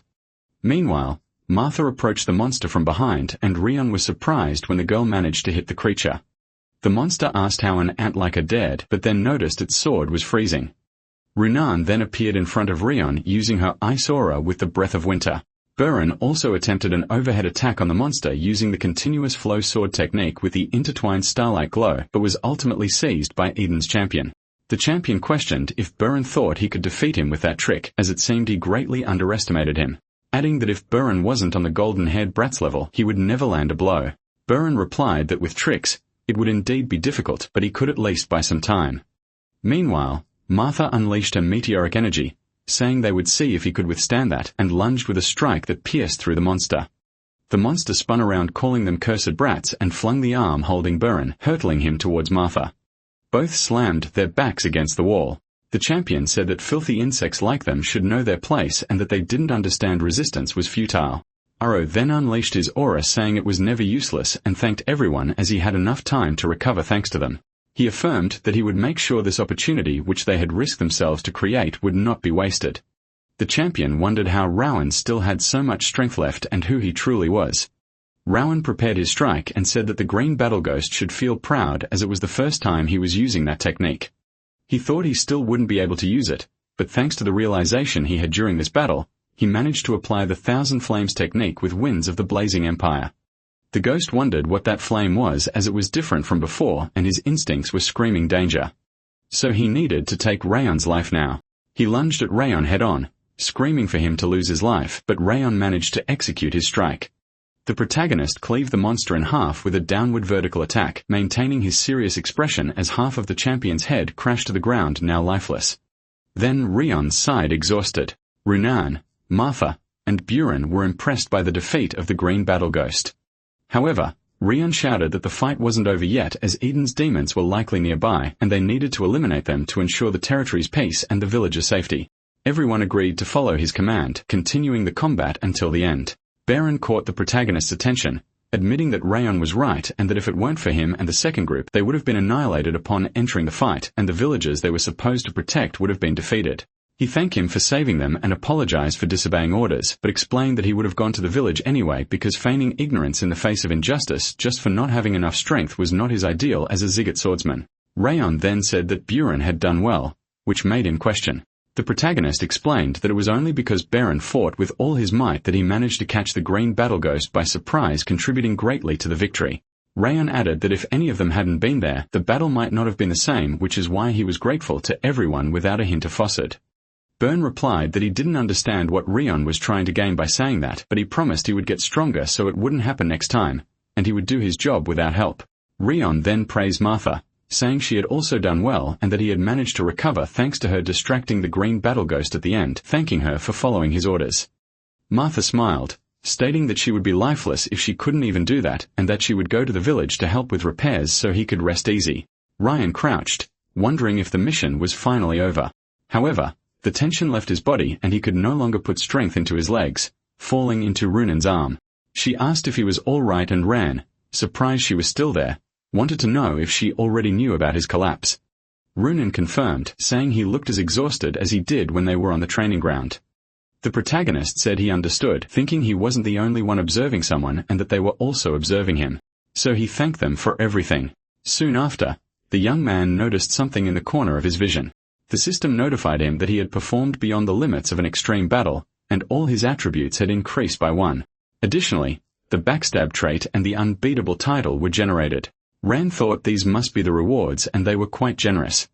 He decided he should take a look at the reward details and told Runan she could return to the village as he was fine now and would confirm there was nothing dangerous in the area. At another moment, he noticed that the unbeatable title had huge effects, better than he expected. 3% strength might not seem like much, but the increase in attributes would become greater over time and the effect was practically permanent. The backstab trait seemed to be an assassination trait, and Rion thought that if he had had it before the fight, he could have defeated the green ghost with that surprise attack. Fury then wanted to know why Rion was receiving so much for defeating a weakling, stating that even if he had made that system, it didn't make sense. Rion replied that he was getting stronger every day thanks to him and thank him, but Fury retorted that he wouldn't go to hell peacefully and would crush him for all eternity. The protagonist said goodbye, mentioning that would only happen if he succeeded. Immediately after, the ghost complained. In the village, the students began building what was needed for reconstruction. Meanwhile, the protagonist woke up, realizing he had slept longer than intended as he only wanted to rest a little. Opening the door to his lodging, he noticed that the villages and fences had already been repaired while he slept. Runan asked if he was feeling better, and the protagonist replied that he felt much more refreshed after his nap.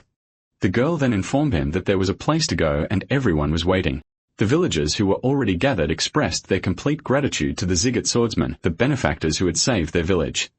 They stated that the swordsmen risked their lives to protect the village, which would have been destroyed without them, and that they would never forget the noble battle and everything that happened that day. Rayon turned to his allies, feeling the admiration and passion of his companions, along with the gratitude and respect of the impressed villagers. This feeling was something he had never experienced before, not even in his previous life as an assassin. Back then, no one showed gratitude. Everything came down to living or dying. Everything he possessed belonged to Darius Robert. And no matter how many lives he took or how many dirty tasks he performed in his stead, the recognition always went to Darius. However, now for the first time in his life, he had been recognized. He wondered if he had ever felt anything like this and wished to be recognized even more, to have people look at him with admiration. He decided that in the future, he would live as a swordsman, not an assassin, and he wanted to see this scene countless times. Looking at the moon shining in the sky, he affirmed that this would happen even more in the future. The night continued in the village. Rayon asked the village chief if he had a minute as he wanted to know something. In a more secluded spot, the chief asked what Rayon wanted. The protagonist asked if the chief knew who controlled the orcs that attacked the village, and the chief replied that it was one of Eden's 5 demons. He confessed he didn't understand why they attacked such a small ordinary village. Rayon then mentioned hearing from Kanban that the chief had brought a red jewel a long time ago. The chief confirmed finding the jewel when he was young, but exclaimed that it couldn't be. The protagonist explained that Eden was after that jewel, and the village chief admitted that it had almost led the village to destruction. Rowan continued, explaining that although he had managed to drive Eden away this time, they would keep coming back as long as the jewel remained in the village. The chief commented that after burying it, the lands truly flourished and the village became more prosperous, but he never imagined it was a monostone. He asked what he should do and if Round would take it to dispose of it. Round denied it, stating that he would take it with him. He explained that Eden believed the jewel was a treasure capable of bringing people back to life, and even if they got rid of it, Eden would find it. That's why he would take it. The village chief argued that this way, the Ziggits would become a target, but the protagonist replied that it was fine as that was his path. The village chief was hesitant, but said that the Ziggits were giving them a chance he could never repay. Rowan inquired about this. The man recounted that once, when he was barely Rowan's age, Glenn Ziggit had saved his village. Rayon asked for more details, and the man affirmed that he clearly remembered how Glenn saved the village from a monster attack, facing them with a very gentle smile. Rayon pondered the words gentle and smiling, wondering if they were thinking of the same person. The village chief said he had ended up talking too much, but asked Rayon to come this way as he would lead him to the jewel. In another corner, the chief explained that he had buried the jewel there, never imagining that the very item he thought would protect the village would bring destruction. Rayon then asked about a cloth. The chief explained that it was a family heirloom and that he had wrapped it around the stone to cover its red glow. Rao realized that this was the Goblin King's monostone. And if it fell into Eden's hands, a new monster of the same level as the Goblin King would be created. He asked the chief to wrap the cloth first when a voice said that it finally understood. The voice explained that the cloth was hiding the Mana Stone's energy, which was why it had never found it. Even after searching the mountains, Rayon turned asking who he was and how he hadn't noticed him until he got so close. The man snapped his fingers, then pulled out the champion's head, asking Rayon who he thought he was. Rayon examined the helmet with an ogre's face and questioned if he was the blood demon. The man asked how Rayon recognized his helmet, commenting that even for a Ziggit recruit, he was quite astute.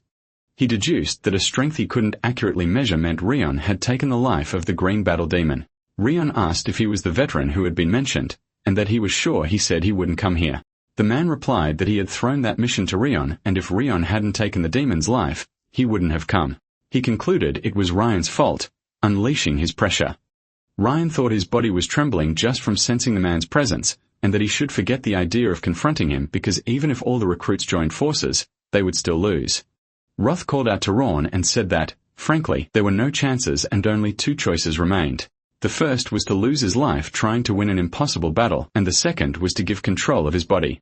The monster slammed its foot onto the ground. Roth reiterated that these were the only options. In another part of the village, the students were organizing everything.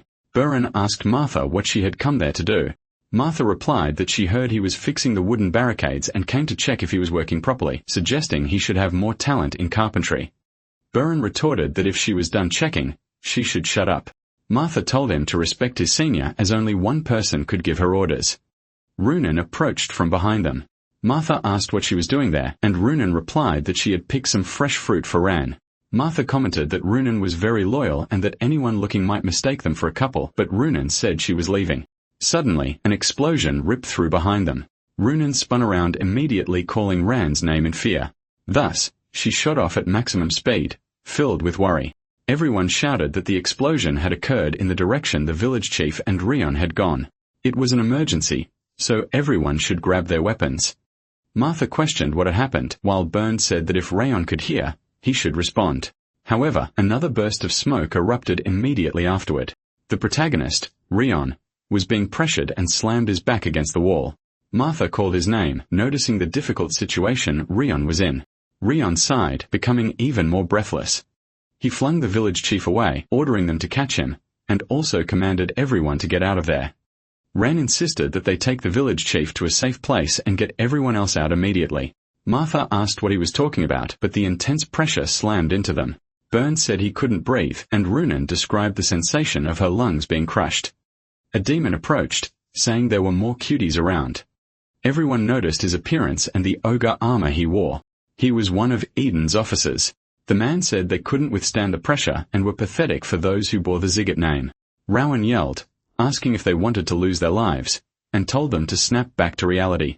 He warned that everyone would lose their lives if they stood still like idiots, so they should concentrate their auras to overcome the pressure and stand up.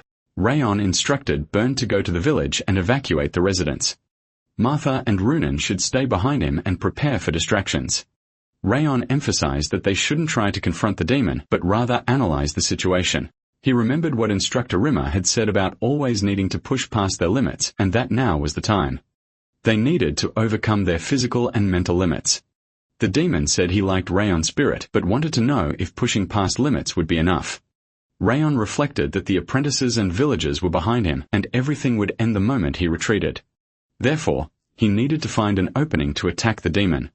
He repeated to himself that he had to do it, but couldn't convince himself that he could. It felt like he was staring into an endless chasm. It would have been difficult even in his last life. The ogre asked if Rayon would just stand there watching, since it looked like he was about to attack head-on. The ogre, calm regardless, prepared his stance and leaped as fast as he could. He warned that if Rayon didn't come, he would go to Rayon. Rayon noticed the ogre was even faster than before. Then he used the 10,000 Flames cultivation, applying its 10th form, Revolving Sky. Even so, the ogre approached the strike, saying he liked the result at least. Then he countered the flames with a punch. Rayon thought the ogre was tearing through the 10,000 Flames cultivation and that he needed to deflect the blow, so he moved his sword. The impact of the blow shattered the wall behind them. Rayon thought he barely managed to alter the trajectory of the ogre's fist, and would have lost his life if he hadn't read the flow of the strike with the Ring of Fire. Although he wanted to retreat, he couldn't do it yet because everyone must have been watching the battle and needed to observe his movements as much as possible. This was necessary so they would have a 10 or even 1% chance. Then, Ryan advanced, and the ogre said that was the spirit. The ogre powerfully focused on his legs, saying it wouldn't be fun if Ryan's flames were extinguished in a single blow. Then he attempted an overhead strike on Rayon, asking to be entertained a little longer. Rayon tried to defend against that attack, but the ogre ended up slamming into the ground as Rayon dodged, obliterating everything behind trajectory. The ogre said Rayon's flames were on a completely different level from normal aura. He admitted that, as dumb as he was, it was strange to lose his life. But now he understood that fire didn't work against him, which made everything even more regrettable. Rayon explained that this was obvious as the helmet the ogre was wearing had ogre characteristics. Ogres are capable of protecting their territory amidst forest-consuming flames without suffering any damage, and can destroy a castle even with numerous arrows embedded in them. The Blood Demon used this information to say that, in that case, he knew no matter how much aura Rayon tried to release, it would be useless. Rayon agreed his flames were useless and that he would need to use something else. Then, he released his aura into his sword. The ogre noticed the cold and said that first, the fire aura was surprising. But now, Rayon was using one equivalent to water. He was impressed by Rayon's advanced attributes and his ability to control his aura at such a young age, wanting to know who on earth he truly was. Rayon asked if the ogre really needed to know, as he would lose his life by his hands anyway. The ogre laughed, saying Rayon should see how arrogant he was now and that they would see how long he would remain that way. The other students ran towards the location. Buren said Rayon was then noting that the battle between the two was evenly matched. He thought the aura Rayon was using was ice instead of flames, which meant he could use two types. Furthermore, Buren noticed the pressure around Rayon's blade and aura and wondered when he had become a master swordsman. Warriors on the continent are divided into multiple levels depending on their strength. All weapons are on this list, and the classification depends on the aura level. Those who have just begun learning are called beginners. Those who have become accustomed to using and incorporating aura outside their body directly into weapons are called users. When an aura user refines their skills and becomes capable of releasing their aura, they can use an aura blade, thus being considered a specialist. Therefore, it was possible to deduce that Rayon was at this level as he could use an aura blade, something almost impossible. However, he was facing the blood demon who was supposedly at the peak of the specialist level. Rayon was only managing to hold off the blood demon and wasn't truly inflicting any significant damage.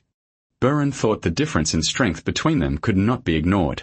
Noticing Rayon's gaze towards him, Buren thought that look was suggesting a combined attack with Rayon creating an opening. He realized it was possible to understand Rayon's intention just by looking into his eyes. The three prepared for combat. Runan and Martha nodded to each other while Bernd thought that as Zegarts, they had to protect that village and that they would achieve it together with Rayon. Rayon lunged a thrust at the blood demon's fist, but his arm instantly began to freeze. He shouted that now was the time and that they should strike with everything they had, with all three attempting aerial attacks. Rayon believed they would and could win with their own strength. However, the ogre said he was waiting for those insects and unleashed his aura before being attacked. Everyone began to be hit by the pressure, and Buren thought that was the astral energy explosively spreading through the demon's body. He concluded that the opponent had surpassed the expert level and become a master. The ogre then commented that it was always fun to see eyes full of hope fill with despair and asked if they really thought he would lose to someone like them. He stated that today, everyone would lose their lives because they didn't know their place, and then brought his fist closer to Rayon. Rao replied that he wasn't the only one waiting. He incorporated all the bloodlust accumulated in his past life as an assassin along with the icy coldness and the sword of the 10,000 flames cultivation. Using the supreme point of that cultivation, Rayon pierced the ogre's chest with a thrust. It exploded through the blood demon's back, inflicting significant damage, and he ended up kneeling at the end of the battle. Rayon was breathing even more heavily and said it sucked. The ogre commented that it was incredible how Rayon concentrated his aura to strike the moment his defense weakened, and that he himself could have lost his life if he had let his guard down. However, the ogre then moved his fist, slamming Rayon back against the wall and stating that he was too weak to overcome the skill gap between them. Rayon said he thought he could land the blow when the ogre's aura was weakened, but he couldn't penetrate his muscles as the ogre blocked the attack. He wondered if that was the level of an aura master. Then, Rayon declared that the plan was over and, as leader, ordered all Ziggurat apprentices to retreat immediately. He explained that they had no chance against the ogre in their current state, and therefore, they should flee and evacuate the residence. Rayon reflected that there was no time, and he needed to evacuate everyone to minimize damage, questioning if losing their lives in vain was the Sieghard style. If not, he needed to fulfill his duty. Buren shouted for everyone to retreat and focus on running away from the blood demon, as that way they would save as many people as possible. Runan said Ryan couldn't lose his life there, and Ryan agreed with her while smiling. The ogre questioned if Ryan truly believed those insects would manage to escape, or if he thought he could hold him off long enough for them to flee. Rain then called out to Rain and proposed a bet. Rain replied that it was finally his turn, but observed that instead of a bet, it seemed Rain was about to lose his life and asked what he would bet. Rain explained that the bet was about who would lose their life. And since it was practically impossible for it to be the ogre, to meet the minimum requirement, Roth should recover his body, and then Rayon would take his Roth in return. Roth replied that at this rate, Rayon would lose his life anyway, and his body would be wasted. But that he would help him recover, telling him to receive the Essence King's Roth to see what it was like. Immediately, Rayon's entire body began to feel immense pain. The ogre questioned what the problem was and what that ridiculous recovery ability was, as it wasn't as if Rayon had drunk ogre or troll blood, and it was beyond his comprehension. Rayon replied that the ogre didn't need to know and challenged him to come at him, saying he would play with the ogre until sunrise. Elsewhere, Buren shouted for everyone to follow orders, helping the injured or those struggling to move as they needed to go fast and had no time. The other apprentices wanted to know what was happening, questioning why this had to occur just as they arrived. Martha, walking behind, said that Rion was fighting that monster alone for them, and even with broken ribs and arms, he was still fighting. She then asked what their problem was since they hadn't done anything and if they planned to lose their lives there like idiots. Buren agreed with Martha, saying it was no time for discouragement.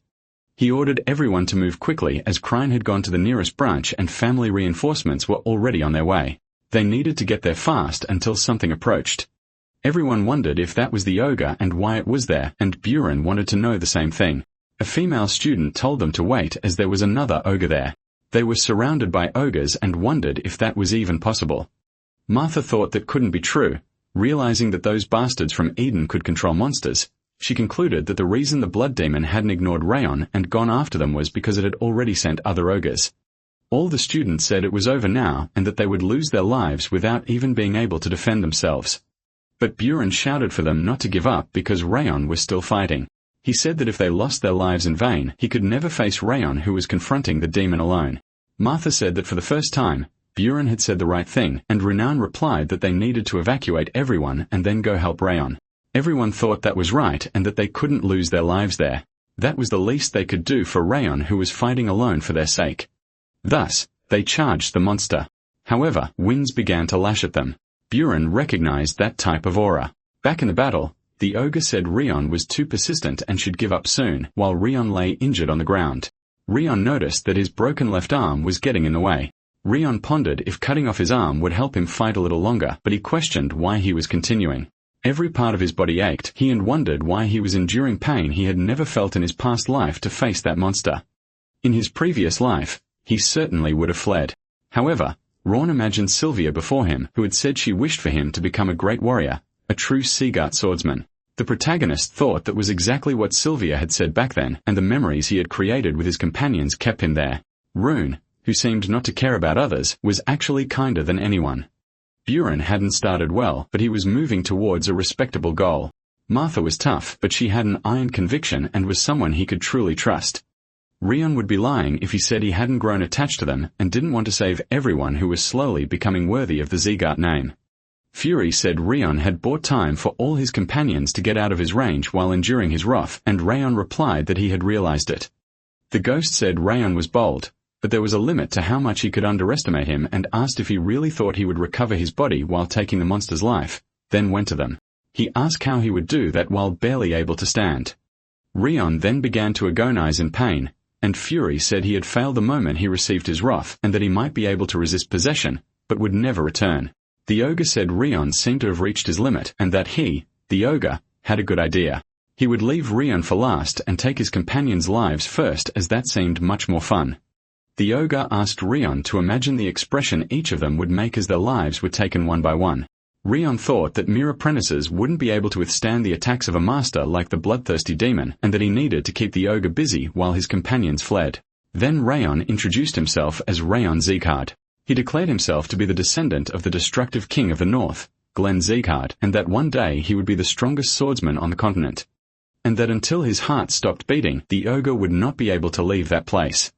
The ogre said that was quite a conviction for Rayon's age, and calling him incredible would be an understatement, as he would show respect as a warrior. The ogre added that he would remember Rayon's name. Rayon thought he no longer had the strength to dodge that attack, so he just closed his eyes. But the leaves around him began to stir. Ryan looked up next. His teacher Rimmer stood before him, defending the ogre's blow with his rapier. Ryan said Rimmer was late, and Rimmer apologized. He explained that he had overslept that day and told Ryan to leave it to him now. The ogre said Rimmer was the radiant blade of the Zeegarts, and Rimmer replied that it had been a while. The demon wanted to know why Rimmer was there. Rimmer said he couldn't let trash like the ogre destroy his little apprentices. The ogre questioned if they had sent someone strong like Rimmer to supervise a training mission, and that apparently the Zeegarts had gone soft. Thus, the ogre attempted a full-force punch. He said it was already difficult to dodge something like that, and that furthermore, Rimmer's balance was compromised. So the rumor that he was crippled and without an energy center was true. Rimmer stated that it was an unfounded rumor and that the ogre should look for a new source of information since, as always, they were behind on the news and he had retired a long time ago. He commented that the ogre's persistence was very barbaric. Rayon noticed that the instructor alternated between attack and defense with the lightness of a leaf in the wind. Furthermore, his surprise attacks were terrifyingly perfect. And if he were using astral energy, the fight would have already ended. But Rayon wondered why Rimmer kept stalling. He suspected Rimmer was doing it on purpose to demonstrate his swordsmanship as he had done before, which Rimmer considered insane in a situation like that. Rimmer taunted the ogre, saying that even after all his talk, he still couldn't defeat Rimmer in his weakened state. And at this rate, he'd lose his helmet. The ogre, enraged, told Rimmer to shut up. Rimmer then easily dodged another one of his blows. The ogre yelled at the radiant blade to stop holding back. Rimmer thought it was getting hard to go easy on him and decided they would finish it here. He instructed the protagonist to observe closely, explaining that this was the Zekka's way of fighting and the level round needed to reach. Rimmer then began to manifest a sword field with the Eye of the Storm forming beside him. The ogre realized a tempest was brewing around him.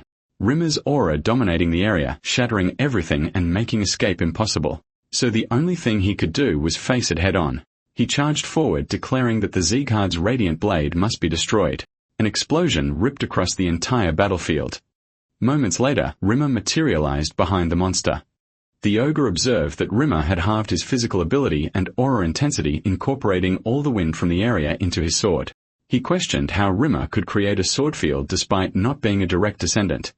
Rimmer corrected him, saying that, to be precise, he had merely imitated the technique using the power of nature. The ogre stated that even if Rimmer had aged and fallen ill, a tiger remained a tiger. His only regret, he said, was not having taken Rayon's life, as he should have defeated him at all cost.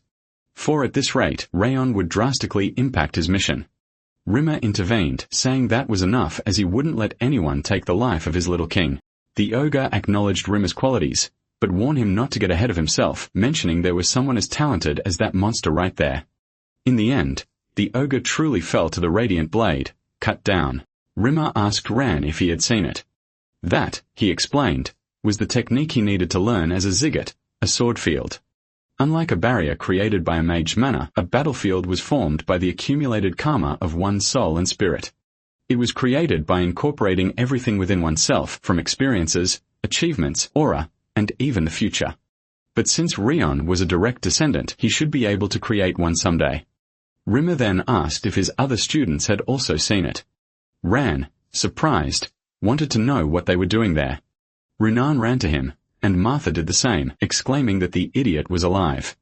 They expressed happiness that he was all right and asked how badly he hurt. Internally, Rimmer thought that pretending everything was fine was a great effort.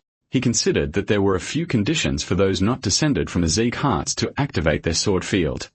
Beyond experience, talent, and a cost of life were required. His energy core was already broken, and activating a sword field was so painful that it was hard to stay calm, but he didn't regret it. What he had seen in Rayon after arriving late was clearly the birth of a new king. It was then that Rimmer decided to serve him as his new lord.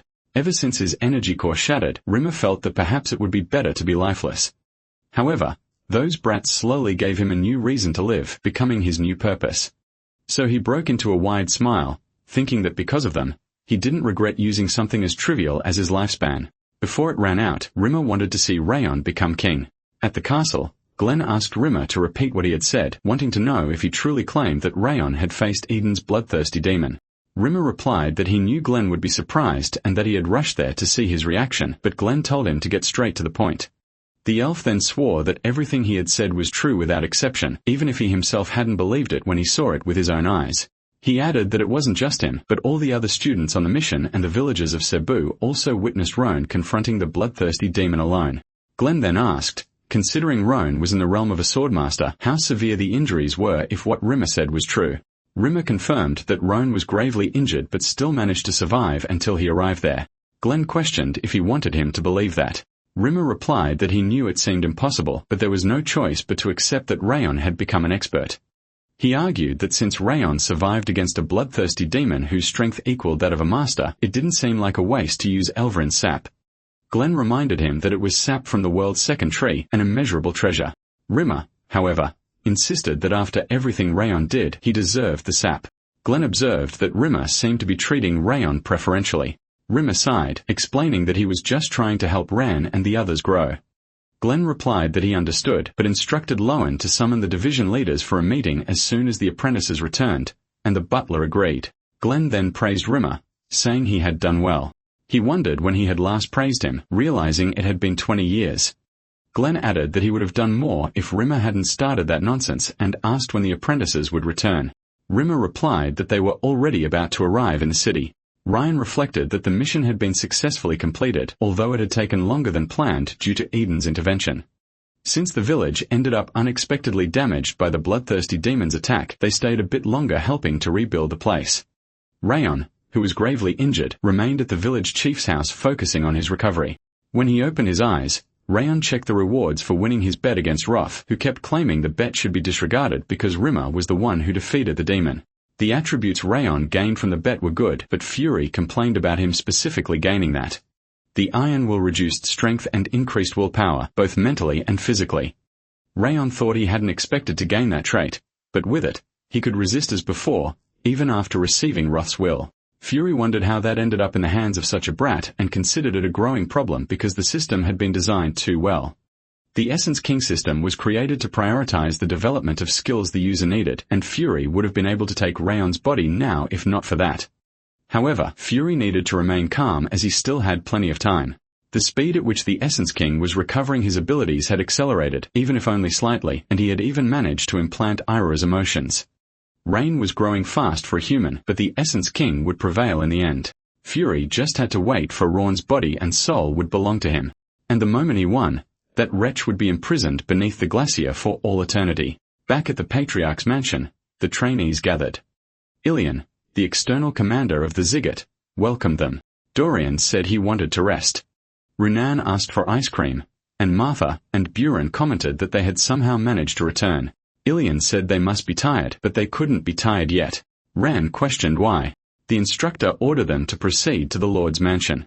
There, Ran knelt and offered his greetings. Everyone was talking, saying that was Ran Seagard. They had heard he faced the blood demon, but thought it might just be a rumor. Ran thought he had been uneasy when they were summoned, but this turned out to be an unexpected opportunity as all the officials were present. He had learned something from this mission and knew that at this rate he would have many difficulties surviving the next battles. Therefore, he needed to become strong even faster. Right there, in that place, squad and division leaders were gathered, even the palace masters of the direct lineage. This meant Glenn was paying attention. Since he was very clear about the difference between private and public matters, he always rewarded contributions. With that in mind, only one thing remained. Aro needed to prove his achievement and obtain the new martial art to become even stronger. Glenn said he heard about Rao Zeghard being the leader of this mission. He asked Rao to recount the details, and Rao agreed. Rao began explaining that it all started when he noticed someone observing them upon their arrival at the village. That was how he surprised the Green Demon while searching for the magic stone in the area. They were thinking the mission had been completed, but the Blood Demon attacked the village. Rayon volunteered as bait, concerned that the damage would be greater if he had faced everyone. Karun shouted, saying he was a wretch for telling so many lies. He wanted to know if the Lord truly believed that because the Green Demon alone would be enough to annihilate a 15-year-old boy and fighting the Blood Demon was a lie. Rion told Dorian to retrieve it, and he agreed. Thus, Dorian placed the two heads there. Everyone commented that they were the battle helmets of the Blood Demon and the Green Battle Demon. Rion asked if he could draw his sword and Glenn permitted it. Then the protagonist drew his sword, releasing his aura and displaying his flame energy. Everyone exclaimed that it was an aura blade and wondered if this was the same person who barely had any mana during the ceremony 10 years ago. Rayon questioned if this explanation was sufficient. Karun cursed that wretched half-breed for he had reached the expert level and brought the helmets, which were irrefutable. Then, Glenn ordered everyone from Rand to all the other trainees from the 5th and 6th training grounds to listen. He said they had done an excellent job. Due to the unexpected praise and encouragement, everyone in the mansion was astonished. The best praise they had received before was good job, yet for the first time, Glenn called them excellent. Some trainees even wiped away tears as they held their breath upon hearing the compliment. After that, Rayon finished his report and showed the Mana Stone detailing Eden's objectives that he had managed to uncover. In the end, everyone received a bronze plaque and he received a silver one. Rayon wondered if he was expecting too much. He thought he would receive an extra reward for discovering Eden's objectives, and considered giving up on the new martial art. Roth commented that Rayon gained nothing even after such information and couldn't have been more foolish. Ran thought he had started to trust Glenn a little after gaining the 10,000 Flames cultivation, but he shouldn't have. Then Lowen called Ran asking if he could visit the Patriarch today around midnight. Ran asked what the matter was. Lowen said the family head had asked him to bring Ran as he was planning to deliver the second reward. At his home, Helen announced that the young master had returned and Sylvia went to see her son. She said she heard he fought against Eden and asked if his arm was all right. Ran confirmed saying he had fully recovered. Sylvia said she was sorry and shouldn't have said that nor told him to act like a Zegard. She was worried it was her fault that he had faced Eden's demons alone. Ran explained that in fact, he was grateful. He confessed that upon encountering the bloodthirsty demon, his first intention was to flee with no confidence in victory, and he even thought of using others as bait. However, he heard his mother's voice encouraging him to live a life worthy of a Zeekart. Her words gave him the strength to stand firm and face the situation like a true swordsman, and for that, he was truly grateful. Then the woman started crying, falling to the floor. Rayon then asked why both of them were crying. Later, he asked if anything had happened while he was on the mission. Judiel replied that the Martial Palace had ordered her return as it seemed they planned to get rid of her.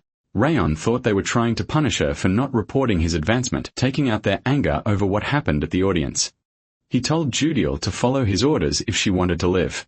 Instead of returning, she should send a letter stating that she had become Rayon Zeegard's personal maid. If she wrote that his mother had chosen her as a maid because she was worried about his condition, the Martial Palace wouldn't suspect anything and might even find it better. If she thought they were suspecting, she should say that Rayon's recovery had progressed significantly and that only the family head and instructor Rimmer knew about it, which should be sufficient. Ryan asked if she understood and Judiel confirmed that she would send a letter to the Central Martial Palace and strive to control her expressions so as not to be discovered. Fury commented that Judiel's every word and action were pathetic and he wanted to know the purpose of having a useless spy like her. Rion replied that Judiel would serve as a trap to stab Karun in the back. He reflected that he didn't want her to be discarded after being used just as he had been in the past. Then for the last task of the day, at midnight, Rion went to the palace and said he had come as Glenn called. Glenn asked him to skip the greetings and got straight to the point, wanting to know which movement technique Rion had used most during the mission. Rion wondered why Glenn wanted to know this, but replied that he believed proficiency determined everything and that was why he had used the river movement technique. Glenn said that it was indeed a good technique that could be used even when he was stronger, but that it was too simple, creating clear limitations against powerful enemies. So the reward for discovering Eden's objective was decided. Glenn would personally teach him a suitable movement technique. Rayon thought it was impossible that he would learn from the Patriarch. Glenn told Rayon to concentrate and observe as he would only have one chance. Thus, Glenn placed his aura into his foot. Rayon thought it was a technique from the continent's strongest warrior and that this was a great opportunity for him to seize. The technique Glenn executed was something Rayon had never seen before. It was slow yet fast, hard yet soft. It was grand and liberating, giving the impression that he could go anywhere on the continent. Even though it lasted only a short time, it was so perfect it was mesmerizing. And even with the Ring of Fire, it was impossible to discern anything. Glenn said that this technique was called Supreme Harmony Steps. The Ring of Fire observed the Supreme Harmony Steps in their perfect state and thus learned the first step. Glenn questioned if Ran had observed well. Ran replied that he couldn't follow properly with his current level, but that he had only managed the first step Glenn showed. His grandfather said he understood. He could return now, and this was the reward for discovering Eden's objectives. Whether he would learn it or not was up to him. Round thanked and announced that he would withdraw. As soon as the door closed, Lowen commented that he did not expect Glenn to teach the Supreme Harmony Steps and that he was worried. Lowen wondered if Ran would be able to learn such a difficult technique. After all, the Supreme Harmony Steps were personally created by Glenn. However, Glenn replied that despite it being a short demonstration, Ran had already managed to keep up. And that first step was the beginning that made up half of the technique. Glenn noted that Ran had instinctively perceived that the first step was the foundation of the Supreme Harmony Steps. Even if Ran had not noticed the total importance, Glenn believed that he would be able to perceive what he needed to incorporate into that first step, stating that one day, Ran would definitely be able to utilize the Supreme Harmony Steps. A few days passed since Glenn taught Ran. He continued training with the system improvements, but still could not learn the steps. Then, Sylvia called her son, asking what he was doing as she had told him to rest. Ran wondered if she would believe that his energy core was broken. Silver reminded him that he had promised and agreed to skip the realm until he was completely recovered. Rion replied that he understood, thinking that his mother was even scarier than the Demon King's monarch. In the end, the training of the steps was paused due to Silver's complaints. After that, Rayon continued training in secret. However, Helen and the maids began to observe and he could no longer train, thinking that for some reason, it seemed like they were having fun. He thought it was good to rest like this once in a while until a maid called the young master, warning that there was a big problem. Raiden Zeghard had come to visit them. Rawn said that Raiden should have no reason to visit the annex building, and the maid replied that they did not know the reason for the visit. However, as soon as he arrived, Raiden began to be violent with the maids and with Lady Sylvia. In the garden, Raiden complained that they had left the place a mess, even with a guest. He asked if Sylvia had not received his letter of visit, but she denied it. The man questioned if she was saying that his butler had made a mistake or lied. Sylvia denied again and asked him to wait a moment as they would clean everything quickly. Thus, the maids began to tidy up the garden. Raiden thought that he did not like the situation as the entire house should be focused on him since he had destroyed one of the branches of the white blood religion. This should be the case. But no one was talking about what he had done, but rather about Rion. He wondered how an insignificant bastard had made his conquest seem like nothing, and then asked how much longer they would make him wait, spitting next on Sylvia's hand. Helen said that he was going too far, even for a direct descendant. But Raiden slapped her across the face and questioned who she thought she was yelling at. He stated that he was the direct descendant and her master, and that even if he took her life now, he would only need to stay in his room for about 2 days. But still, she dared to yell. Sylvia asked him to stop, please. Judiel told Lady Sylvia to be careful, thinking that she could not let her get hurt. Raiden noticed Rion and said that he was just in time as he wanted to see him. He asked what Rion was holding and if he planned to swing that scary thing near him, who was a direct descendant. Raiden said that Rion should put that away and not make the situation worse, introducing himself as Raiden Zeghard, son of Balder, the master of the Martial Palace. But Rion pressed the sword to his neck asking who cared. The butler barely managed to stop that blow. Raiden screamed that he was a crazy bastard. However, Rion slammed the hilt of the sword into his face. Rain questioned if he had any idea who he was attacking and Rain confirmed. Rain justified his actions stating that Rain was a thief who had invaded his domain. Rain in turn questioned what Rain was talking about as he considered himself the legitimate master of that annex. However, Rayon denied, kicking him and saying that he was wrong. As Raiden knelt, threatening that Rayon would pay for that, Rayon replied that he was not even close to being his master and that the annex building was not Raiden's house, but rather his and his family's. Then, Rayon edged the sword closer to Raiden's face. Suddenly, a voice ordered Lord Rayon to step back. Rayon noticed the voice belonged to Renkiel, a swordsman from the Heavenly Blade Division who worked directly for the family head. Raiden then mentioned the Heavenly Blade Division and demanded that Rachel take that scoundrel's life immediately as a mere bastard had dared to attack him, a direct descendant. Rachel replied that they only received orders from the head of the house and that Raiden should also withdraw. The butler intervened saying they would withdraw at that moment, as the problem could worsen if they provoked a swordsman from the Heavenly Blade Division. Raiden sighed in anger but declared that he would never forget what had happened and that Raiden should await the sin of drawing his sword on someone of direct lineage, for it would be paid with a humiliation worse than losing his life. Helen expressed her regret, saying she acted on impulse despite her age. Sylvia, however, denied it, stating that Helen had given her the courage to take the initiative and had done nothing wrong. Sylvia added that Helen should not worry as she herself would resolve the situation with the patriarch. However, Rand intervened, saying that he would resolve the problem. He explained that it was he who gave in to the provocation and that therefore he would resolve the matter, asking them not to worry and just to trust him. Glenn then ordered the two to stand up from the ground. He said he had heard about a problem that occurred the day before and Raiden confirmed it. Raiden claimed he had sent a letter to the annex in advance because he wanted to speak with Rayon, but the annex treated him poorly and did not even prepare for his visit. He further added that Rayon attacked him along with his butler before he could even speak, and that if things had worsened, he could have lost his life in that attack. Rayon observed that Raiden seemed more talented at acting than with a sword, and that his demeanor was completely different from what Judiel had described. Then Rayon interrupted him, stating that everything Raiden had said was a lie, especially the part where he was going easy, as Rayon remembered Raiden's flushed face very well when he screamed. Raiden, furious, called Ryan a scoundrel and grabbed his collar, but Lowen told him to stop, reminding him of who stood before him. Glenn declared that since the two were telling different versions, he needed to call the witness who saw everything. Rachel then bowed and introduced himself to his lord. He reported that young Master Raiden claimed to have sent a letter, but the annex never received it.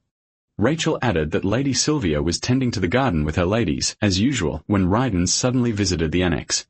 Brown found Rachel's attitude unexpected, as he thought he would side with Raiden being of direct lineage himself, but Rachel was simply speaking the truth. Glenn called Raiden's name, saying that this was quite different from what he had claimed, and that he had dared to lie in his presence. Raiden, however, argued that the important part was that a bastard had attacked someone of direct lineage and that this was a serious matter. Glenn replied that indeed it was problematic, but that it seemed both sides were at fault in the incident and that he would punish both appropriately. Raiden tried to argue that a simple punishment would not be enough and that if they spared Rand's life, he could do something worse in the future. However, Round declared that he would accept everything, but that there was something important to be said first. Glenn questioned what he needed to do and Round confirmed, explaining that Rodden Sieghard had humiliated his mother in front of everyone and used unnecessary violence against his maids, and that he had not yet paid the price for that. Glenn repeated that both sides were at fault and that from the beginning the two had been too noisy. Thus, he released his aura asking if they did not know their places. Rowan felt his lungs like they would burst under the pressure. He then declared that it was precisely for this reason, reminding them that, as he had said before, this house was the land of swordsmen and their worth was judged by the sword. Therefore, he requested permission for a duel. Glenn replied that it might be a bit entertaining, and therefore, he would allow a duel between the two. The duel would be held at the main training ground a week from now. At his home, Balder remarked that there would be a duel after all, and Rion confirmed it. Rion had arrogantly requested the duel in front of the magic, and the condition was that if he won, Raiden would lose his energy core. If Rion lost, they would have to apologize to everyone.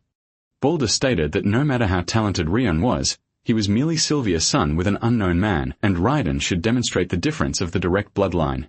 Raiden told Balder not to worry, as he had no weapon at the time and was caught off guard, assuring him that Rayon stood no chance against him, having already reached the intermediate level.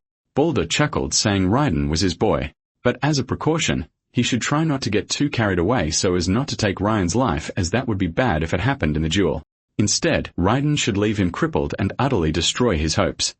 Raiden confirmed that it was understood. Outside the mansion, Rain was training his swordsmanship. Helen asked if it was all right to just stand there doing nothing since the young master was going to duel Lord Rain. She reminded her that Lord Rain was an intermediate expert while young Master Rain had just reached the beginner level, suggesting that perhaps it wasn't too late to stop him. Silver thought that, as Helen had said, the duel was too dangerous and Rayon wouldn't be in that situation with Raiden if he hadn't lost his temper. She knew that despite his appearance, Balder practiced flexible swordplay full of variations and specialized in striking opponents' openings, and Raiden should be the same. However, remembering Rion's gaze at that moment, Sylvia decided she would believe in him. Helen questioned if Sylvia would really let that happen. Sylvia admitted she was a bit nervous and worried about Rion too, but she believed he must have a reason to ask them to trust him. Therefore, for now, they would simply trust their son. Judiel announced that she had brought a snack, and the protagonist turned around. She said she brought some easy-to-eat sandwiches and that since he had been using his body so much, he should eat slowly to avoid indigestion. Ryan noticed the notebook and asked what it was. Judiel explained that it contained all the information about the flexible swordplay Raiden trained in. Furthermore, it was well written and easy to understand as she had managed to gather all that information and turn it into a book in a single day. Ryan thought that Judiel had defended his mother earlier and was now giving him information about Raiden without him even asking. So he thanked Judiel for it. Time passed and each side followed their preparations in their own way. Then the day of the duel arrived, attracting everyone's attention in the house. Raiden thought he had waited for this day and had no idea how eager he was to finish Ran off since the incident. He promised himself that he would shatter Ran's body and make him never hold a sword again. The judge announced that the combatants should step forward. Raiden said he was eager to see Rayon's face after the duel, but Rayon replied that Raiden wouldn't even be awake by then. Thus, the duel between the two began. Raiden lunged forward, declaring that Rayon's bluffs wouldn't work anymore, but the protagonist dodged the strike as if he had transformed into flames. Raiden thought Rayon had vanished. The protagonist materialized behind Rayon, his sword resting on his shoulder. Raiden wondered when Rayon had gotten there, and the protagonist replied that this was the first time. He added that Raiden would lose his life 8 times that day. Rain slammed a punch into Rain's face, sending him hurtling backward. Rain reeled, wondering what had just happened, unable to even perceive Rain's movement, demanding to know what he had done. Meanwhile, Rain told him to get up quickly, asking what he was waiting for. Rawn reminded him that Rawn would lose his life 8 times that day, and the first time was for lying about the letter. Rawn charged, branding Rayon an arrogant bastard and vowing to make him regret not finishing the fight with that strike. Yet, Rayon evaded Raiden's blow once more, leaving Raiden utterly terrified. Raiden noticed Rayon had vanished again, even though he was certain he had sliced him that time. Rayon reappeared behind him and slammed the hilt of his sword into Raiden's chin, declaring that was the price for spitting on his mother's flowers. Then, Raiden struck him once more, sending him crashing to the ground and explaining that this blow was for hitting Helen. Raiden thought this was wrong. Raiden was only using Star Connection Sword and River Steps.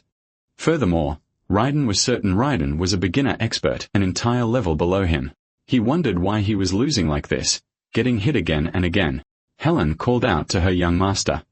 Silver observed that Rion could have ended the fight with the first blow, but he was still making an effort to give his opponent a chance to put himself in a difficult situation. This meant he was taking revenge for the violent conduct against them, which had made Helen cry. Even though they were mere servants and not even treated as humans in that house where bloodline defined power, Rain was fighting someone of the direct bloodline and defeating him. Sylvia called out to her son and began to think. While her father only sought power and the house grew colder with time, she felt out of place even as a direct descendant. In the end, she couldn't bear it and ran away from home, distancing herself from reality. But she realized she shouldn't have done that. She should have trusted her strength to overcome the unfair situations of that cruel land. And that was exactly what Ran was showing them at that moment. No matter how weak someone was, all it took was determination and a strong heart. One had to fight to the end. And no matter who the opponent was, one should not cross the line again. They should move forward and never run away. Thus, Raiden Sieghard was incapacitated, and the outcome of the fight was decided. The winner of the duel was Ran Sieghard, who won without taking a single hit. Balder asked what that had been. Rimmer celebrated, for he had said his student would win. Dorian did the same, celebrating with his young master alongside Renan, Martha, and Beren. Lowen commented that he had served the Z cards for a long time, but it was the first time he had seen people cheer for someone who was not from the main branch. Glenn reflected that it was impressive Rayon's companions cheered for him, regardless of their position. However, what surprised him most was what happened during the duel. Rayon managed to use the Steps of Supreme Harmony, a movement technique Glenn had created after overcoming the dark side of the mind and transcending, making it a difficult martial art. Yet, Rayon managed to use it in just 2 weeks. On top of all that, the popularity he had already gained at such a young age was impressive. Because he had sought power in the past, only strength was valued in the family, and Glenn could no longer change that fact. However, since Ran was born into the direct lineage and remained aware of the unfair treatment given to secondary relatives, perhaps he could change the family someday.